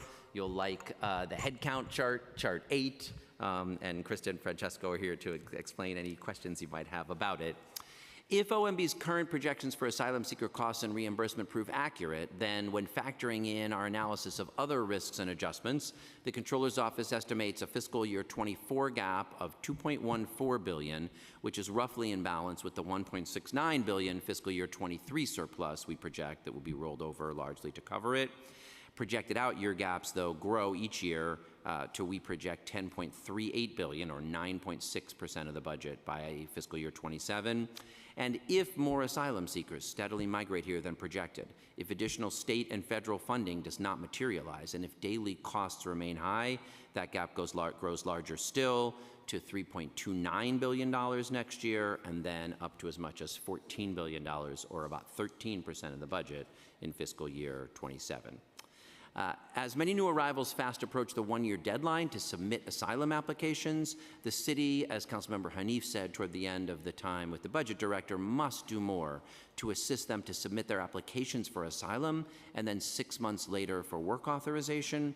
So far, over 99% of asylum seeker spending, which my office did the most detailed report on back in March, and we've actually updated the chart of contracts on our website today. So 99% of that spending, more even, has been for emergency shelter, far less than 1% on legal and support services. This is short-sighted. While keeping pressure on Washington and Albany, we must scale up the services that help people get on their feet, enable them to exit shelter, and contribute to our city. I refer you to an article in today's Politico about work that WIN and New York Legal Assistance Group are doing, which we must scale up quickly. The council should add at least $70 million to the budget and insist that the administration stand up a comprehensive program for outreach, pro se clinics, and direct legal representation immediately. This will save hundreds of millions of dollars in downstream shelter costs. Despite the uncertainties ahead, the mayor's proposal to cut critical services are a strategic misstep. At a time when 1 in 5 people who need supportive housing, only 1 in 5 can get it, the executive budget cut supportive housing rental assistance by $5.2 million in 24 and $8.2 million in FY25. Jordan Neely's killing calls us to improve our existing systems for housing and care for people struggling with mental illness on the streets, not to cut it. Yet additional cuts to DHS of $29 million and DSS of $12 million will reduce funding for human service nonprofits that provide mental health care, substance abuse treatment, child care, and job training. The Department of Correction plans to nix trade skills and financial literacy classes, drug relapse prevention, and reentry services for detained people. These cuts are a risk to public safety. CUNY, as Councilmember Dinowitz spoke to, faces $41 million in additional annual cuts on top of funding reductions totaling $155 million for this year. Half of the city's new nurses and a third of our new teachers graduate from CUNY. I hope the council will follow the governor and the state legislature's example and invest further in proven programs like ASAP, ACE, and CUNY Reconnect. While the administration held public libraries harmless in the PEG, the $21 million cuts from prior PEGs and the failure to baseline last year's council funding means shorter hours and fewer programs for New Yorkers yearning to learn. DFTA, as you have well explored, as Councilmember Hudson explored, plans to cut back on meals for homebound seniors, despite delivering nearly triple the meals in the first 4 months of FY23 compared to last year. And the administration, although I was encouraged to hear the budget director show some optimism for it, eliminated funding for the highly successful Promise NYC program created last year by the council to provide childcare for undocumented children. That program should be continued at the full year cost of $20 million. The modest sums that would be saved by these cuts pale in comparison to the damage they would do. We do need more strategic and longer-term savings to address those out-year budget gaps. The administration gave agencies just 10 days to submit PEGs during the April plan. This last-minute call for savings made the program to eliminate the gap too blunt, too short-term. OMB pulled down vacant staffing lines without regard for whether they were essential positions like cybersecurity specialists or social service claims processors. This blunt approach has limitations. The administration already rightly had to reverse 339 cut positions from the Department of Social Services in the January plan. But staffing declines continue, as you can see in Chart 8 of our report, despite the step toward more hiring halls. What we need, given the fact that next year's budget is near balance and the challenge we face is in the out years, is a more strategic long-term savings exercise that encourages wise budgetary planning. In assigning agencies savings targets that build across the years of the financial plan would allow more strategic approach to attrition, to identify positions that could be taken down or repositioned by commissioners. Another way to achieve savings strategically is to hold agencies accountable for claims settled against them, which totaled $1.5 billion in FY22. Since settlements are currently paid out of the general fund, agencies have no budgetary incentive to reduce them. If agencies were held fiscally responsible for projected settlement costs, each agency would be incentivized to root out the costs of claims against them. In February, our office published a report on motor vehicle crash claims, which cost the city more than $600 million over the past decade, $130 million in FY22 alone, and we made recommendations for how we could significantly reduce those claims going forward. Other savings opportunities include utilizing technology, leveraging the city's purchasing power, and identifying Federal Inflation Reduction Act funds for sustainability investments. Finally, I urge the City Council to adopt legislation that would require a formula for deposits and the conditions for withdrawals from the Rainy Day Fund. Last year's deposit was the largest ever, but we are still well short of what's needed when the next recession comes. I strongly discourage tapping into those long-term reserves when we still only have 2/3 of what we would need for a recession. What the council should do is pass legislation that would require codifying formulas for both deposits and withdrawals. Now, as the council and the mayor focus negotiations on the FY24 budget in the coming weeks, this is also an important moment to think about the longer-term future. As we emerge from the pandemic to face new uncertainties, we'll need strategic investments to ensure that New York City is a place where people can afford to grow families, to buy homes, to launch new businesses, to create the ideas and culture that make our city the best on the planet. That was the recommendation, you may remember, of the new New York panel convened by the governor and mayor and chaired by former deputy mayors Dr. Ruff and Beery. They argued that to fulfill the promise of 3K for all kids, we've got to make sure that every child has a seat available in their neighborhood, to conduct outreach to fill every seat, to pay providers on time, and to pay childcare workers a living wage. As New York's families face a housing affordability crisis that severely drags our economy, it's not only Albany that we need to see act, though surely they need an ambitious plan to combat exclusionary zoning, increase housing supply, protect tenants with good cause protections, and create a large-scale housing access voucher program.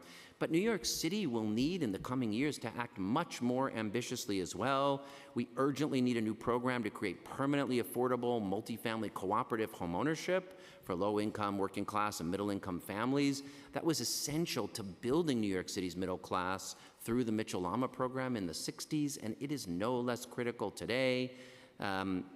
The crises of mental health and homelessness revealed painfully in the killing of Jordan Neely require that we invest significantly more in systems of care and support, drop-in and respite centers, mental health screening in our schools as proposed by the public advocate, in supportive housing and new housing first programs that have proven effective elsewhere.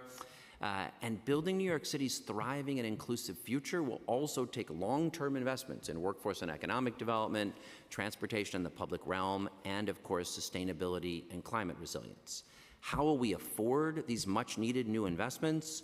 With looming out-year budget gaps and the need to maintain essential services, a savings program alone, while necessary, will not enable us alone to make the ambitious and needed new investments. We will require new sources of revenue.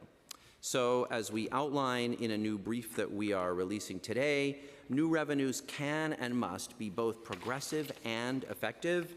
They should not put an additional burden on low-income or middle-income New Yorkers already struggling with rising costs, but should instead be borne by the wealthiest households who have seen their incomes skyrocket in recent years. For example, our recent monthly economic newsletter revealed that the top 0.02% of New Yorkers, fewer than 1,000 households, saw their incomes grow by $62 billion in the first 2 years of the pandemic, $62 billion. Yet currently, single filers in New York City making $50 million or $5 million or $500,000 face the same marginal city income tax rate as those who earn just over $50,000. If we set a very modestly higher tax rate on households who earn over $500,000 per year, the city could see nearly $1 billion in additional revenue. Another $400 million could come from fairer taxation of high-value properties through a luxury pied-à-terre surcharge, partial repeal of the tax abatement on luxury co-ops and condos, and of course, the elimination of the Madison Square Garden tax exemption. Yes, permission from Albany would be required for any of those, and that is not coming this session. But that's okay, because next year's city budget is close to balanced, as I outlined above. The investments we need are for the longer term, but we need to start that conversation now, and that's why we've released our Raising Revenues brief alongside today's budget report. With wise investments in our infrastructure, core services, and public goods, the City of New York can ensure that people can afford to raise their families, buy a home, start a business, and build communities here for generations to come. Thank you very much. Thank you, Comptroller. I'm going to ask you about the asylum seeker response costs and funding details. The council hasn't received any, the council has only received really large print, high-level details. Has your office received detailed information on the asylum seeker response efforts and cost, agency by agency cost breakdown? So I'll give you this answer in two parts. I'll speak a little to our contract analysis, which is updated today on our website, and then I'll hand it over to Deputy Comptroller for Budget, Krista Olson, to talk about the budget projections that she did in our report. Look, when you do emergency procurement, you have a lot less early information on what you're going to be spending. We gave prior authorization to the administration when the mayor issued his executive order, because obviously if you're going to bring 140 new hotels online to house asylum seekers, you got to be able to move quickly. We started putting online in March as comprehensive a list of what those contracts are as we could, anything not just that our office had registered, but that we could find in Passport, or we asked a lot of questions of the administration. So if you link it, I'll make sure that we tweet or send you the link. It's on our website and through the budget report. The most up-to-date information we have on that contracting so far. And then for this budget report, Deputy Comptroller Olson prepared as in-depth an analysis as we could of what the projections for those costs might be. Yes, so in addition to the contract information we get periodically from the administration, which Brad alluded to, we also, we can look into FMS and look at expenditures, cash or budgeted, that are lagged compared to what we hear from the administration, but give us some additional detail. We used for our analysis a combination, we are also very reliant on what the administration tells us. So our per diem rates are based on what they are saying their year-to-date expenditures were, and then just some assumptions that we made about those costs going forward that are different than theirs. And then we chose to look backwards at the average rate of increase of households over the past year to kind of smooth out some of the ups and, some of the higher times of increases with some of the lower times. Knowing that there's going to be a lot of variation in the coming year. Do you, I guess, question for you, Comptroller, do you, understanding this needs an all-hands-on-deck approach, but do you think it makes sense to have so many different city agencies involved? I mean, I think it's confusing to have two different agencies running shelter systems. So having DHS run one and H&H run another is confusing. And I'll give one example of how I think that's going to be a challenge. This program that Chair Hanif and I are hoping to see stood up of a much more ambitious effort to do outreach and help people file their asylum applications and then get their work authorizations. We don't have any database that helps us know whether people have filed those applications or not. Now that makes sense because traditionally we didn't want to ask people their immigration status at the front door of the shelter system. But now we need at least to be able to say, would you like help filing that application? Can we get you in touch with a legal service provider and keep track of that till you get your work authorization and maybe provide some workforce development supports? But H&H has got one system and DHS another, and there's so many multiple service providers. One thing that I hope they'll do going forward is make that effort more coordinated and strategic. Do you think 2 weeks is an appropriate amount of time for agencies to do PEGs? As I said in my testimony, I really think what that made it was a kind of short-term slashing exercise. We need a thoughtful long-term savings program. We do have looming out year budget gaps, but rather than say come up with this year's cuts in 2 weeks, let's say to folks, okay, here's the challenge over the next 4 years. You're going to have attrition over that time. You can make better long-term decisions about what lines and programs and positions you might be able to phase out through attrition as people retire. So, I think we should, we'll need to start that clock ticking again, but I agree that what you get when you give people 2 weeks is something more like slashing than like thoughtful strategic savings. Do you think OMB should be more proactive with studying tax breaks and if they've extended past their useful... I can't avoid the chance to say thank you on his final round of budget hearings to Ray Majewski, from whom I learned more about what happens when you let tax breaks stick around long past their useful life. Right. And I think the program the council has of picking one a year to dig in and try to analyze them is a good one. I think OMB could do more of that. We could probably do more of that too. A question I asked OMB as well about audits. The executive budget forecasts that the city will collect about $720 million in tax audit revenue. Do you think those estimates are realistic? Well, looking at history, I heard the budget director's answer, and from my own experience, these audits can be very lumpy. And so you can have very, high revenue one year and not as high revenue the next, but we baseline them at least $900 million in each year of the plan based on the fact that historically they haven't come in at 720. And so that's how we approach this offset to the other various risks of the budget. Have you seen any progress from the city in terms of filling vacancies since the report you published the end of last year? So we, chart 8 of this report, what page is chart 8 on?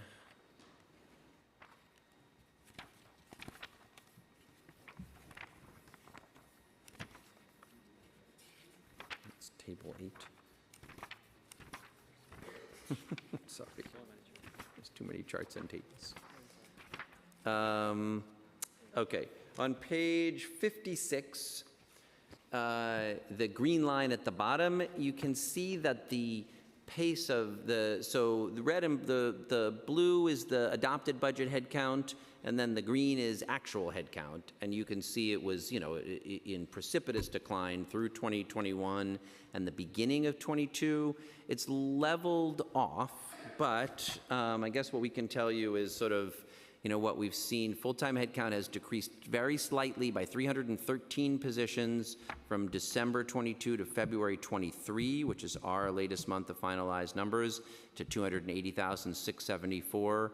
Hiring gains were made at NYPD, 165, Parks and Rec, 145, DEP, 58, HPD, 55, and DOHMH, 37. Things went the other way with teachers, 122, civilian titles at the police department, 196, ACS, 117, uniform titles at correction, down 105, fire down 88, and sanitation down 79, and preliminary March numbers are basically relatively flat. So things are, that's better than when things were going down, but I think they basically suggest for every person they're hiring, one person is leaving, and we're just essentially treading water. All right, I'm going to turn to my colleagues for questions. We have questions starting with Councilmember Barron, followed by Hanif.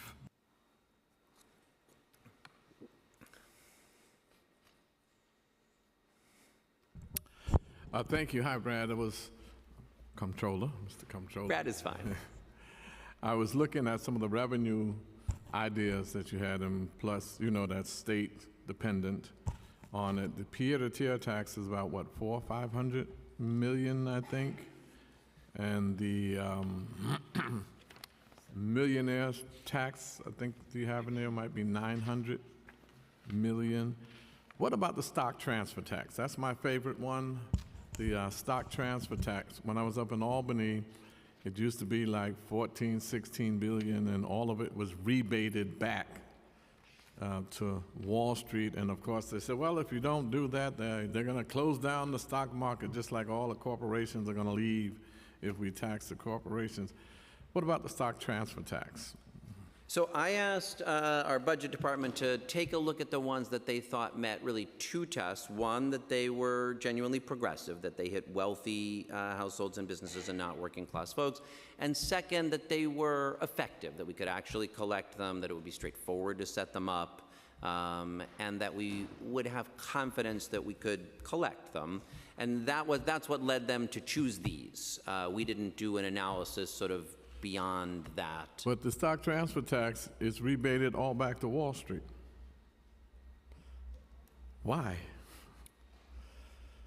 It's just not making any sense to me. You know, I used to try to, because they say I don't compromise, I don't understand that politics is the art of compromise and all of that stuff. So I said, okay, we'll just take 50% and leave Wall Street with 50%. I don't think they should have any, but what about that? I mean, that one has to be looked into because it's a massive amount of money.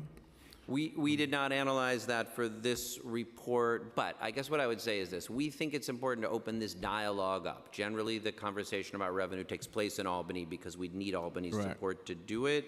But you know, what we thought was, you know, as we look at the out-year budget gaps and as we think about all these places where we need new investments, we're going to need to be pushing for Albany to allow the city to do some things that provide us with the resources that we need to make could be the stock transfer tax. And we wanted to start that conversation. So I'm glad we've started it. Yeah. All right. We shouldn't have had to start it. That should have been a part of it, in my opinion, and that's because it's such a good source of revenue.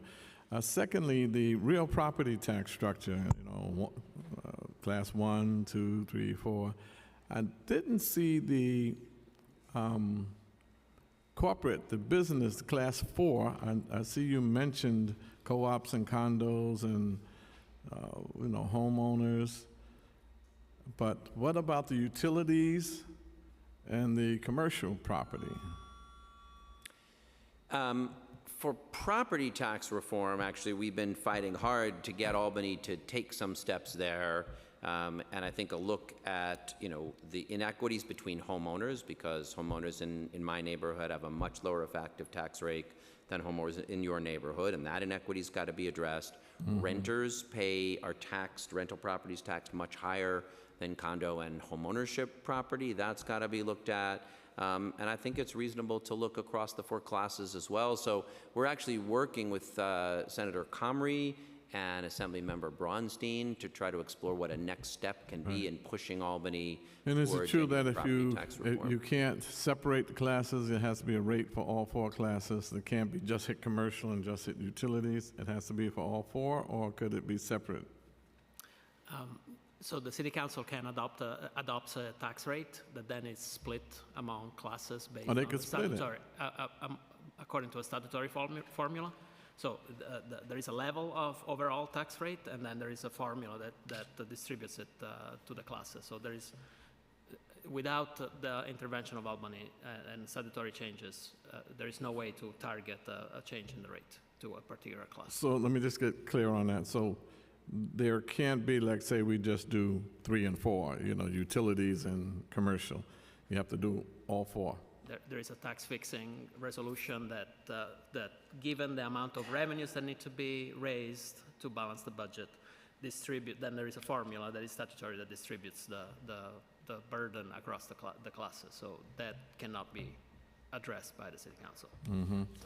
And just in terms of some of the pension fund, you have talked to me about that. I know there's a huge amount of pension fund investment, and I was always concerned that it's not progressive enough, it's not black enough, it's not Latina enough.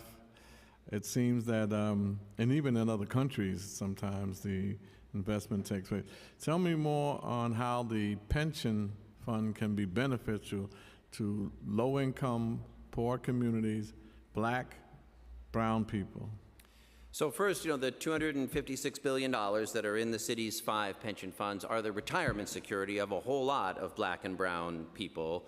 And we have a fiduciary obligation to every one of them to invest those dollars in a way that achieves the maximum risk-adjusted rate of return. That's a legal obligation on the Comptroller of the Bureau of Asset Management and all the other trustees of the funds. We can't say we would like to see this money do some good over here, and we're therefore willing to take a lower rate of return. We're obligated to invest Where is that it money. Invested in terms of black and brown community? I know it's our pension money, but where is it invested specifically?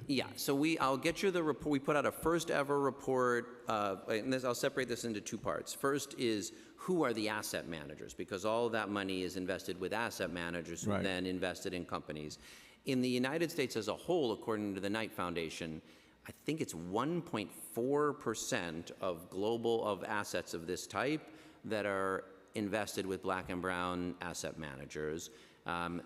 We put the first report out of how we're doing, and it's 11.65%, which is a lot better than 1.4%, but not nearly close to the 52% of New York City residents that are black and brown. Exactly. But I will say we put in October the first ever report out identifying those numbers, making them public, saying who our managers are.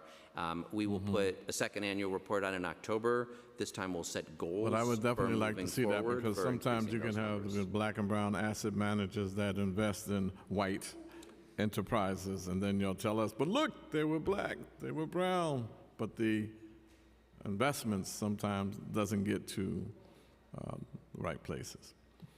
And what do you think of the mayor's going to give us a letter of revenue soon, and it's always a challenge. I know in the state, it was a partnership on determining the revenue, and on the federal level, it's the Congress that determines. But here, the mayor, without any real partnership sometimes, is determining the letter of revenue. And how can we know that that's accurate, or what disadvantage are we at that we cannot determine that letter of revenue? We do our best to give you an honest assessment of what we think the revenues are going to be, so that you can negotiate with the mayor. And as I said, in the preliminary budget, we had revenue estimates that were a good deal higher than the administration's, and I was encouraged to see that they have mostly adopted those for exec. What the Comptroller does is provide an independent estimate on those numbers. Obviously, that's not the one that controls the budget, but we'll keep an independent assessment coming, looks like. And would you say the expense and revenue that the mayor is putting forward is accurate? Well, that's what this entire report is. So the places where we think they're short, we think they understate revenues, but we also think they understate expenses. Thank you. Okay, Councilmember Hanif, followed by Brooks Powers. Thank you, Comptroller, and to the team for being here. First, I just want to share my gratitude in your approach to this budget and prioritizing asylum seekers first and foremost, and really sharing what a dignified welcome looks like, and the urgency for the $70 million for legal services, the $20 million for Promise NYC to ensure that families have childcare access, are really what would make their arrival and living here successful and a demonstration of what a sanctuary city means. In a very contrast to the way in which the administration handled my questions around wanting more transparency on just how they came to the $4.3 billion number and how exactly that is being spent, with no clarity around the legal services piece. And we've been hearing the $5 million for some time now, and that money hasn't rolled out yet. So, you know, I appreciate that there's leadership here that is showing where money is and how that money can get spent, as opposed to being opaque and not transparent. I'd like to know if you could go into just what the positive economic impacts are in investing in services like legal services. You reported that 99% of funding related to asylum seekers in FY23 has gone towards shelter costs, while less than 1% is going towards people getting out of the shelter system. So would love to hear from you the positive economic impacts. A couple of thoughts here, and then maybe Francesco or Krista will have more. First, the most direct one is anybody that we can help get out of shelter, we will just save a lot of money not having to, you know, continue providing shelter costs. And I think the fastest path for asylum seeker families out of shelter is work authorization. And it makes sense to call on the federal government to use humanitarian parole to skip the 6 months, but you still have to file your application, and if people don't do that, they won't be eligible. And if they don't do that till after their 1-year deadline has expired, they'll be out of status. And then, of course, many of them will still look for work, but will wind up with less tax revenue, and just, you know, what people make if they're undocumented tends to be less than what they make if they are documented. So we'll be foregoing revenues that we could earn as a city. And under the prior controller, there was a good report done just on the economic benefit of immigration to the city, which shows up in all kinds of ways. And then the $4.3 billion number that has been shared consistently, does your office believe that this is an accurate number? The short answer is yes. You know, we did Krista's team did a pretty deep dive on assumptions, both of what the daily rate of growth will be and what the per diem costs will be on page maybe 70. I think you can see that, the chart that she and her team prepared. 72, 74, let's try.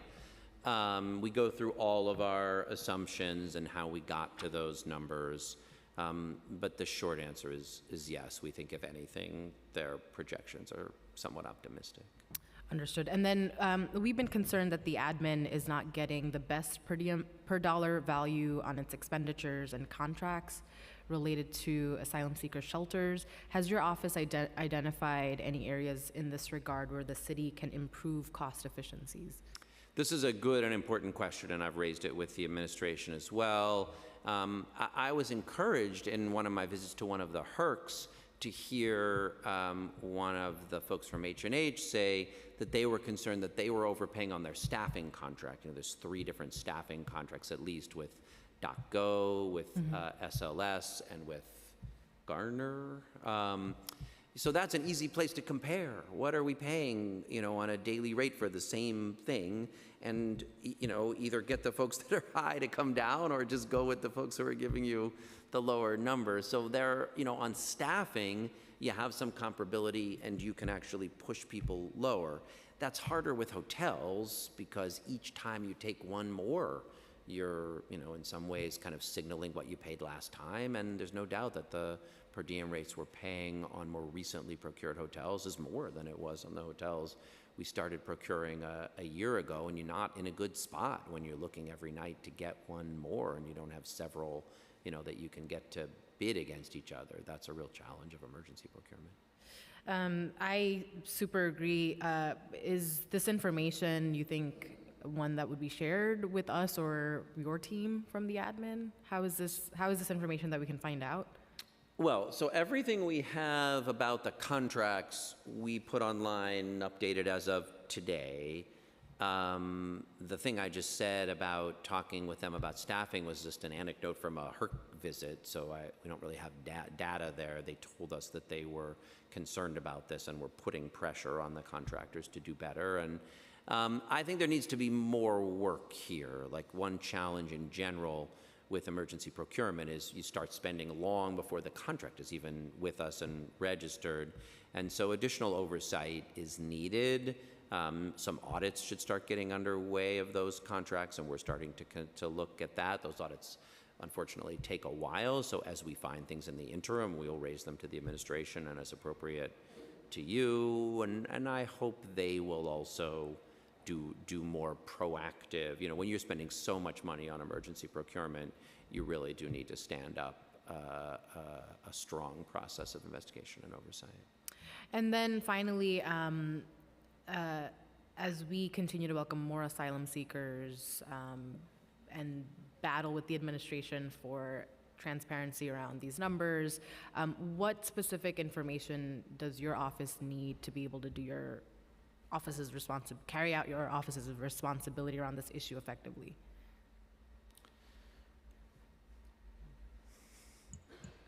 I would just say more information about the details of the contracts, particularly at H&H, since we don't receive those, to know how the costs can, how we could derive accurate per diems. We just have aggregate costs for those contracts. Could you just share for the public why you don't receive H&H contracts?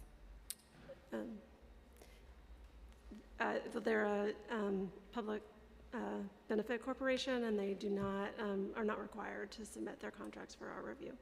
Thank you. Just wanted to shed some light on some of the other lack of transparency on this issue and circumvention. Okay, thank you. Thank you, Chair.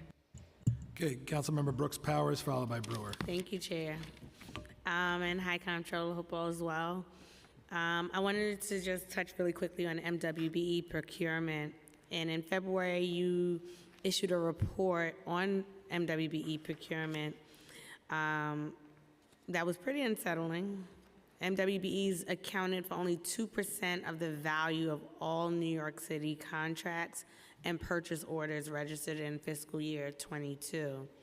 Obviously, we all know we need to do better, and I'm interested in getting your perspective on how we chart our course forward. So can you talk through what you see as the most effective ways for the city to improve MWBE utilization? How can the city be more effective at holding agencies accountable? And I've introduced legislation that would require the Comptroller to do yearly audits of each agency focused on the MWBE utilization plan. And I'm interested in also knowing if you would support this, which is like more audits specifically tied to an agency's plan for MWBE utilization. I'm especially concerned, like we had a hearing earlier this week with, recently with MOCJ, and hearing about some of the struggles with even some of the subcontractors and them not being able to get paid because of something dealing with the prime. Also wanting to know, like, if there are recommendations, because that also impacts that overall utilization number as well.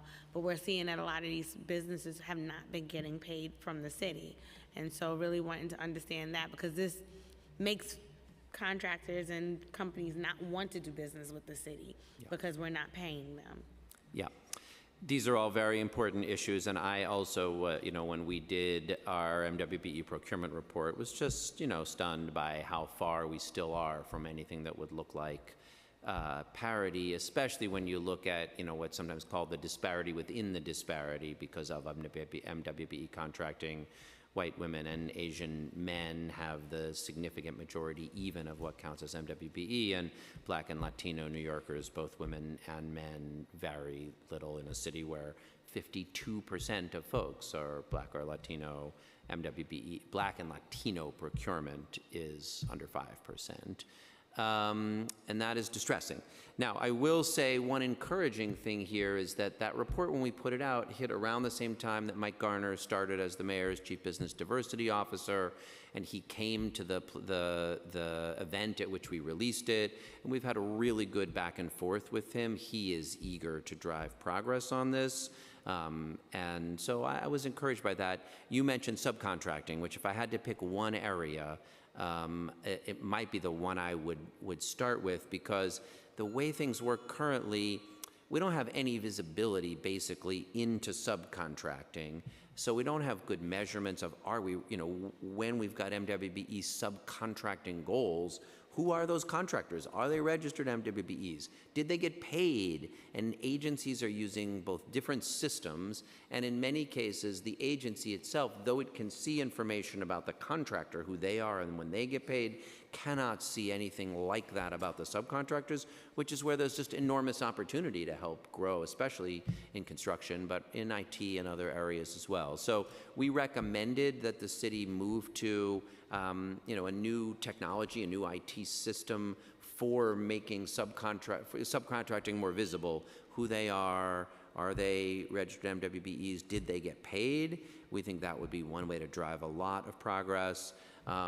There's a lot of other recommendations. You and I actually had a great conversation about a specific procurement from the council, and we wound up talking about, I didn't know there were so many procurement methods. We got a great primer on procurement methods in our annual procurement report, but the non-competitive small purchase MWBE procurement method, which started at $150,000, is now up to $1 million, and we're actually pushing for it to go to $1.5 million, is a great way of supporting MWBEs to grow their businesses. So there's no silver bullet. There's a lot of steps that are needed. We outlined them in that report.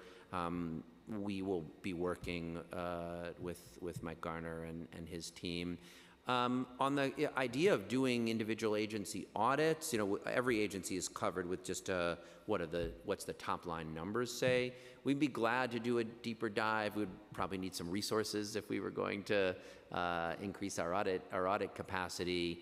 But I'll just make one other point here. In addition to doing more MWBE auditing, I'd love to be able to do more contract and procurement and vendor auditing in general.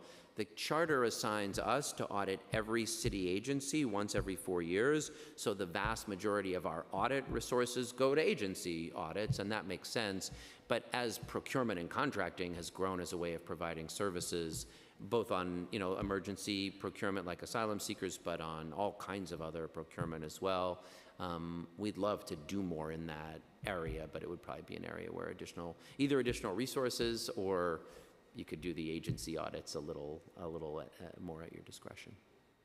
No, thank you for that. And I would love to spend some time really doing a deeper dive in what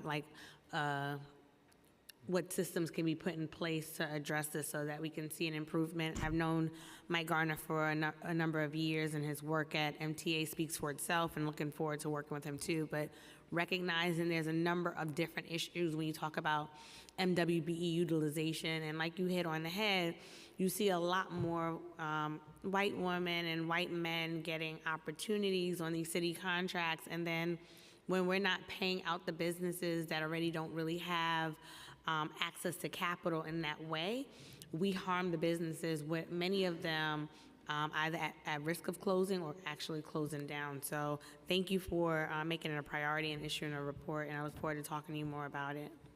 Thank you. Councilmember Brewer. Thank you. I want to pick up on the hiring, because it's we were told earlier about 1,000 people are in the process. That still leaves, 22,000, 23,000. I've lost track.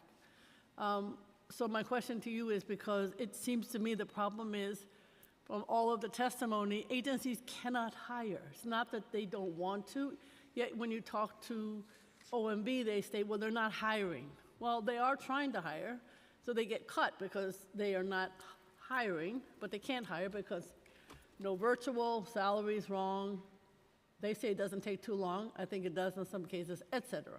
So my question to you is that something that we can quantify? Is there some other way of looking at it? It really disturbs me that this is the reason why people get cut the programs is because they don't have they're not filling the staff. Well, they can't fill the staff. You cannot hire an attorney if you are not providing hybrid. Yeah. This is a really important issue. You know, we did this title vacant and understaffed, underserved reports that picked up on some work you had analyzed. And I think in particular, you know, the move of OMB to cut half of all vacancies, irrespective of what those vacancies were, it might in some cases be that a longstanding vacancy is evidence that you could do without that thing, but it might equally be that the private sector is hiring that thing in tremendous numbers, like cybersecurity. I use that as the example.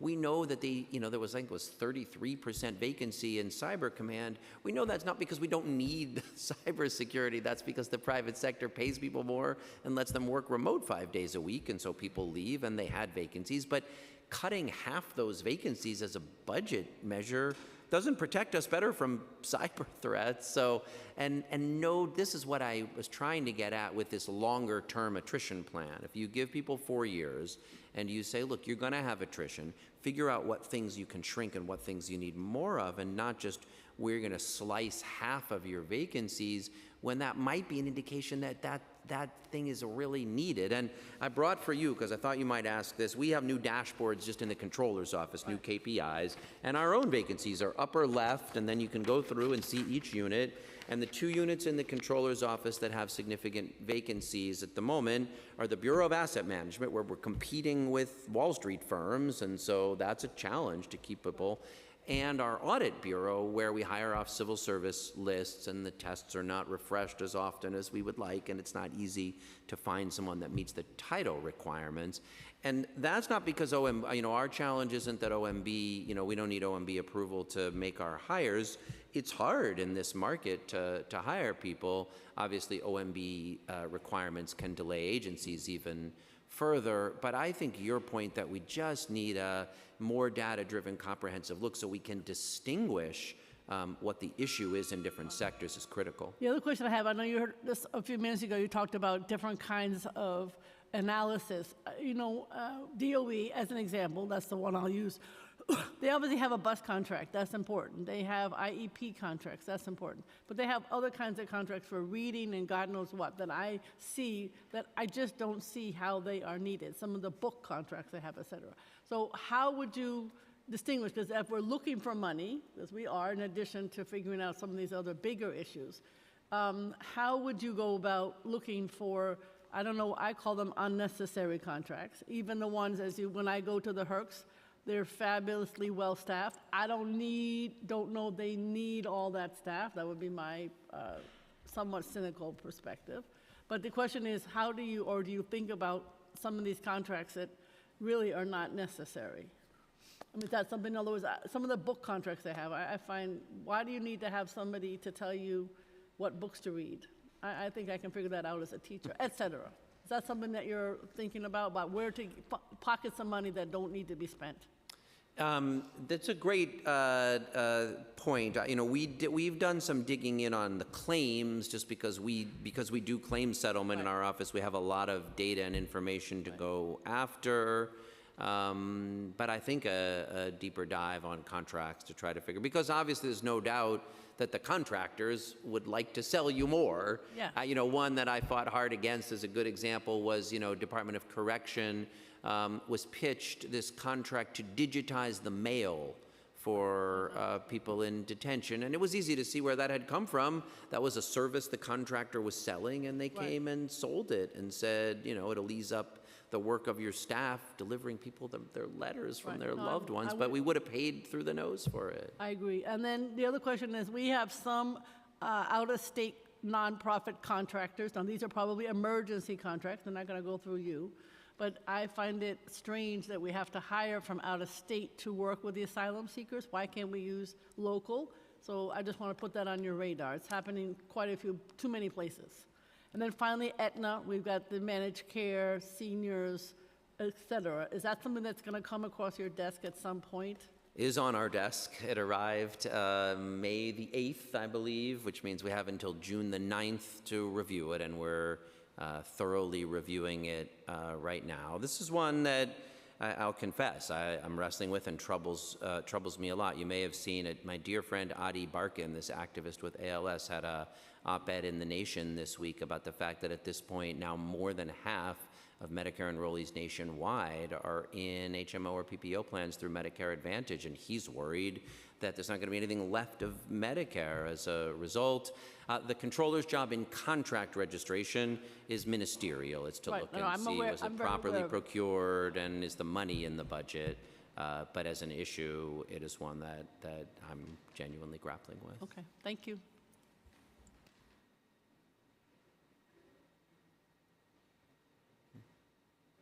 Controller and your team, thank you so much. Look forward to working with you. Thank you, Chair. Great to see you as always, and thanks for your hard work digging through this budget and making sure we get to the best one possible. Right on. Thank you so much. Okay, we'll take a break, and we're going to hear from the Department of Finance.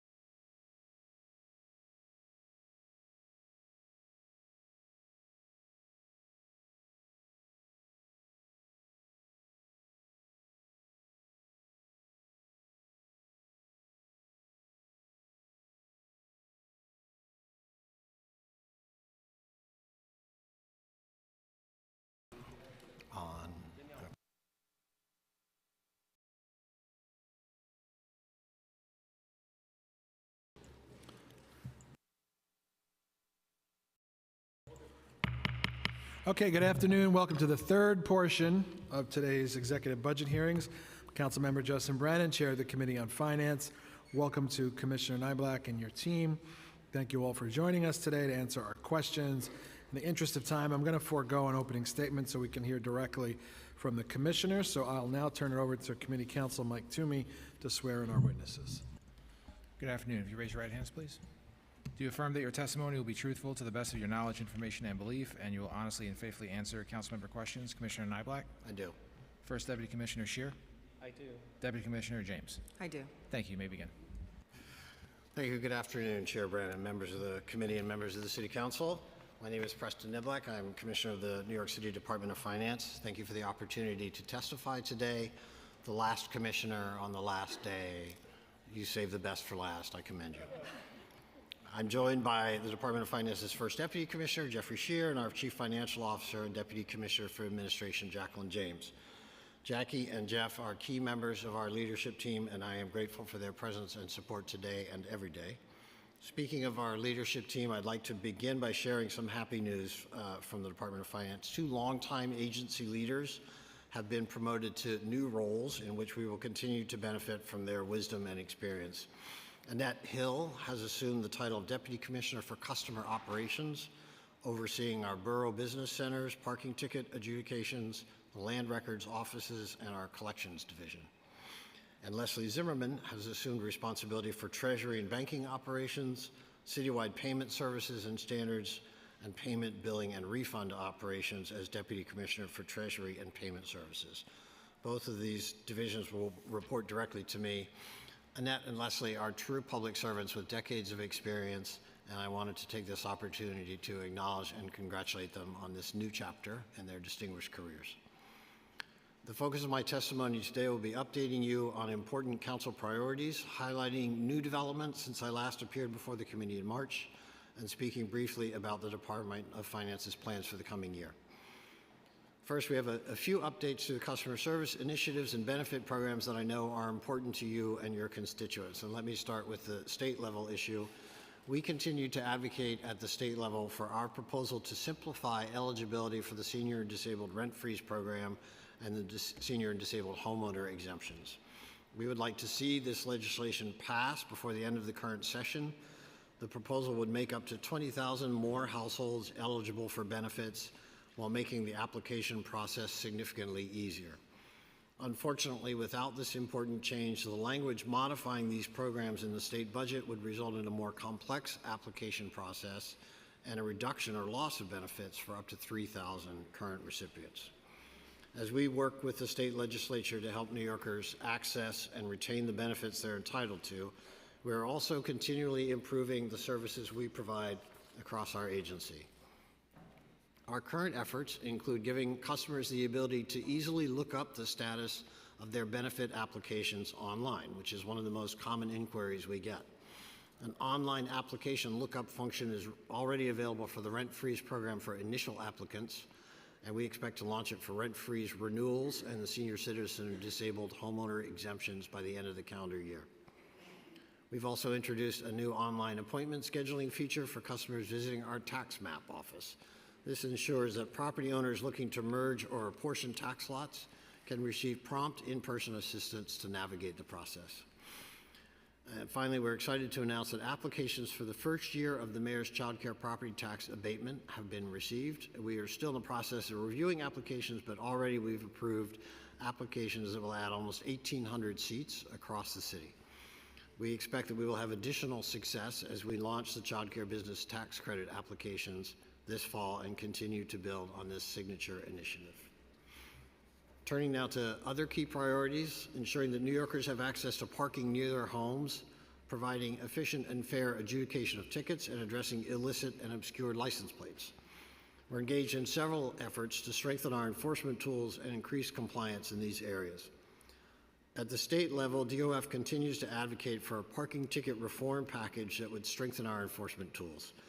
This includes giving traffic agents and police officers the ability to issue parking summons against cars with missing or obscured plates by using the car's vehicle ID number. In addition, improved enforcement against commercial vehicles parked overnight in residential areas will improve residents' quality of life by protecting their ability to park near their homes. We look forward to working with the Council, the Law Department, the Department of Transportation, and the NYPD on local legislation that will improve our enforcement capabilities against illegal license plates. We will be seeking to increase fines and penalties for the use or sale of concealed or illicit plates. Stronger enforcement in this area would protect New Yorkers from drivers who currently use unidentifiable plates to get away with unsafe driving practices.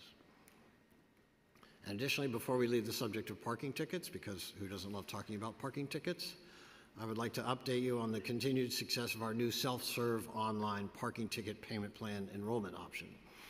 Since its debut in early February, approximately 17,000 customers have enrolled in payment plans online, making down payments of $3.2 million against violations totaling $17.7 million. With more time to pay, vehicle owners can avoid booting or towing. In addition to helping customers, this allows DOF to focus enforcement efforts on chronic scofflaws. As you know, the mayor is pursuing every option to address the proliferation of smoke shops selling unlicensed products across the city.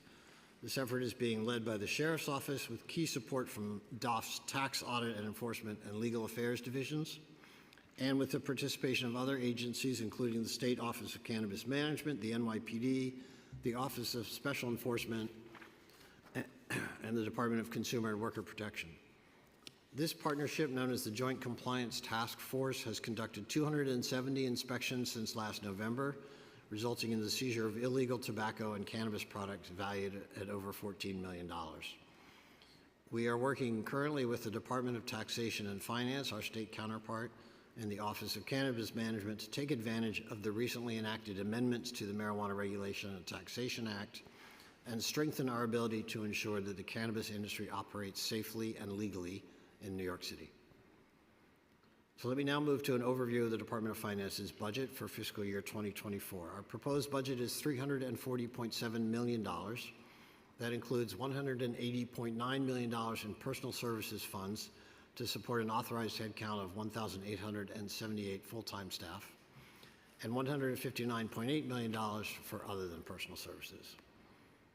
As the Council is well aware, the City continues to pursue gap closing measures, and our agency has done its part by finding ways to encourage compliance and protect revenues.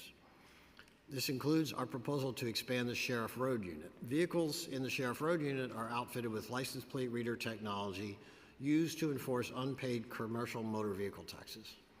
The license plate reader technology also allows DOF to identify vehicles that evade our booting operations because, for example, they're parked out of city overnight. We're also working to ensure that the co-op condo abatement is provided only to the intended beneficiaries of the program, resident owners, excuse me. Last year, we conducted a pilot program that resulted in the identification and removal of 4,500 abatements worth $8 million annually from property owners who were not using their condo or co-op apartment as their primary residence as required by law. And we plan to continue and extend that effort in the coming year. By constantly working to improve compliance and ensure that the programs we administer are targeted to their intended recipients, we protect the revenues and enable all of the city's services and programs. Finally, I want to highlight our continuing focus on improving customer service to make sure that paying taxes, fees, and fines is as convenient and accessible as possible. We are pursuing every opportunity, large and small, to improve our customer service. This includes working to automatically include customer data when calls are transferred from 311 to the Land Records Call Center. We've already applied this approach with personal exemptions, rent-freeze benefits, and business taxes calls from 311, and it has improved customer service, operations, and outcomes. Other improvements include returning to in-person outreach across the city, launching a digital signature capability for our smart file applications for property tax payment plans and the PTA program to reduce the burden on consumers of printing and scanning documents back to our staff, and adding scanners at all of our property exemption administration customer intake desks to assist customers faster in person. We have also redesigned the property tax statement of account so that customers can more easily understand their bills. This includes the usage of color and design elements that call attention to the most important information customers need to know, specifically how much they owe, how those charges were calculated, and how to pay. Most customers will receive the new version of the statement of account for their property taxes due on July 1st, and those will go out in the beginning of June, and additional property owners will receive it in future billing cycles. I've actually included examples of the current and redesigned statements of account with my testimony that we gave you. Finally, by the end of the year, we will introduce a new hearing by video option for customers who wish to dispute parking tickets. That adds to the existing options, which include online via the Pay or Dispute mobile app, in person, or by mail. We'll share additional information about this when it's available. In closing, I'd just like to reiterate how grateful we are for the support and partnership of this council. As you can see, the coming year will be quite busy and productive for the Department of Finance, and we look forward to your support in ensuring the success of the initiatives I've mentioned today, plus the many others underway throughout our agency. Thank you for the opportunity to testify today, and we'd be happy to answer any questions. Thank you, Commissioner Niblack. I appreciate your dedication to the kinder, gentler Department of Finance. There's been a huge mistake, Councilman. I want to talk about the PEGs. I appreciate you provided the vacancy reduction details by title. Yep. It's 116 vacant positions. I noticed just something like the clerical associate. Why is something like that seemingly so difficult to hire for? So he's 37 vacancies there. I will let CFO James speak to our hiring efforts here, especially in clerical associates. Retention and recruitment. We have to use the civil service list. That's the list process. And so that is a constant reapplying you. It's just a civil service process. It's hard to recruit. What does that position pay? Roughly about $38,000. $38,000. The new DC 37 contract will raise that, but it is the lowest paying starting salary in the department. Wow. Yes, for full time. And what do you need to have a college degree for that job? I don't think so. I don't think so. No, I don't think so. I think just a high school diploma. Are there plans to hire additional revenue generating positions like assessors and that kind of thing? Yes, there are. We currently just hired about 30 auditors within the Department of Finance, and we are continually aggressively recruiting for auditors. The civil service list just expired, so we are working with DCAS on how to go about hiring provisionally to get those employees, once we hire them, back on the civil service track. We're also working to hire city assessors, sheriffs, and other positions within the agency. Yeah. Let's stay on audits just because you mentioned it. OMB has deferred to DOF and saying that they rely on DOF's baseline forecast for audits. The executive plan added roughly $480 million in additional audit revenue for FY23, which is an indication to us that the audit revenue projections in the preliminary plan were not realistic after all. Can you provide us with some perspective on audit revenue projections in the preliminary plan and what might have changed? So, our role is to perform audits and collect funds from when we settle audits. Let me speak specifically to the changes between the preliminary and the exec. You may recall, Mr. Chairman, that there was a very large settlement, audit settlement of a single case for $480 million. At the time that the preliminary budget was locked down, we knew the case was settled. We didn't have the money in hand. OMB typically does not recognize money until it's in the bank. So it was not included then. It was added subsequently. That's the difference. That's that $480 million difference roughly between the prelim and the exec. Got it. So that explains that. We provide our daily or weekly updates on audit collections to OMB. But until the money's in the bank, they're reluctant to recognize it, of course. I want to ask you about the commercial motor vehicle tax, the Sheriff Road Unit, which will fund the installation of 75, I believe, additional license plate readers. Do we have a projected gross and net revenue from those cameras?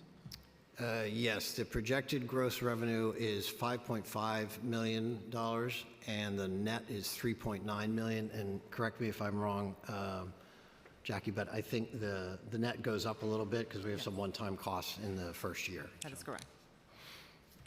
And will the sheriffs be focusing on highways or city streets? You know, the effort, currently the pilot program that we started with just had 3 vehicles, was really focused on sort of where there are high traffic commercial vehicles, you know, and especially where there are bottlenecks. Like we did an operation last year at the Queens, last week at the Queens Midtown Tunnel, for example. With the license plate technology, I mean, the sheriff's vehicles are all over the city.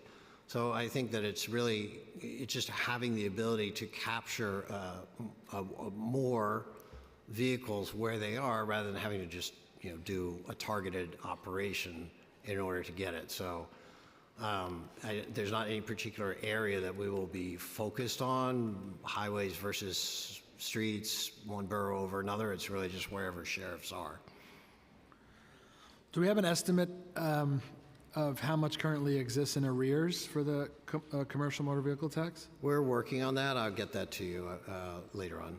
Okay. And will DOF share information gathered by the license plate readers with PD or DOT? The license plate readers don't exactly gather information. It's really, they're matching the license plate to a database of delinquent or taxes that are owed that we have already. So it's a tax enforcement tool. It's not really, you know, designed at least at this point for law enforcement or other purposes. So. Okay.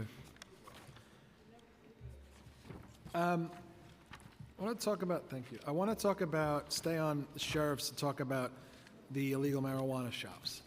Did whatever they did in Albany make life any easier for the sheriff's office? Yeah, we're still looking at that. The law department is working with our legal affairs division, and we've been speaking with our counterparts at State Taxation and Finance and the Office of Cannabis Management.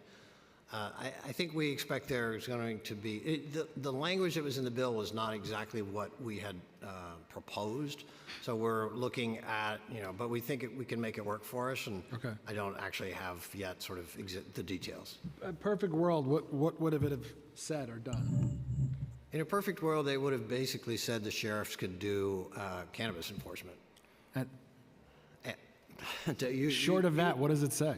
It says the Department of Taxation and Finance can do enforcement, and there's some language in there about, I can't remember exactly what it is, but there's some language in there about sort of agents of the Department of Taxation and Finance.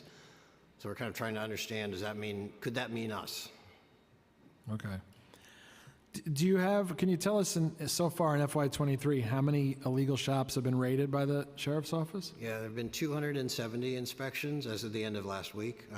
It's probably more as of today, but you know, a few more. But 270 inspections since last November when the task force was stood up. We've taken $14 million worth of goods out of those stores. 1-4? 14, 1-4. Yep. There have been 93 arrests. Lots of summonses have been issued, and notices of violations. $6.3 million in civil penalties assessed. Wow. How many illegal shops does DOF believe to currently operate in the city?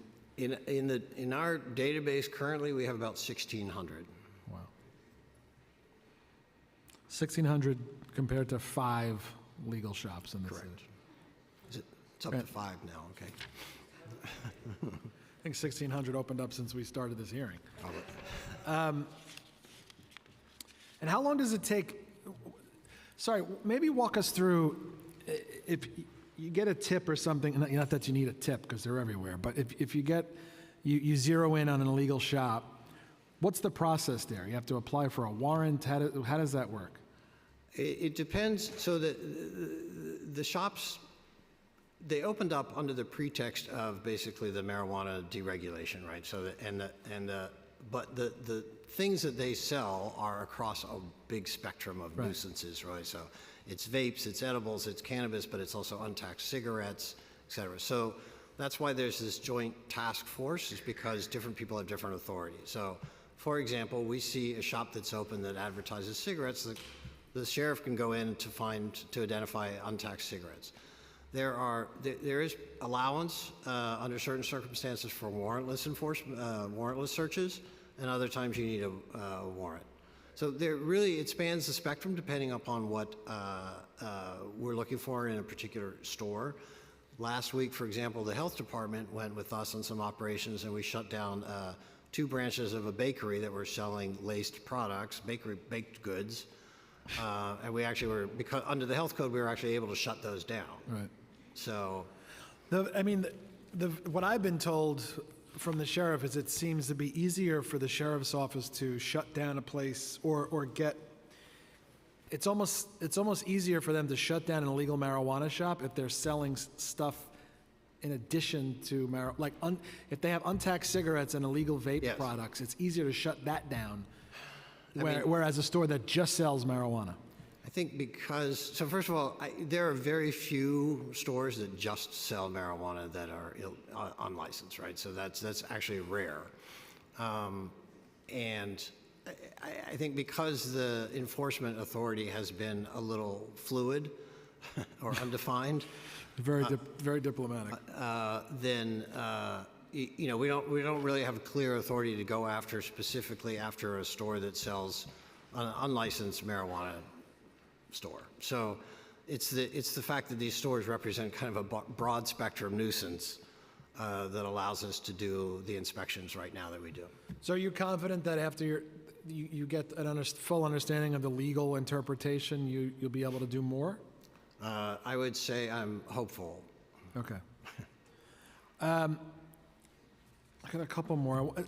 Something you mentioned in the preliminary budget hearing about the agency making more outreach efforts, including sending letters to potentially eligible people for different tax breaks, whether it's the expanded EITC or enhanced STAR. Could you give us an update on how successful those efforts were? Yes. So let me talk about EITC specifically. We mailed notices to 14,000 plus seniors who are receiving the Senior Citizens Homeowner Exemption, but not STAR, to let them know that they could qualify for E-STAR.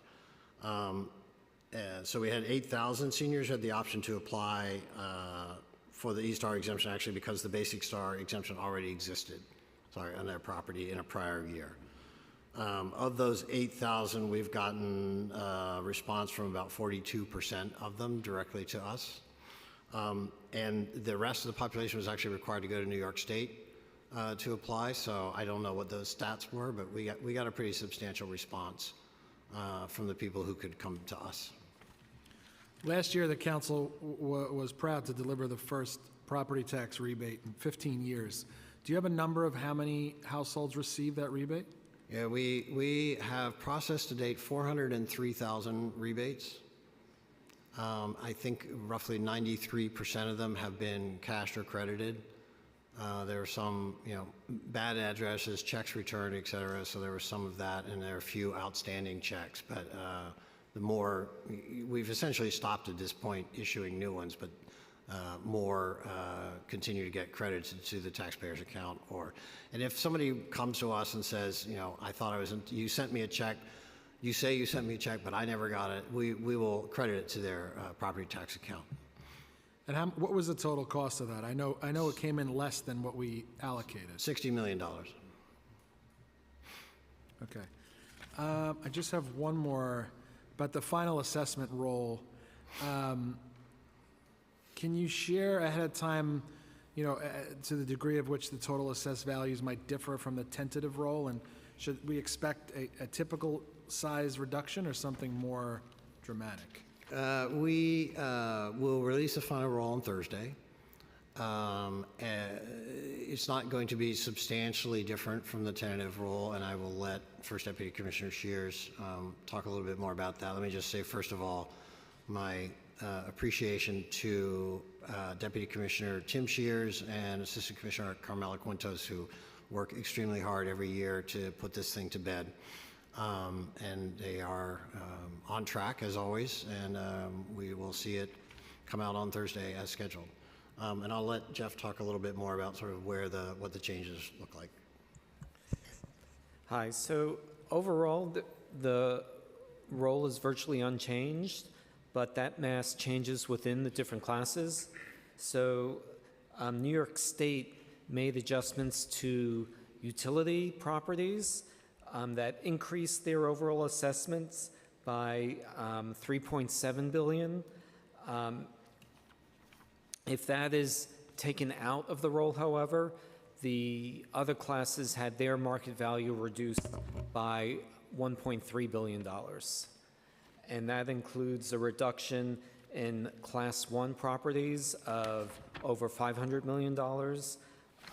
Class 2 properties, the value increased by $660 million, and Class 4 properties decreased by $1.4 billion. Those all sound like, large numbers, of course, but in percentage terms, the overall change was 0.16% up.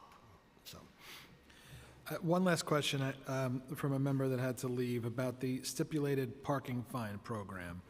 I know in the past, DOF has said the program saves New Yorkers money by cutting down on administrative costs. Others argue we're losing millions by giving these discounts. Is DOF still supportive of this program, and are we convinced that it still saves the city money? So we don't actually believe that we're giving away money here. We believe that we are setting the rates for stipulated fines where there is a stipulated fine allowed at what a rate that reflects what the outcome of adjudicated hearing is for those offenses. So if you'll allow me to use a statistical term, on an expected value basis, we're getting the money that we would have gotten had they gone to adjudication without going to adjudication. And that saves money because then we don't have to have the salaries of administrative law judges and support staff and related OTPS costs. And most importantly, what'd you think of my day fines idea?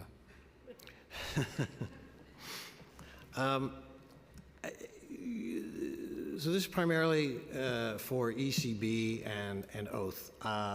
So they will be the ones who really have to speak to it. I'll just say if it were applied to parking tickets, I think we'd struggle with how we were going to verify people's incomes. Okay. I think that's an administrative hurdle that would be difficult, challenging to meet. Okay, I'm going to give it now. Questions starting with Councilmember Brewer, followed by Barron. Thank you, Commissioner. I don't like that bill, so just, a couple questions. First of all, thank you to Rita Jen for all her work and to the sheriff. When we have the legal smoke shops, I've obviously been in a lot of the illegal ones, but are you getting money from the 4 or 5 legal shops, or is it all going to the state? I don't know that we actually have tax filings from them yet, so I don't know that we know.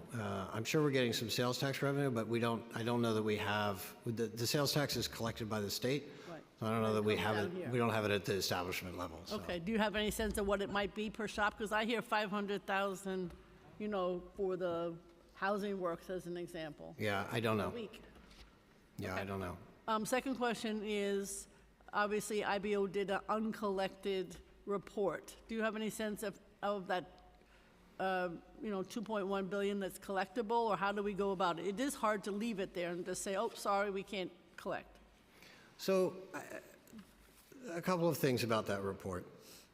One, if we take parking tickets as an example, typically about 3/4 of parking tickets are paid within 30 days. Within 2 years, you've collected about 91% on average. After that, after 2 years, it becomes harder and harder to collect. It's harder to find the people who owe you the money. After 3 years, as a matter of practice, we write it down to 0.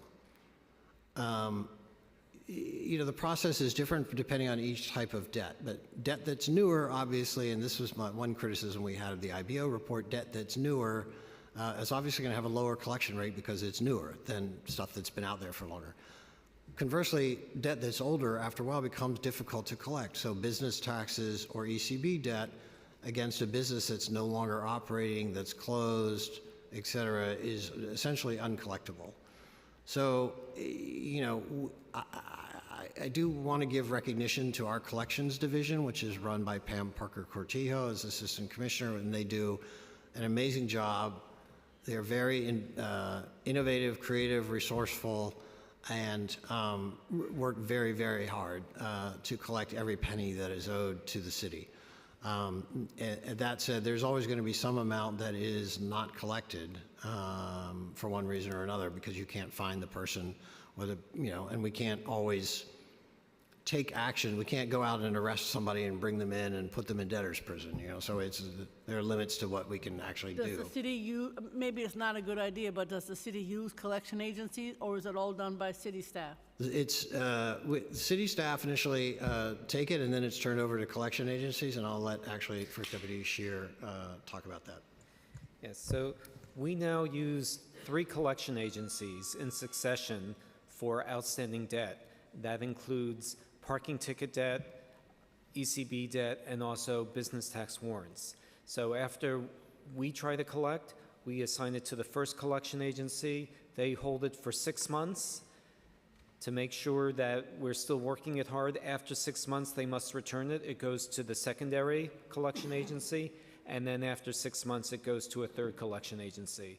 So this makes sure that the debt is being constantly worked and being worked by multiple parties in case one agency is not working it as vigorously as it should. Okay. And the other thing is 6.3 million, you said, in civil penalties to the smoke shops. Do you at least assess? Do you have any sense of whether that's being collected? That would be an example of, you know, I don't know what's going to happen. I haven't been in them and been part of the raids. I don't know what they're doing in terms of actually paying that. I would have to look to see. I would have to get back to you about whether, you know, how much of that has been paid. Again, some of it may be returnable to the Department of Health. Some of it will be returnable to ECB. I don't know exactly all of the details of it, but we can get back to you about So obviously you try to collect, but there are other agencies, we don't know if they do the same kinds of studious collection, right?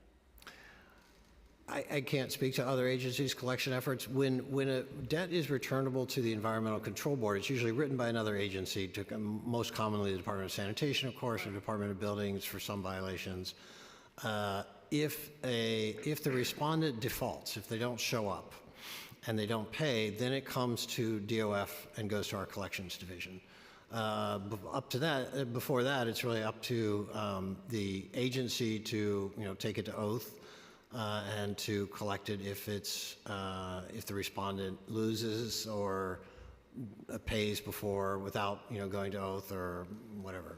Do you think it's higher or lower than in the past, say 2019, 2018, or is it about the same in terms of people not paying? You know, the pandemic changed people's behavior in many ways. And I think one thing that happened during the pandemic was that we sort of suspended enforcement for a little while. Yeah. When I came in, we resumed enforcement because I'm a tough guy. It was interesting to watch people's behavior start to change. And now I think people are like, okay, I have to pay my parking ticket. So now we're seeing people come in, settle their old debt, and more rapidly settle the debt that they have. But, you know, there's a lingering sense, I think, sometimes that we're not going to enforce, and that's a mindset that we have to change. Okay. And then finally, some people, particularly older adults, when they, maybe I'm wrong, but I think when they have questions about property tax and so on, there's no phone number to call. Is that correct?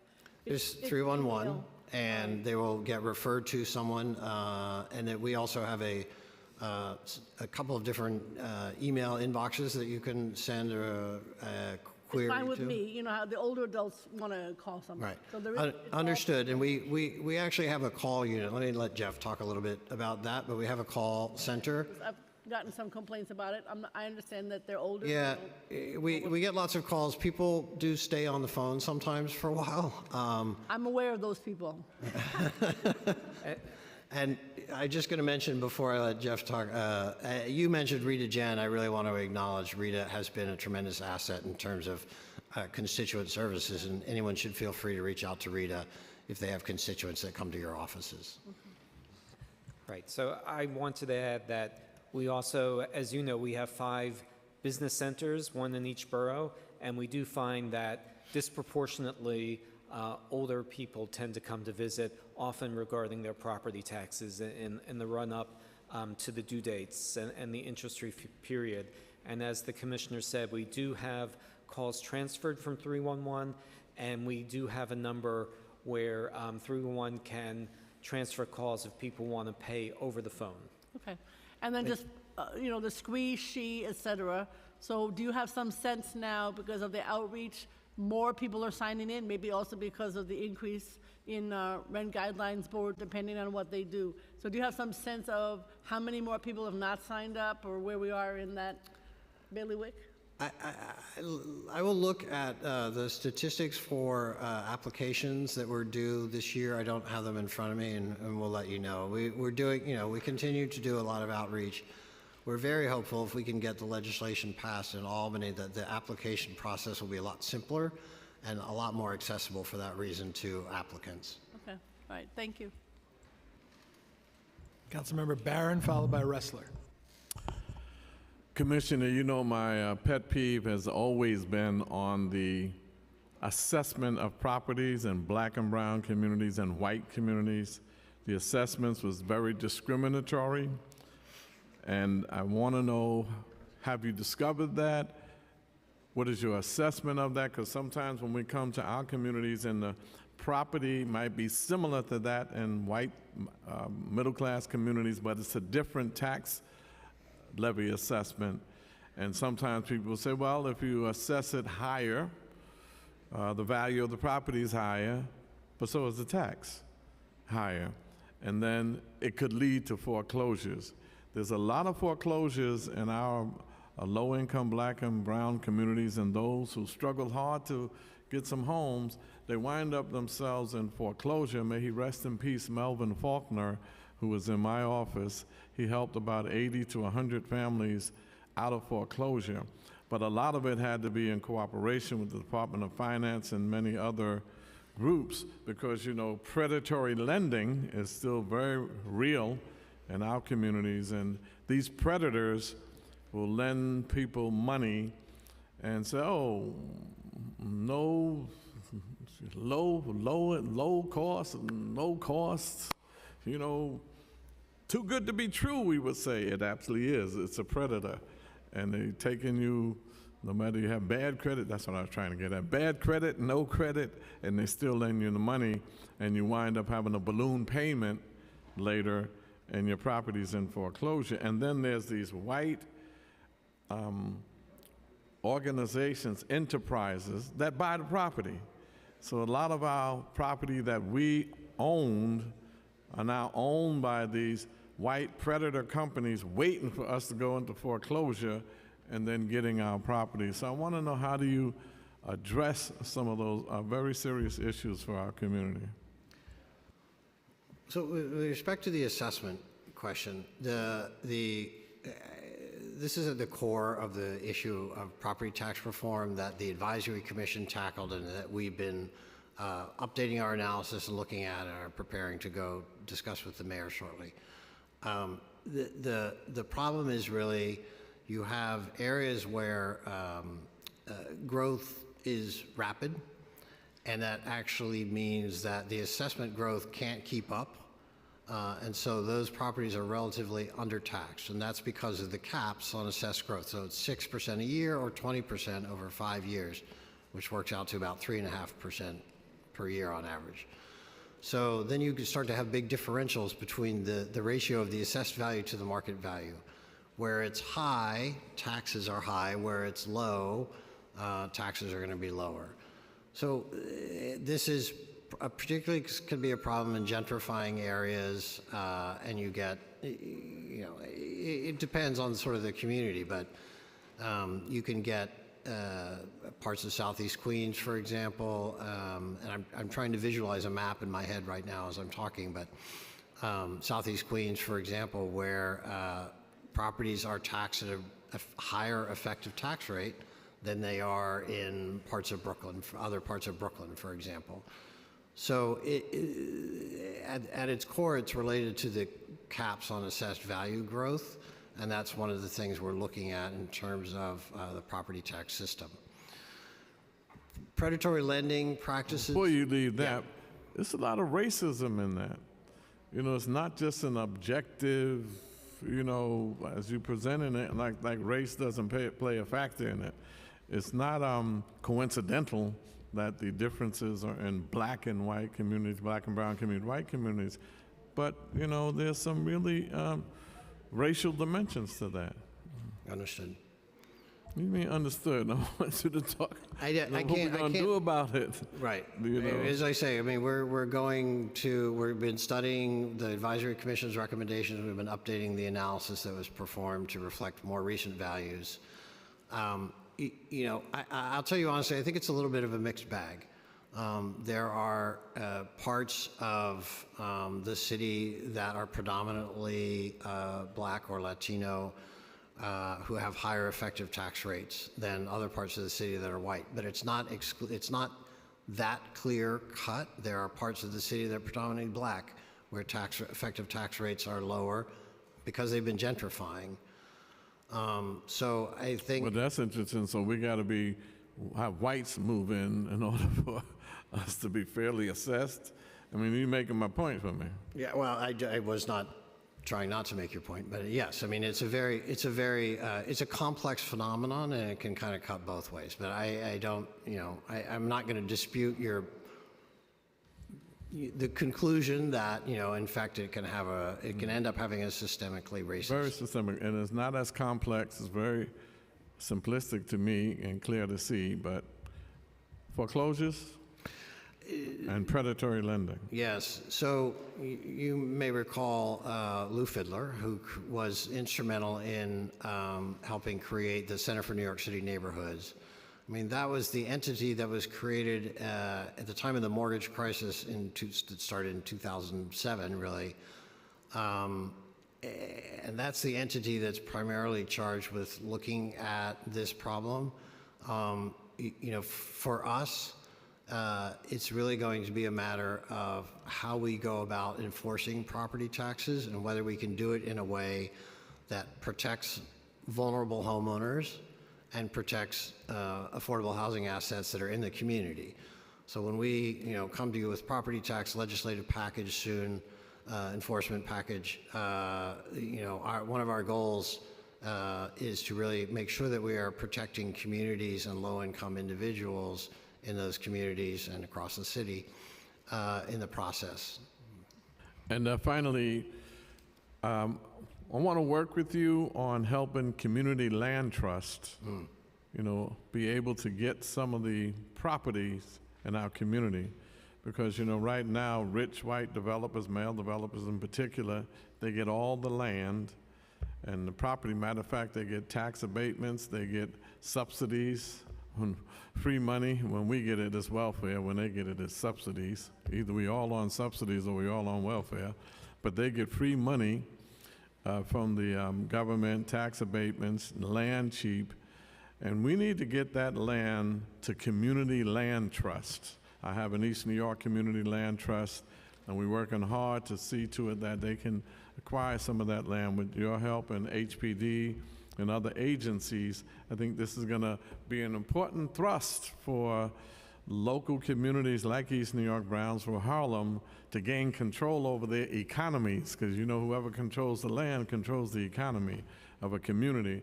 And that's what some of us who are socialists and black nationalists, whatever you want to call us, we're trying to get more control over the land and the economy of our communities. And what's your thinking on that? We actually, again, to go back to the property tax enforcement, you know, that's one of the drivers really of this whole conversation has been the community land trusts. And we just had a meeting recently with a group of CLTs, including East New York, and to talk about our proposal for property tax enforcement and the role that CLTs would play in the preservation of you know, affordable housing assets in communities. So we definitely are looking at them as having a prominent role going forward in this. Councilmember Ressler. Thank you so much, Chair Brannon and Commissioners. Good to see you. Deputy Commissioner Scheer and James, pleasure. And I just was reading in your remarks, I'm sorry I was a little late, that Leslie Zimmerman was promoted, which is great. Yes. I was always really impressed by her, really good public servant. Congratulations to her and to all of us who will benefit from her serving in a leadership role. I just had a few questions for you today. One was, does this administration support in full the recommendations of the Property Tax Commission that concluded in December of 21? So we, when I came into office, as you know, it was about 5 days after the Advisory Commission dropped its final report. Our tax policy division had quite an active role in doing that analysis for the commission.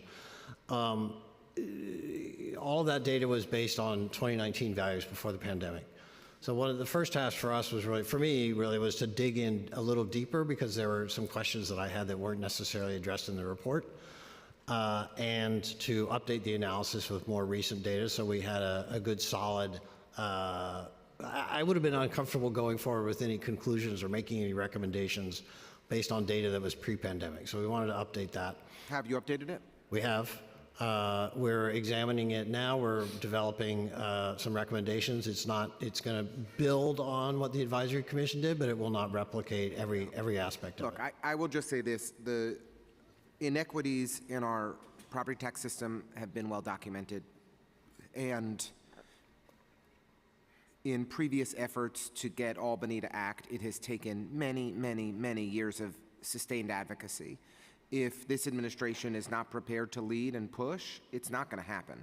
And so we appreciate that you're doing your due diligence and updating based on the changing conditions that we've experienced post-pandemic or through the pandemic.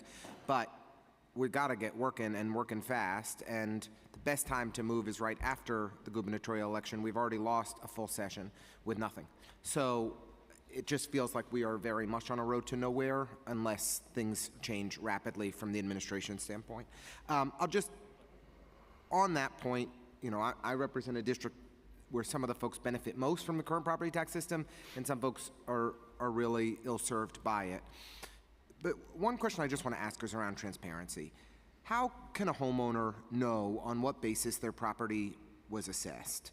The valuations are adjusted based on the value of comparable properties, but the owner has zero information on those adjustments. And so what we often see in South Williamsburg is that condo properties are compared to other condos in Williamsburg that have pools and are luxury developments and have nothing to do with the kind of bare bones condo developments in South Williamsburg. And accordingly, their assessments, we believe, are very unfair.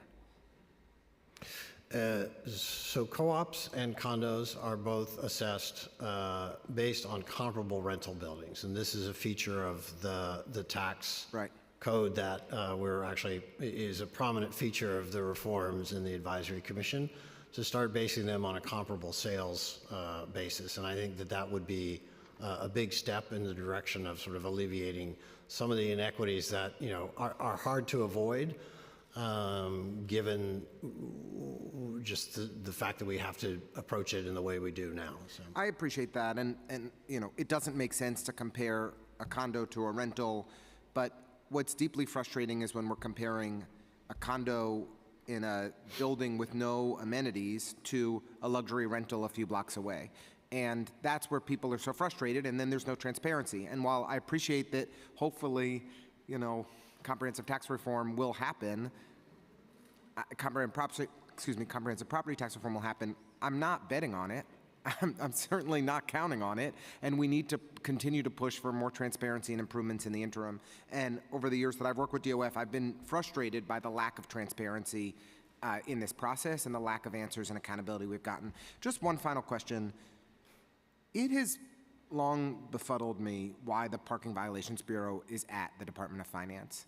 Feels like every other comparable violation goes to Oath.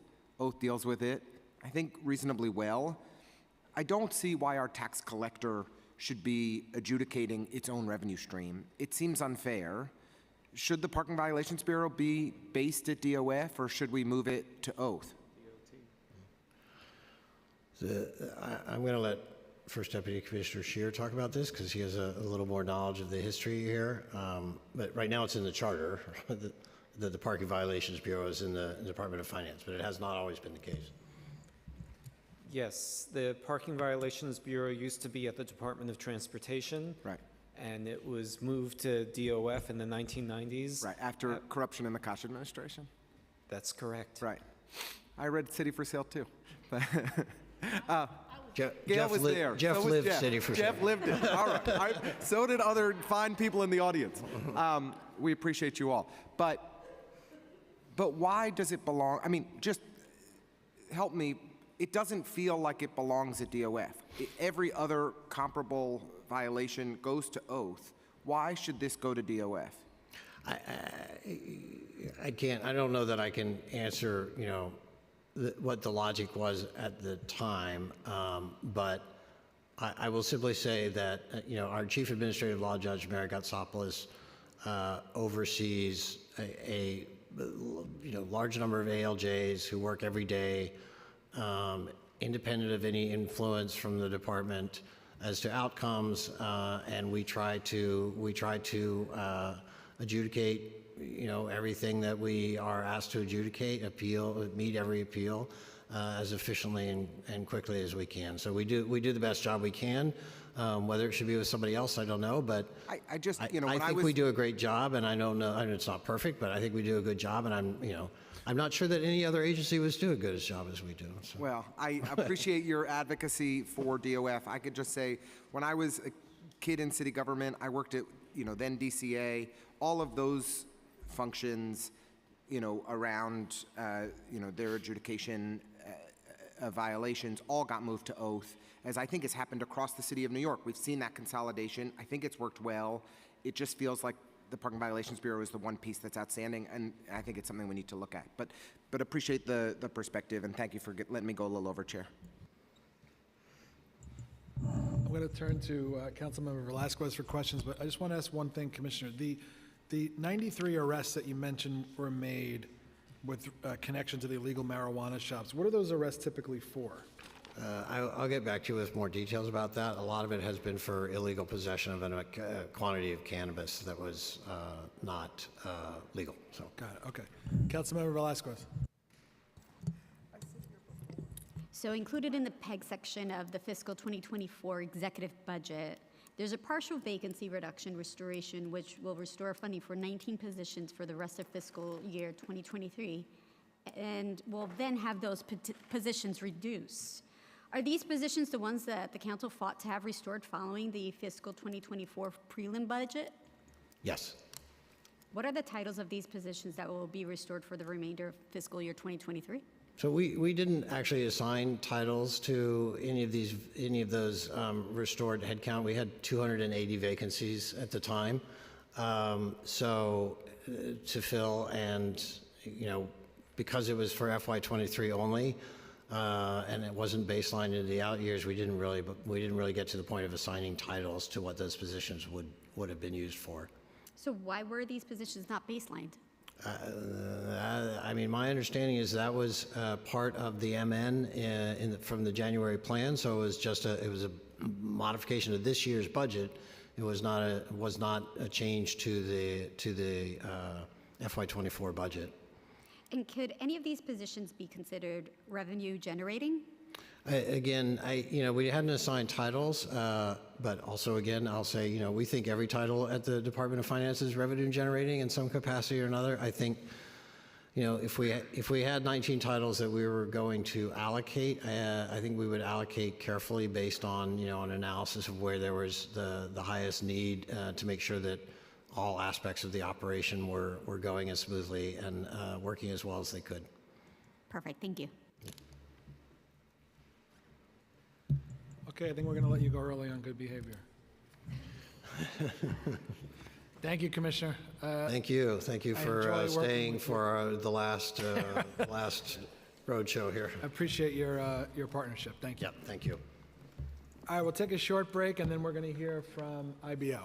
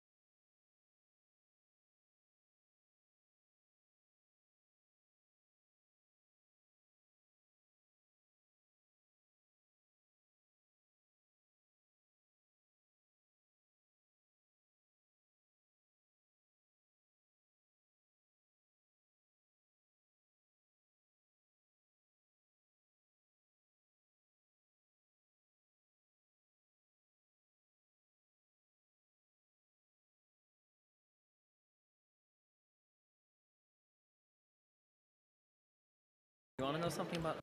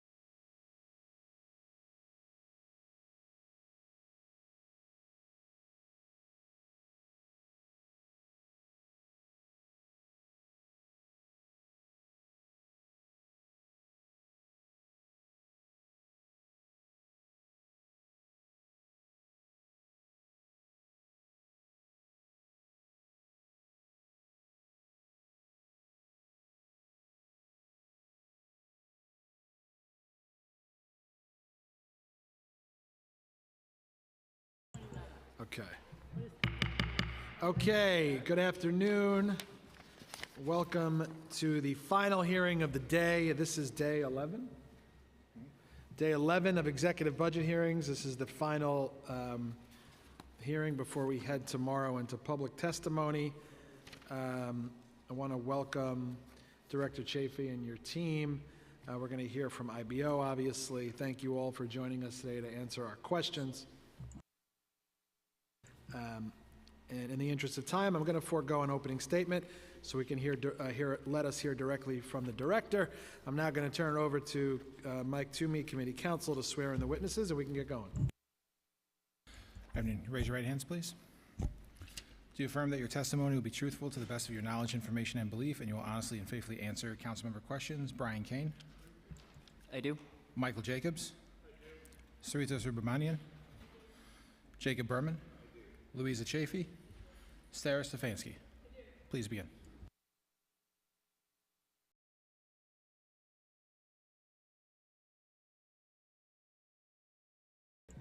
No. Good afternoon. Good afternoon, Chair Brennan and members of the New York City Council on Finance. I'm Louisa Chafee, Director of the Independent Budget Office. Thank you for the opportunity to testify. Joining me today are 5 members of my team: Michael Jacobs, Sarah Stefanski, Sarita Subramanian, Jacob Berman, and Brian Kane. Today's testimony refers to and relies on IBO's charter-mandated report on the executive budget, which was issued on May 15th. This report can be found on the IBO website, and I've also brought copies for your convenience. IBO is proud to provide nonpartisan budgetary, economic, and policy analysis that helps to increase New Yorkers' understanding of and participation in the budget process, and that assists you as elected representatives in exercising your oversight, budgetary, and legislative responsibilities. This year, IBO's economic analysis is cautiously optimistic for New York City's short-term fiscal health. Based on IBO's revenue forecasts and reestimates of city spending, IBO projects an additional fiscal year 2023 surplus of $2.1 billion beyond the $3.0 billion in budget stabilization funds in the executive budget. Assuming the $2.1 billion are applied as prepayments for fiscal year 2024 expenses, next year's budget is balanced. Widening budget gaps in fiscal years 2025 through 2027 will pose challenges as the city emerges from the COVID-19 pandemic. The out-year gaps grow larger in that time frame, ranging from $5.8 billion to $7.7 billion. Relative to the current year, IBO anticipates that, over the course of the plan, expenditures will increase by 11.1%, while revenues will grow only by 1.9%. Despite comparable growth in taxes and expenditures, this growing gap underscores the importance of federal and state revenue to the city's ongoing fiscal health. Over the course of the financial plan, IBO forecasts that the city-funded costs will be $10.9 billion greater than the projections in the executive budget.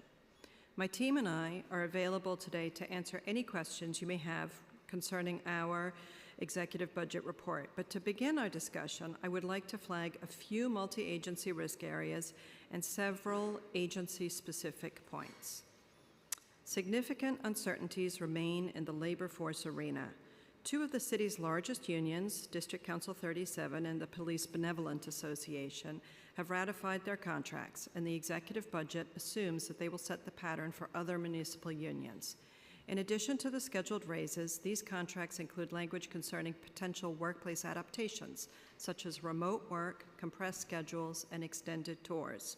Such innovations could be challenging for other unions, such as the United Federation of Teachers, whose members typically must work in person and during specified hours. With the UFT contract as yet unsettled, the city does not have full certainty on its labor force costs. The large number of vacancies in the city workforce also add uncertainties. Based on actual spending during the current year and taking account of both vacancies and overtime spending, IBO projects that the city will save nearly $700 million in budgeted city funds for personnel services in fiscal year 2023, only a portion of which will be offset by the new costs of the new labor settlements. IBO has flagged rising costs that persistent vacancies may mean that some agencies miss key performance targets, a result that it could also be costly. And not in IBO's report, but of note, given the concerns of the City Council, is the lack of recognition of workers funded through the city's human service contracts with nonprofit providers. Another risk is the exhaustion of federal stimulus funding. This is particularly risky for the Department of Education. The end of federal stimulus funding pipeline presents an obvious budgetary risk for DOE, stemming from the city's use of some of its stimulus allocation to pay for reoccurring programs, such as Summer Rising, contracted nursing services, pathways to graduation, preschool special education, mental health counseling, 3K, etc. While there may be other smaller gaps in agencies, IBO estimates that the city will need to provide additional funding to DOE in each of the upcoming fiscal years, from $5 million in 2023, $285 million in 2024, $678 million in 2025, and $881 million annually in 2026 and 2027 to replace these then missing federal stimulus funds. Another risk are escalating costs and uncertain arrival trends for asylum seekers. There has been much discussion today about IBO's pricing of asylum seekers, and we look forward to your questions in these areas. The costs have been significantly increasing during 2023 with the continuing influx of asylum seekers and escalation in shelter costs as the city continues to ramp up capacity. Prior to the General Welfare Committee hearing on the executive budget, IBO analyzed 3 scenarios for the cost of services across fiscal years 2023 and 2024, and these yielded a range from $2.7 billion at the low end to $3.7 billion at the upper end, the latter being about $600 million less than the cost projected in the executive budget. In addition to these uncertainties, IBO also flagged several agency-specific issues, including chronic underfunding of NYCHA, which presents near-term challenges. Although the city will cover the estimated $80 million to cost to NYCHA of the DC 37 labor settlement, the executive budget has few other subsidies for NYCHA's operations. In December 2022, NYCHA reported that it was owed around $500 million in unpaid rent, with its rent collection at 63% as of this past March. Until recently, the state's Emergency Rental Assistance Program, ERAP, was unavailable to NYCHA residents. Although residents are now available, the program is unlikely to provide sufficient funds to address the pending arrears. If nothing is done to address this, NYCHA may need to reduce property maintenance spending in 2024, which could compel the city to provide additional subsidies to pay for structural work required under NYCHA's federal monetary agreement. Meanwhile, as IBO previously reported, NYCHA's $40 billion in unfunded capital needs may lead to further deterioration of the housing stock, again, potentially requiring further subsidies to meet legal obligations. The state budget changes impacting paratransit. IBO estimates that the city's paratransit subsidy, known as Accessoride, will need to increase by $707 million across the financial plan. This includes an adjustment for the increase in the city's paratransit subsidy for 2024 and 2025 enacted in the state budget, as well as adjustments to the financial plan's annual baseline to reflect the MTA's projected growth in paratransit costs. I'd also like to flag a series of noteworthy gaps in the executive budget funding for many key programs. The executive budget omits funding for many social and community service initiatives added by the City Council every year at budget adoption, including key youth, aging, library, cultural, health and mental hygiene programs throughout the city. In addition, IBO noted several critical programs and services that were materially underfunded in the executive budget. An example is that IBO estimates the Human Resources Administration will continue to spend $247 million annually for legal services, including anti-eviction and related services, as well as deportation defense legal services across all plan years. To baseline legal services funding at this level, not even including the expansion of the right to counsel law, will require an additional $9 million in city funds in fiscal year 2023, $56 million in fiscal year 2024 and 25, and $72 million in fiscal years 26 and 27. This is a relatively small sum for an agency with a 2024 budget of more than $11 billion, but right to counsel is a service of critical importance to New Yorkers facing homelessness and to asylum seekers. Thank you for your time, and we are happy to answer any questions. Thank you so much. I want to get right into the asylum seekers. Earlier this month, as you mentioned, as we've mentioned as well today, and has been talked about quite a bit, IBO released their own analysis of the cost of the city's response, which is closer to what the council has estimated. And your worst case scenario forecast was still $600 million less than what OMB is projecting over the next 2 years. Can you walk us through the estimate and what the methodology was? Yes, I'm going to hand it to Sarah Stefanski, who will do exactly that. Thank you. Hello. Good afternoon, Council. To start us off, I'm going to walk through our estimate and our methodology, but all of this, to start us off, I want to just say this is a very fluid and ever-changing cost implication for the city, and we want to just acknowledge that. So to start off on IBO's cost estimate, at the end of April, there were approximately 37,000 asylum seekers staying in the city's care, with 27,100 in DHS shelters. And this is about 7,400 more than were in the preliminary budget when it was released in January. Around 70% of asylum seeker households in DHS shelters are families with minor children, 10% are families of related adults, and 20% are individuals. Now, IBO agrees with both the preliminary and executive budgets in that the costs to New York City for recently arrived asylum seekers are high and continue to escalate. IBO estimates that about 80% of the total costs for asylum seekers are associated with shelter and food, with the remaining 20% budgeted for related non-shelter costs. The first step IBO took in coming up with our estimate is to look at the number of asylum seekers in the city's care and to estimate this through 2024. We looked specifically at this year and then projected through the end of 2024 to mirror, again, OMB was focusing their projections on the years 2023 and 2024. So we projected the number of asylum-seeking households based on trends seen over the past 11 months. And we did this for 3 distinct types of shelter households. Again, families with minor children, families with related adults, and individuals. And we did each group as an independent census projection because shelter costs and lengths of stay differ among these types of households. IBO next examined costs associated with sheltering asylum seekers. As of the executive budget, nightly shelter costs for asylum seekers were 68% higher for families with children, 65% higher for related adults, and 15% higher for single adults when compared with DHS nightly costs from the previous year.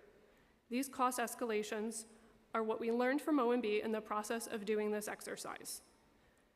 Thus, rather than use historic DHS shelter rates, as we had done in prior IBO models, IBO adopted the city's April 2023 cost projections for each of these 3 types of households. We then took the number of households we projected coupled with our costs, and this provided our baseline estimate of shelter costs for 2023 and 2024. IBO also examined 2023 spending trends for non-shelter costs. This includes administrative, legal, information technology, emergency management, health, and other services. IBO adjusted these costs for the remainder of the current year with the assumption that costs have risen over the course of this year as the city continues to ramp up service provision. We then took 2023 non-shelter cost estimates and applied our forecasted shelter census growth to these costs to come up with an estimate for next year. We have used our census growth as how much we thought it might grow next year because most non-shelter costs are still tied to the population growth. They are in setting up new intake centers, setting up HERC facilities. Our baseline estimate is $1.2 billion, estimates that $1.2 billion will be needed for this year and $1.9 billion for next year, totaling $3.1 billion over the 2-year period. However, IBO recognizes that this is a highly fluid situation. There are changes on the US border enforcement, both the lifting of Title 42, but also the potential for other changes in border regulations. We do not know the movement of asylum seekers from the southern border to New York City. An unknown is the level of service used by asylum seekers, who's entering shelter, how long they're going to stay in shelter.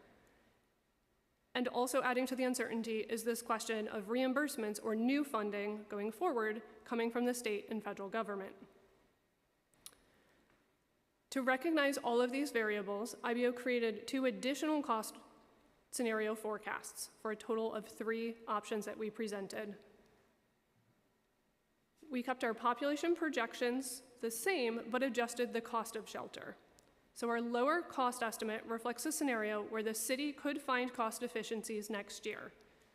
This came out to a 2-year total of $2.7 billion, $1.1 billion this year, and $1.6 billion next year.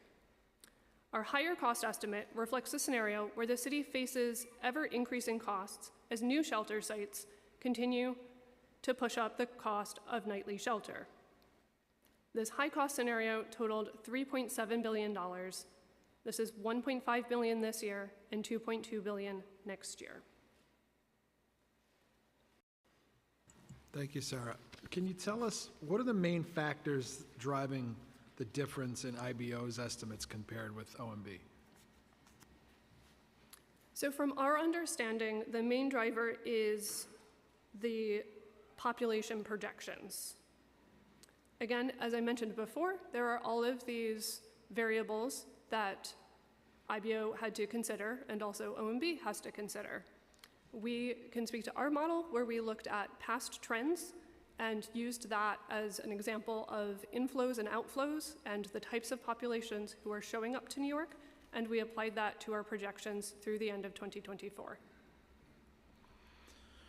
In the executive plan, DHS added $260 million to FY23 for increased costs of non-asylum seeker shelter operations.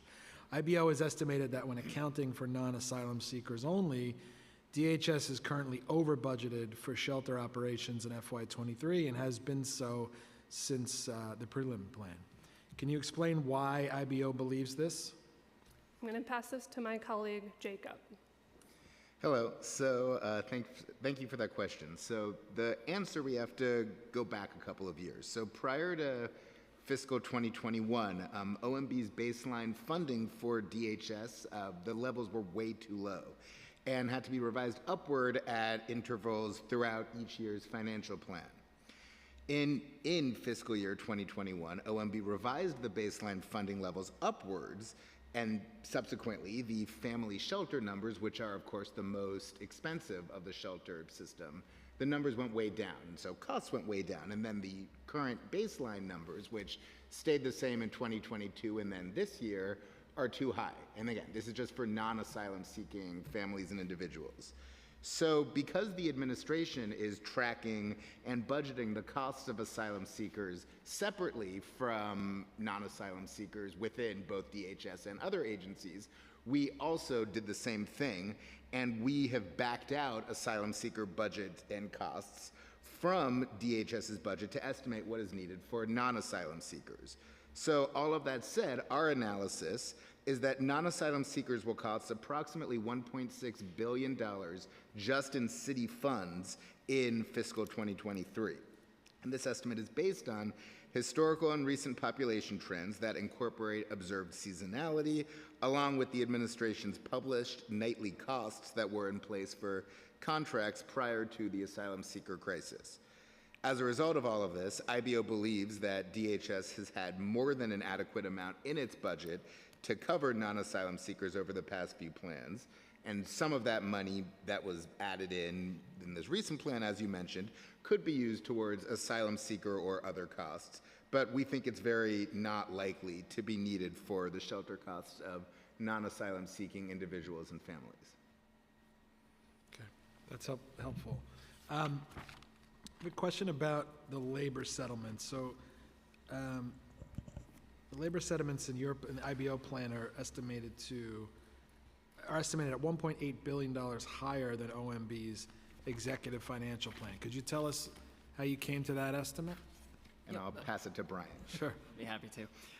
Yeah, so in terms of how we got to our estimate, we started with spending data for each collective bargaining unit from 2022 as our baseline, because most city contracts had expired by 2022, so that year roughly represented the total cost before raises for any future years. We then applied raise patterns negotiated by DC 37 and PBA to each CBU, starting the day after each union's previous contract expired. And then on top of that, we manually added in additional costs like fringe, pension, and the $18 minimum wage, and arrived at our estimate of about $17.8 billion in city costs above what was in the labor reserve before exec. Now, in terms of the difference between our number and OMB's, we can't speak to it directly because we haven't seen OMB's model. However, we have seen their cost of 1% book, and that book used 2020 data instead of 2022. We believe 2022 data is more reflective of what the actual cost will be for the reason I just described, and so we also tried to be conservative in our application of rates. So for example, we used DC 37 rates for UFT instead of an alternate amount or PBA rates. Does IBO feel that the city has issues regarding its long-term financial health? Michael? Hi. If you're referring to the report that Manhattan Institute recently issued, we've looked at it. We haven't studied it and analyzed it. I mean, one thing it points out, and this is something that's been pointed out by IBO and others in the past, is there's a certain assumption as to the rate of return on financial assets that the city has, and I believe 7%. And if that turns out to be too high, the city is going to have to make up the difference. The other thing I noted about it was they point to the last 7 years and noted that 5 of those years, the amount of money that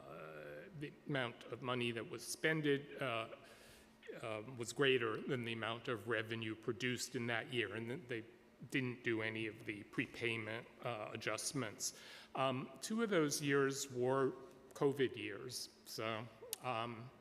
But it's not a criticism of the report. We need to look at it more carefully. There's some issues regarding the long-term pension investments that I can't speak to, but we would need to look at that further. Okay. Last question from me is going to be about the property tax forecast. The most recent IBO and council tax revenue forecasts are very similar, though IBO's is a bit higher in all years except for revenues projected for FY24. What leads IBO to believe that the final assessment roll would decline so much from the prelim assessment roll? We've started to look at our model, and obviously it needs examination. If what Commissioner Niblack said, and his staff said, that the final roll is not a whole lot different than the preliminary roll. So we are going to look at that and see if we can figure out what's going on. We need to look at it by class, property class by property class, to see if there's any particular area where we really did not do well. Okay, I'm going to hand it over to Councilmember Brewer. Thank you, IBO, for all your work. In your testimony, and it's something that I mentioned but didn't get very far with OMB, is I'm really concerned about nonprofit providers. And it looks like, if you give a general $200 million would be to have them COLA and some budgetary support so they can actually do their job and maybe retain their employees and so on. So I just wanted to hear a little bit more from you, because what you said is lack of fiscal recognition, and I certainly agree. Is there some way that we should be handling it differently? I'm really, really concerned about this sector. Thank you, Councilwoman. We are carefully trying to understand the potential fiscal impact following the DC 37 pattern on nonprofits, human service nonprofits under contract with the City of New York. Right, and I think there's a couple of issues, of course. One is parity, and then there's just general, funding. So I guess those are the 2 things you're looking at. Yes. Okay. And then the other question, obviously you heard me ask more about your wonderful report on collections. I didn't know if there's anything else you wanted to add, because I really appreciate you doing it. And I have to say, if you're a New Yorker who's paying their taxes and you see others are not, or your parking tickets or whatever it is, you do feel like, why should I pay mine? But I didn't know if you wanted to add anything to that. Well, we thank you for your appreciation, and we look forward to answering future questions. And we think that the more transparency that can be brought to this type of issue, the easier for you to proceed with your policy decisions. Okay, I appreciate that. And then just finally on the same issue of the asylum, I don't know if one of the things that came up, I don't remember which hearing at this point, but I do think that it's good that the HERCs have a lot of staffing in terms of having been to, I think, at least all of the Manhattan HERCs. And there's wonderful staff. I guess I learned today there are 3 different staffing contracts. Is that something that you have looked at, or is that something that you think needs more attention? Because yes, they need staffing, but it just seemed like a lot to me. I didn't know if you'd had any chance to look at that. So we are in the process of looking very carefully at the HERCs. Okay, and to see whether or not the staffing matches the need, et cetera, because if you're in a DHS system, you do not have any of the above, and it just seems like it's a good thing. Either everybody gets it, or it seems like it's not fair for some people to get it and others not. That's from my perspective. And then the other issue, of course, is we're all concerned, and you gave a good list of the youth, aging, library, cultural, and so on. And I just was wondering, we all think they're underfunded. The answer from OMB is, of course, they're not filling their position, so therefore there's money on the table, so therefore we have to, cut.